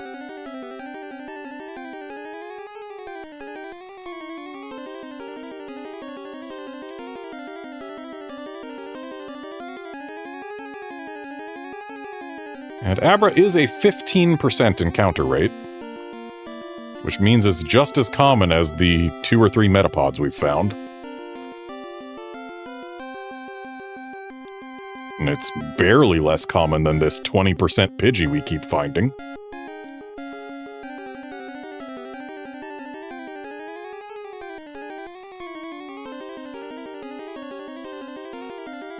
But at 15%, it is tied for the rarest thing on this route, so it's not a surprise that we're not finding it. It's just an annoyance.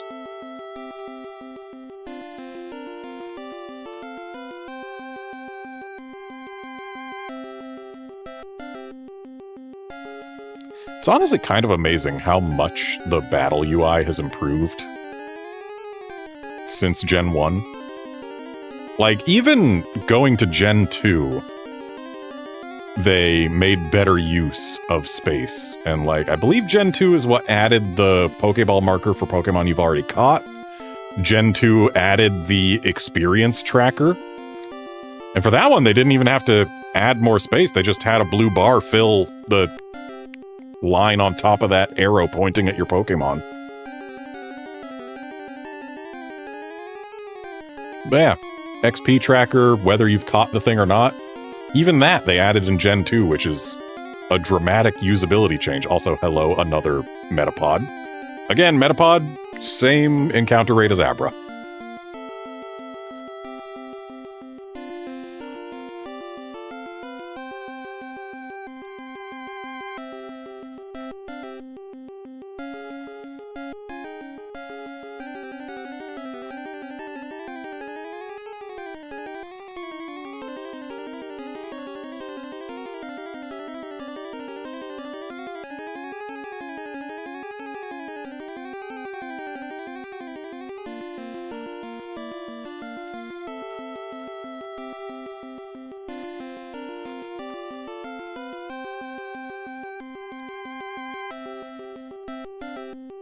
So we got another Metapod. I'm losing this coin flip a lot. I think I've lost 4 out of 5 flips so far, if not 5 out of 6.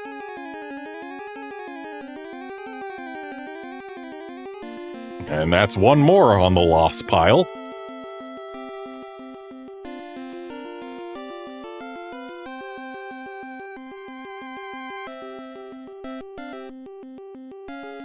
There's another Abra.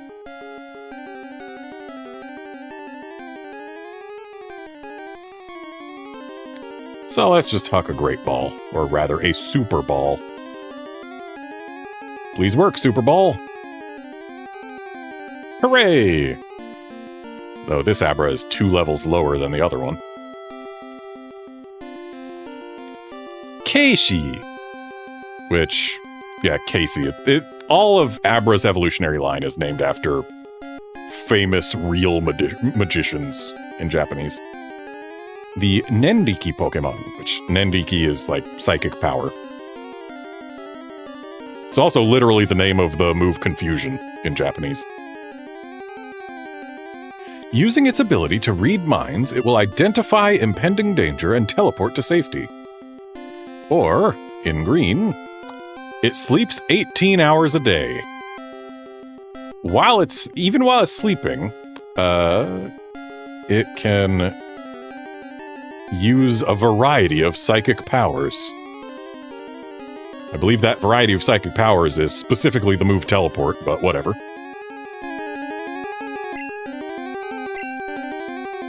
And now both games have Abras. And that matters.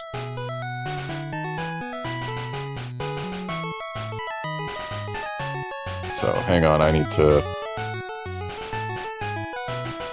take a look here.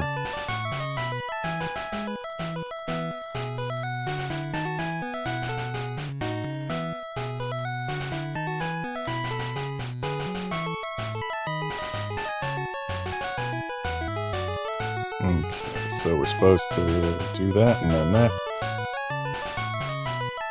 Wasn't there one that used a different guy?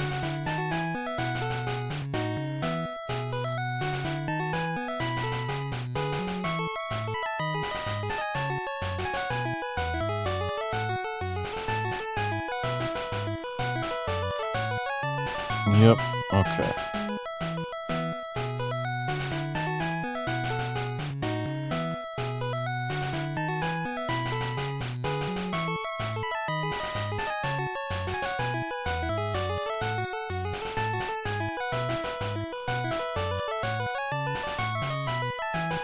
Just making sure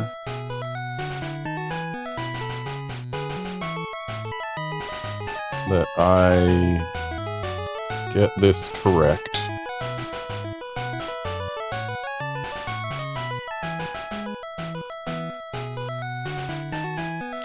All right, I think I got it.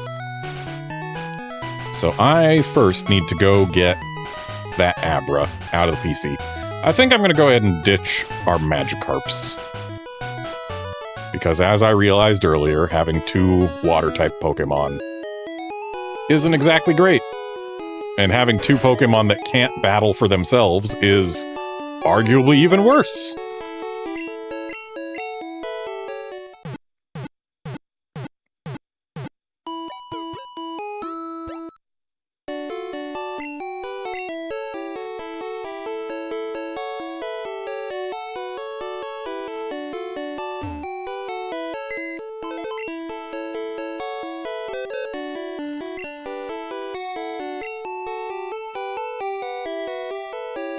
So, I wasted a bunch of XP putting it on these fish, but whatever.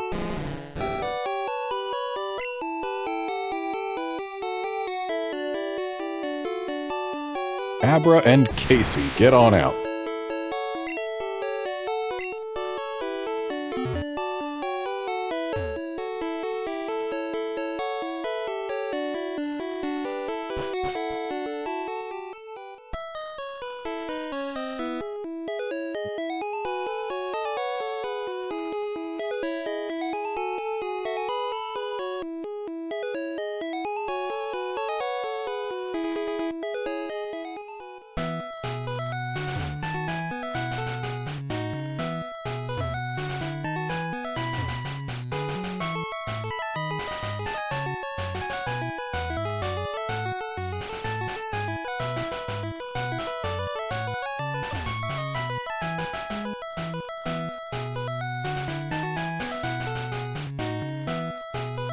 I don't believe I need to save before specifically this guy, but I will.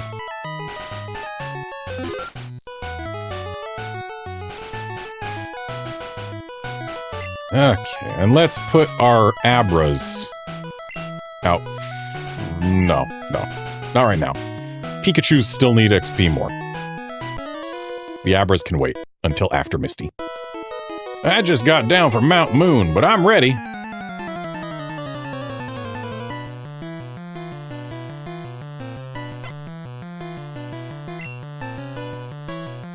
Well, Pikachu ain't gonna help here. So, Pokemon Green's Machop. On the one hand, the proportions of its body, I would say, are better. That's all I can say for it. That ridiculous large arm is very silly. And if you look on top of its head, the crest up there, the middle fin isn't completed. It's not closed. That is an open shape.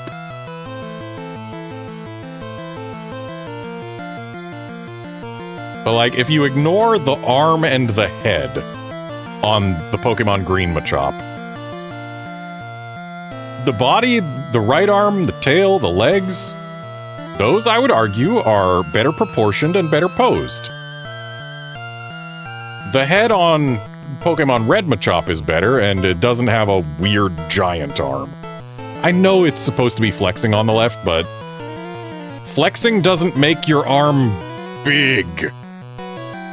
Makes your muscles tense up and whatnot, but doesn't change the size of your arm. That arm has lengthened.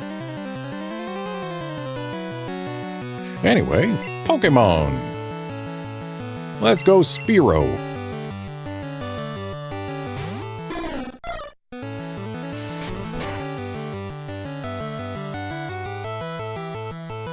crits for both.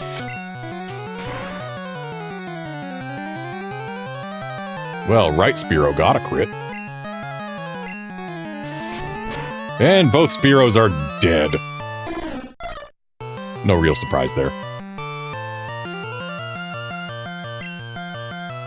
I've said it before, these Spearows are not permanent members of the party. Oh, neither is Butterfree, if we're being honest. But the Spearows are going to be replaced by a Dodrio.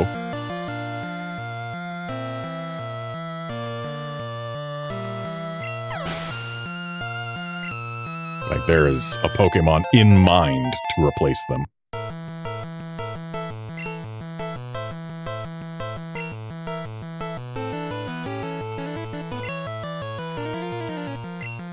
And I have said I will use Shift Battle Style for XP. I'm certainly not swapping to Pikachu to fight this Geodude. Ain't no way I'm gonna try and take that thing down with just quick attacks.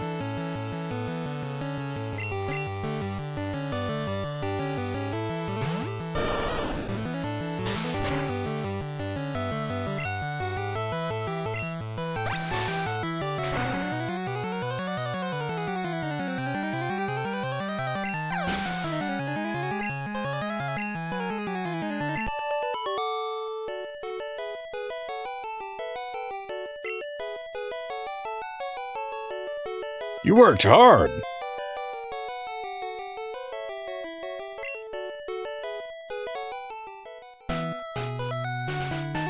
I think this... Oh, no, this probably isn't the guy. Still gonna save, just to be absolutely certain that we are safe here. Because if this is not the guy, then we'll beat him. But if it is the guy, we want to have a save before him, just in case. Local trainers come here to practice.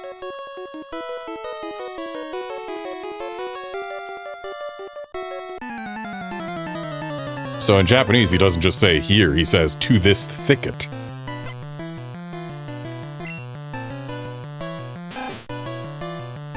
Okay, we got some rats. We got some rat-on-rat violence going on here.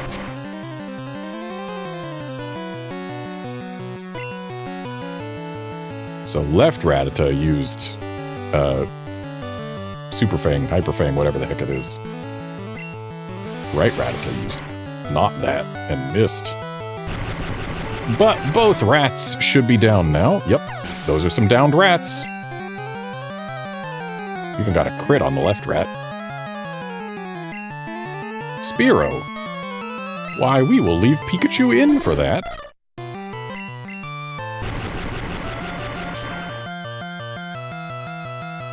Got a crit with left Pikachu. Though I don't know that we needed it. Left Pikachu has a better special stat.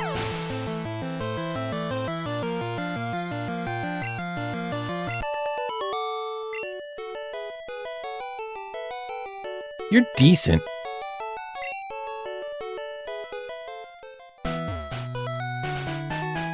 All Pokemon have weaknesses. It's best to raise different kinds.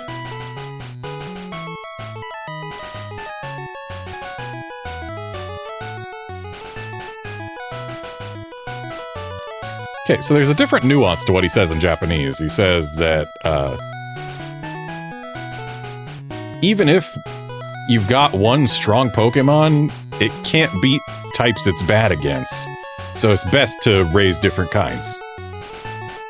So instead of all Pokemon have weaknesses, it's like, oh, if you've got one strong Pokemon, it can't beat things it's weak against.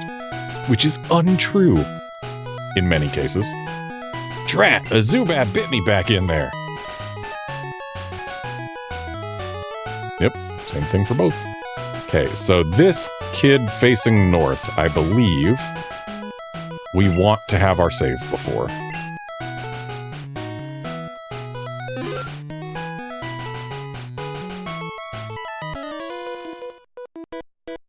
Dad took me to a great party on SSN at Vermilion City.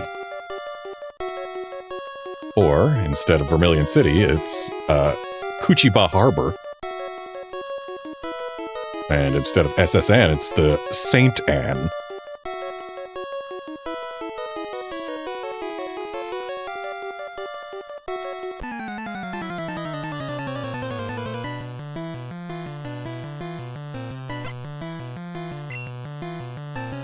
Yes, this is the kid who we care about. And also, wow, Slowpoke is way more charismatic in Red.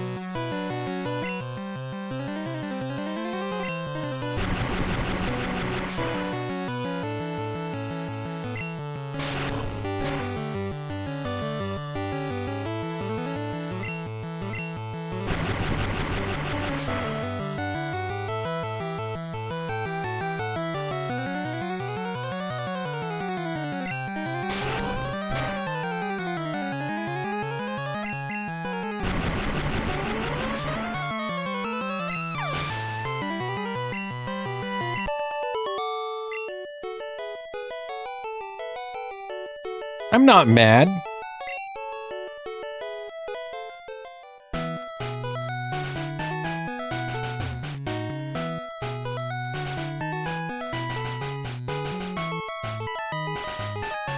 All right, so now it is time. I'm not going to do this with both games at once. That would be a fool's errand. So, I failed on that game. But I've succeeded on this one. So, let's have this Abra teleport us on out of here. And then we will soft reset over here. And then we'll have to refight the Slowpoke. But since we succeeded on the left, here's what we can do. We can go back to Nugget Bridge.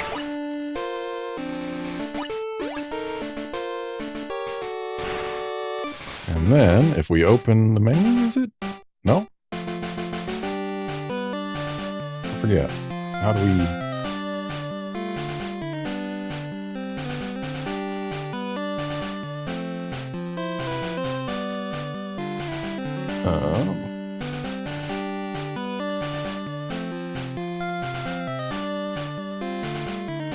Oh, I believe I've done this wrong.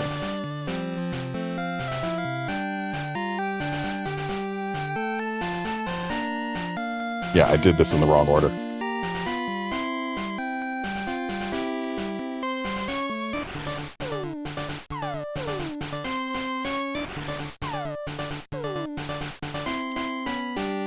Okay, so soft resetting both games.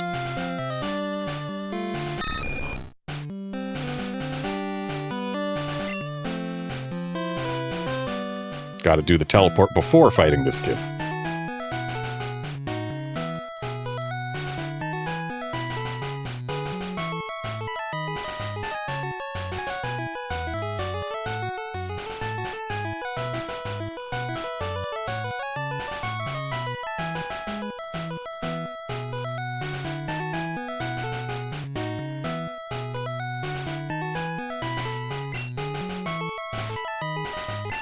Okay, we got it on the right.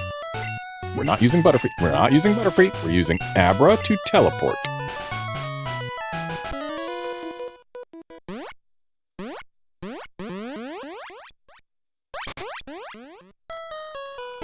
Okay, now we have to go fight the kid with the Slowpoke.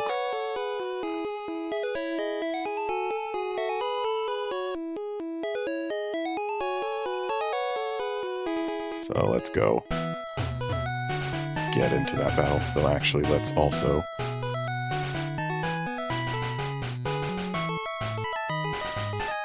And we got it on the left as well. Teleport!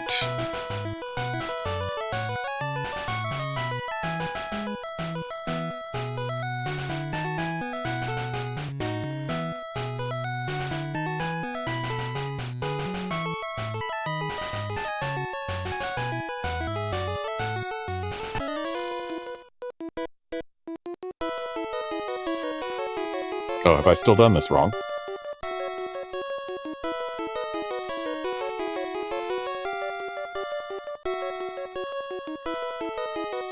Oh, yep, I've done it wrong. Need to make sure that he has at least one tile to move before the battle gets initiated. So, third time's the charm.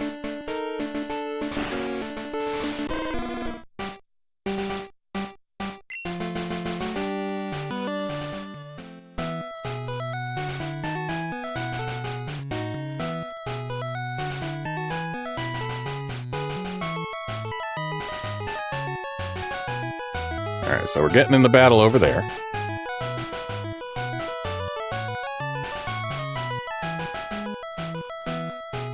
And we can just sit on the battle screen for now. And I failed. Third time is not the charm.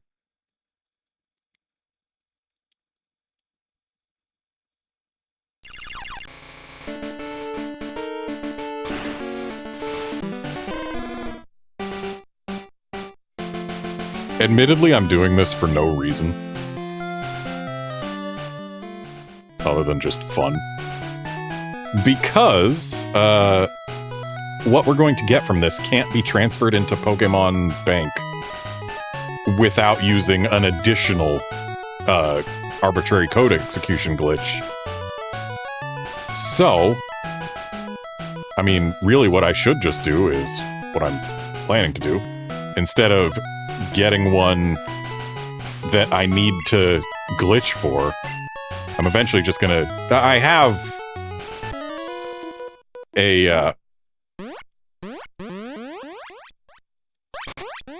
the app that they used to officially distribute this thing. I have a copy of said app, and therefore I can give myself an official distribution one, instead of one that we have to glitch for and then do arbitrary code execution to make transferable. But hey, doing this is more interesting. Alright, so we have beat the Shorts kid on the left. We are about to get into the battle on the right.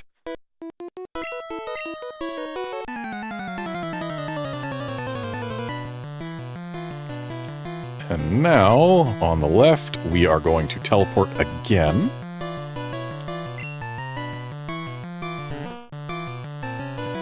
And we're going to see something that looks horrible. Just absolutely horrid.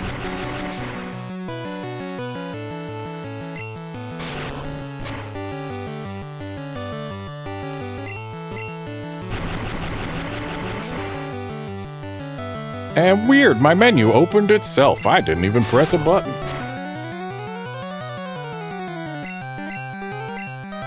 Don't hit yourself, Pikachu. Dang it, Pikachu! That's exactly what I told you not to do.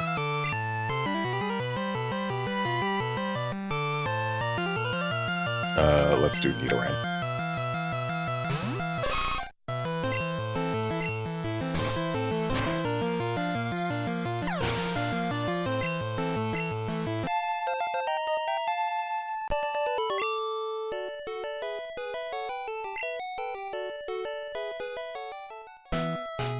And now we'll teleport on the right. I forget whether I'm allowed to use a Pokemon Center. I might as well try. Kinda want my Pikachu to be alive for this, it'll make it easier. I think it's okay if I use a Pokemon Center. I think it just matters that I don't get into any additional battles. So, let's get on over there and see if using that Pokemon Center ruined everything.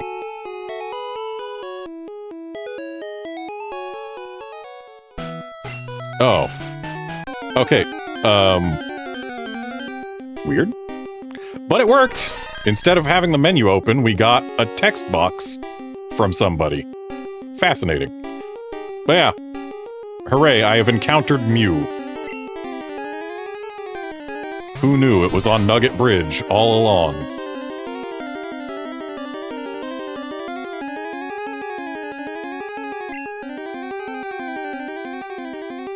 So let's Thunderwave these things.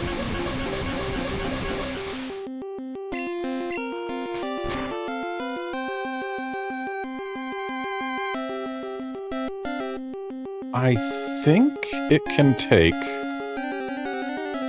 a quick attack.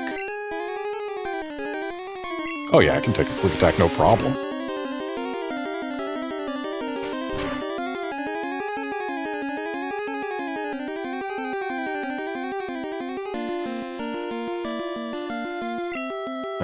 I think it can even take a crit from this range, so let's quick attack once more. And now it is time to throw balls of the Poke and Monster variety.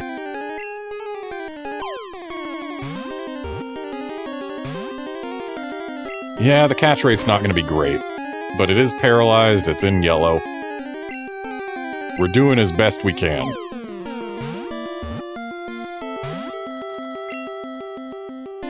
Nice full para on the right there. Unfortunately, left Pikachu has been destroyed. And if ever we see more than 2 shakes, we know for a fact that we will be catching the Mew. Because if it breaks out, it will always do so on the second shake.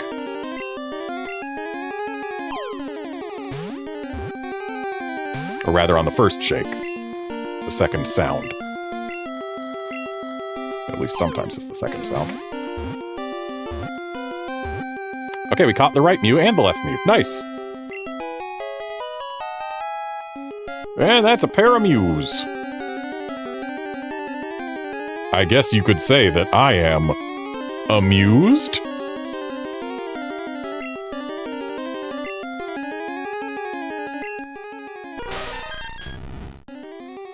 Mew, the new species, which that's... The singular of species is species, it just couldn't fit. They really should have just taken out the space. Or Mew, the Shinshu Pokemon, which is, yeah, it's new species. So rare that it is still said to be a mirage by many experts. Only a few people have seen it worldwide. Whereas in green...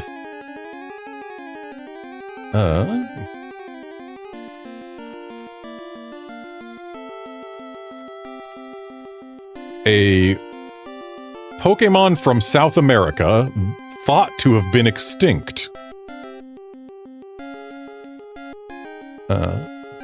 It's very intelligent and can learn any move. So yeah. It's from South America. Back when the Pokemon games were not afraid to reference real-world locations.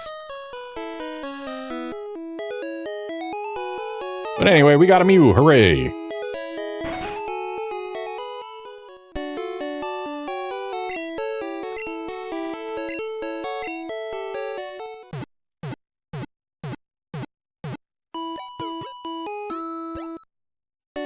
Now to proceed to never use said Mew. That was just for the decks and the box.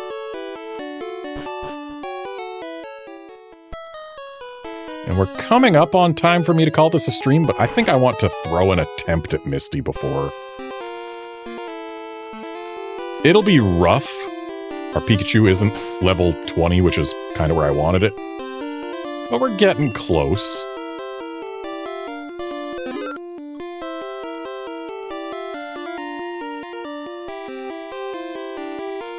She's gonna use Staryu first. I think I want to save my Pikachu for the Starmie. So let's go ahead and throw our Abras out front just for the XP. And then we'll save again so I don't have to redo that.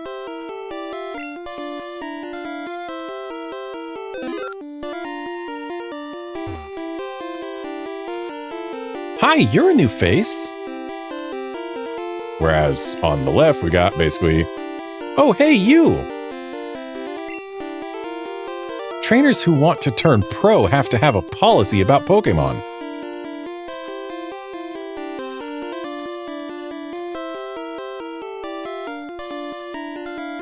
She kind of inverts that in Japanese, like, only trainers who have a policy about how they raise their Pokemon can go pro.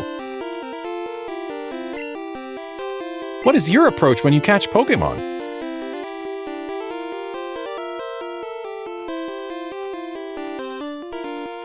In Japanese, she's asking us, what are we thinking about when we're catching and raising Pokémon? My policy is an all-out offensive with water-type Pokémon. Whereas on the left, my policy is an all-out offensive with water-type Pokémon. She's just got a pause in there in Japanese. And here we go, Misty and Kasumi.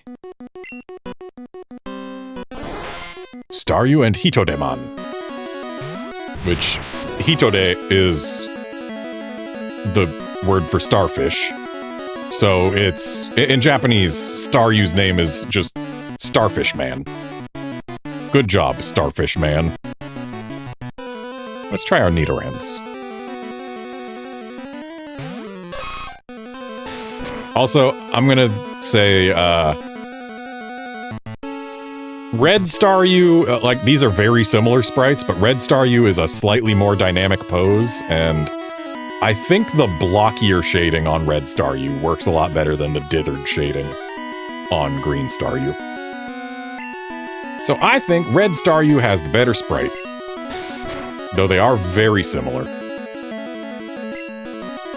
Left Nidoran has been crit twice now, and Nidorans are not going to be getting rid of these Staryus.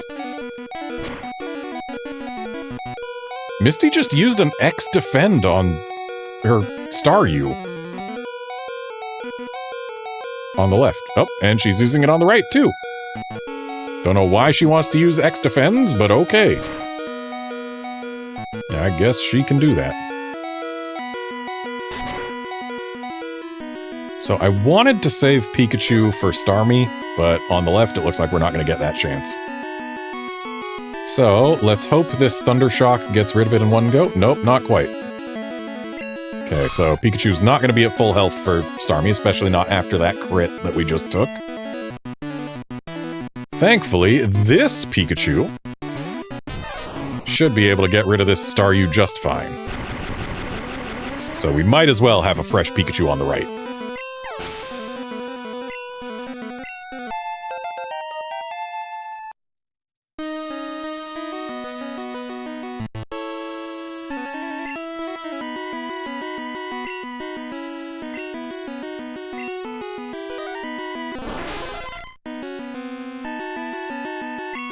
Alright, here's where the risk comes in, but we are going to mitigate it as best we can with Thunder Waves. Oh, Misty's used another X defend on the west. On the left. Didn't know she even had 2 X defends. Alright, so now both Pikachus are in roughly the same position. The Starmie on the right has not had an X defend used on it, so the rest of our party's in a better position.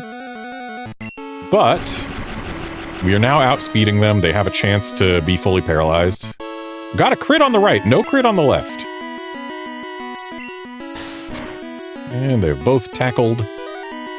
I think a potion is in order. Normally I try not to use items, but I really don't have an answer for Starmie after Pikachu goes down. And there's Bubble Beam with all of its flashing glory. And that's a KO! Oof. Even after the potion. Alright, well, I guess we have to use our non-existent answers for Starmie, then. Spearow, let's see how you do.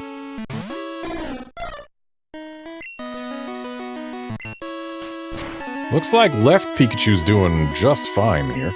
Oh, there's the X-Defend on right Starmie. And okay, left Pikachu has won it for us. Good job, left Pikachu. This Starmie knows recover, doesn't it?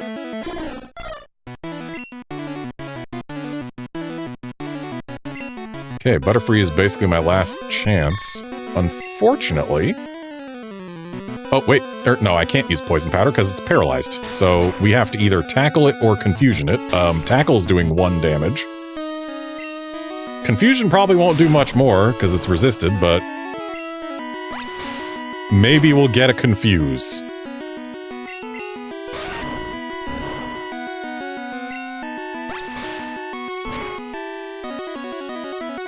Nope. Alright, let's see how Wartortle does with water guns.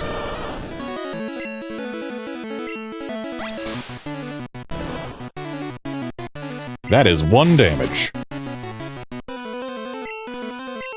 How does Wartortle do with tackle? More than 1 damage. Okay, we are tackling this thing. And we just need it to... Okay, we sometimes do more than 1 damage with tackle. We need it to not use recover, is what we need. And we also probably need it to be fully paralyzed like 2 more times. We definitely needed that crit to not happen. And okay, Pokemon Red has officially lost to Misty. Time to try that again. And to think, Red was the one that went into Starmie on the better foot.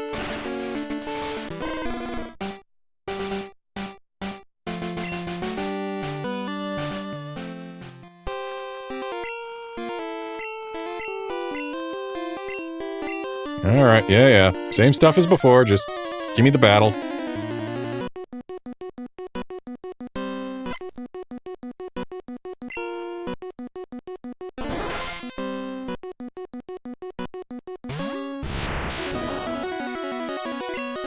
Okay, so... I believe last time we did swap to Nidoran for the Staryu, and then the Nidoran went down, and then we went to Pikachu, and everything was totally fine from then on. Totally. Honestly, if Misty hadn't used Bubble Beam on my Pikachu on the turn when I healed, like if she waited at least 1 turn after that to use Bubble Beam, we probably would have won in Red as well. That was what made the difference, was her choice to use Bubble Beam. Okay, there goes Nidoran. But Pikachu should be able to clean that Staryu up with just a single Thunder Shock, I hope.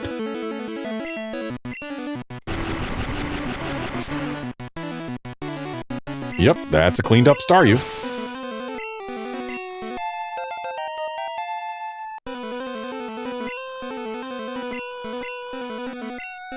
And we leave Pikachu out front here. We Thunder Wave the Starmie because... Don't you dare get the KO with that. Okay. Having the Starmie slowed down is very important, as we can see. Unfortunately, I need it to be slowed down even more. Okay, full para, nice. So let's use another potion over here.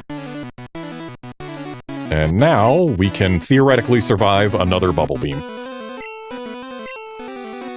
And she used an X-Defend, wasting a turn. That's fine. We don't mind an X-Defend. What we do mind is when it doesn't even crit with a Water Gun. Wow, that was just a lot of damage on a Water Gun. Let's use another potion and hope this thing doesn't Bubble Beam or else is fully paralyzed. Tackle is good. That's what we want to see. That still did more damage than I wanted. But whatever. We gotta take what we can get. And a full para is what we can get. We love a full para. Show me another full para. That is a Bubble Beam. We are down a Pikachu. But that Starmie is low enough on health that Wartortle can probably clean it up.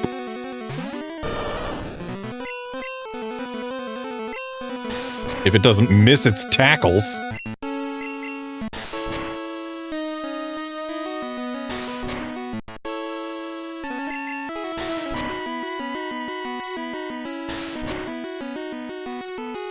Okay, honestly, at this point, we're making things better for those who come after.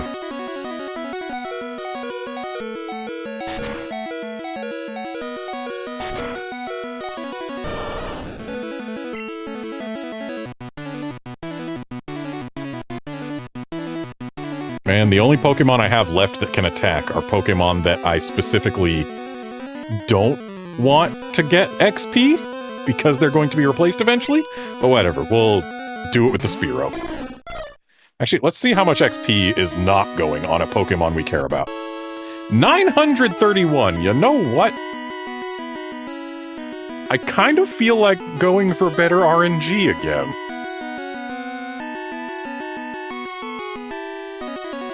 Nah. We live with it. I'll fix it between streams.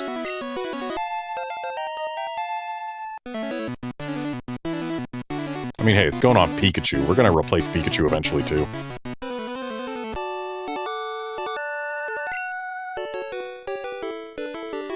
Wow, you're too much!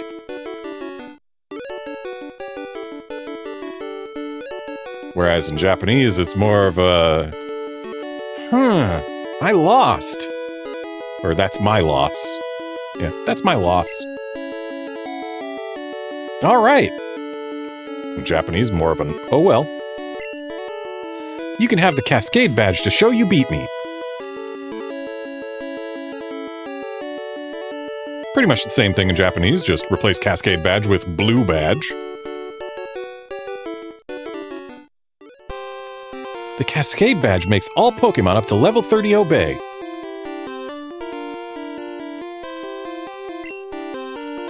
That includes even outsiders.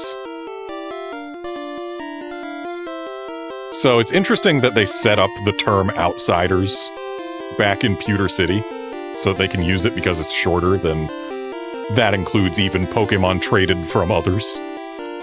Because in Japanese, she's saying that includes Pokemon that you received from other people. There's more. You can now use cut anytime.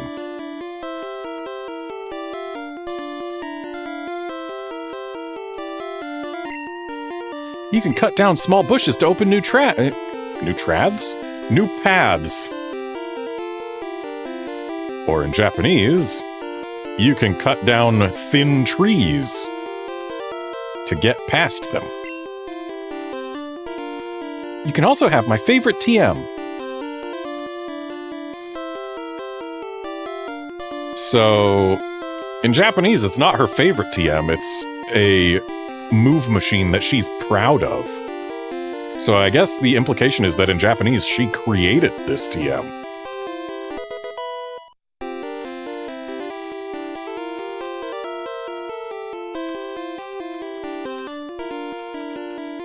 TM11 teaches Bubble Beam. Use it on an aquatic Pokemon.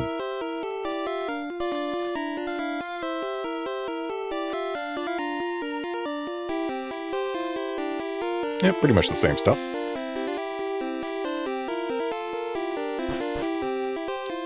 So, that's Misty down. Was not a clean fight, but she's down.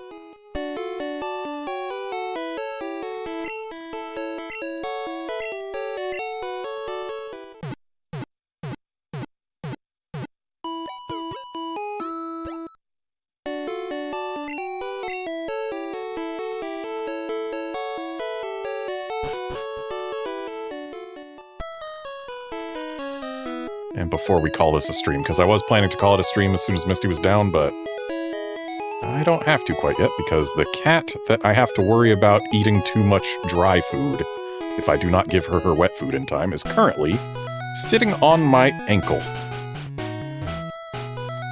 And therefore, she is not about to be...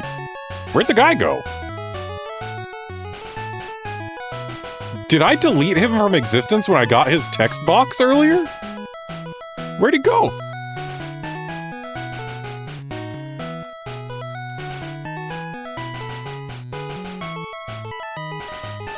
Well, whatever. I'm gonna battle this guy just so that I can easily grind in this grass patch without any risk of battling a guy off-stream. I saw your feet from the grass.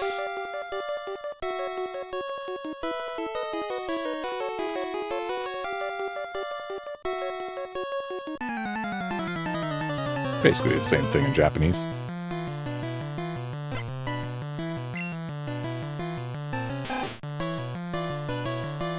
Behold, a Korata. Alright, let's swap out our Abra and our Casey. And who do we want to bring out? Nidoran.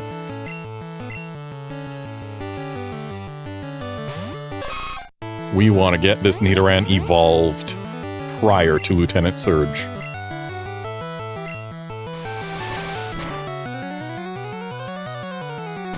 But we're not getting left Nidoran evolved. Not in this battle, that's for sure. Alrighty, who is my next most important? I guess it's gonna be Wartortle. Wartortle, Abra, and Nidoran are the only Pokemon in our party right now that I am absolutely keeping throughout the run.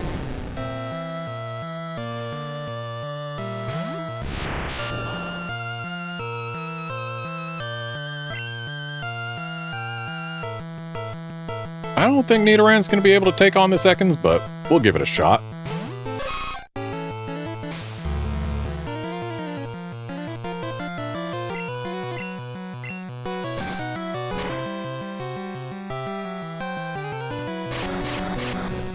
Well, if it didn't wrap, if it leered again, we might have been able to. Or if wrap ends this turn. Nice! Show me a KO. Oh, not quite. Okay, now Nidoran is doomed.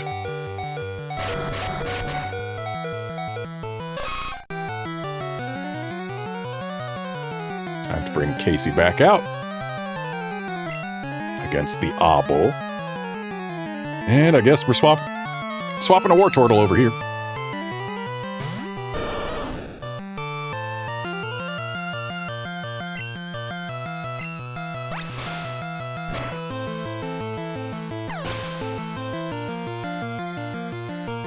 And Kameru has been wrapped by the Abo.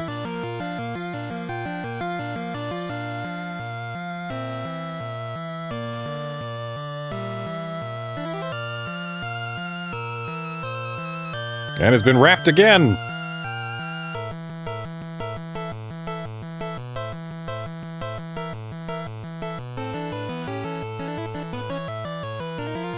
And wrapped a third time, because we got a low roll on that water gun. Okay. Battle cleared on both sides.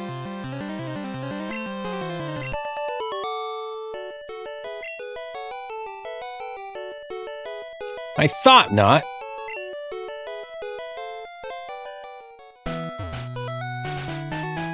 I hid because the people on the bridge scared me.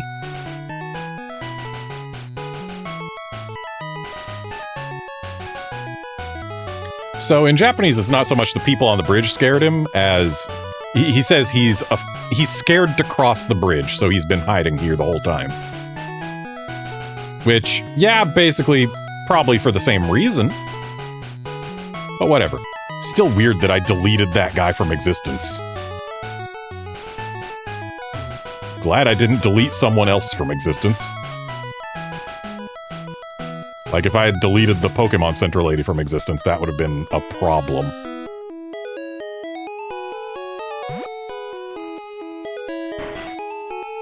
And now that that kid's been dealt with, let's heal our Pokemon again.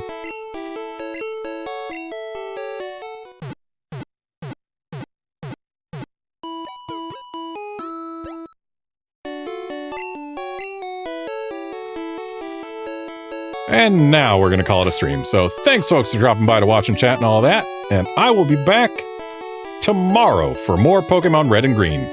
See you then, friends.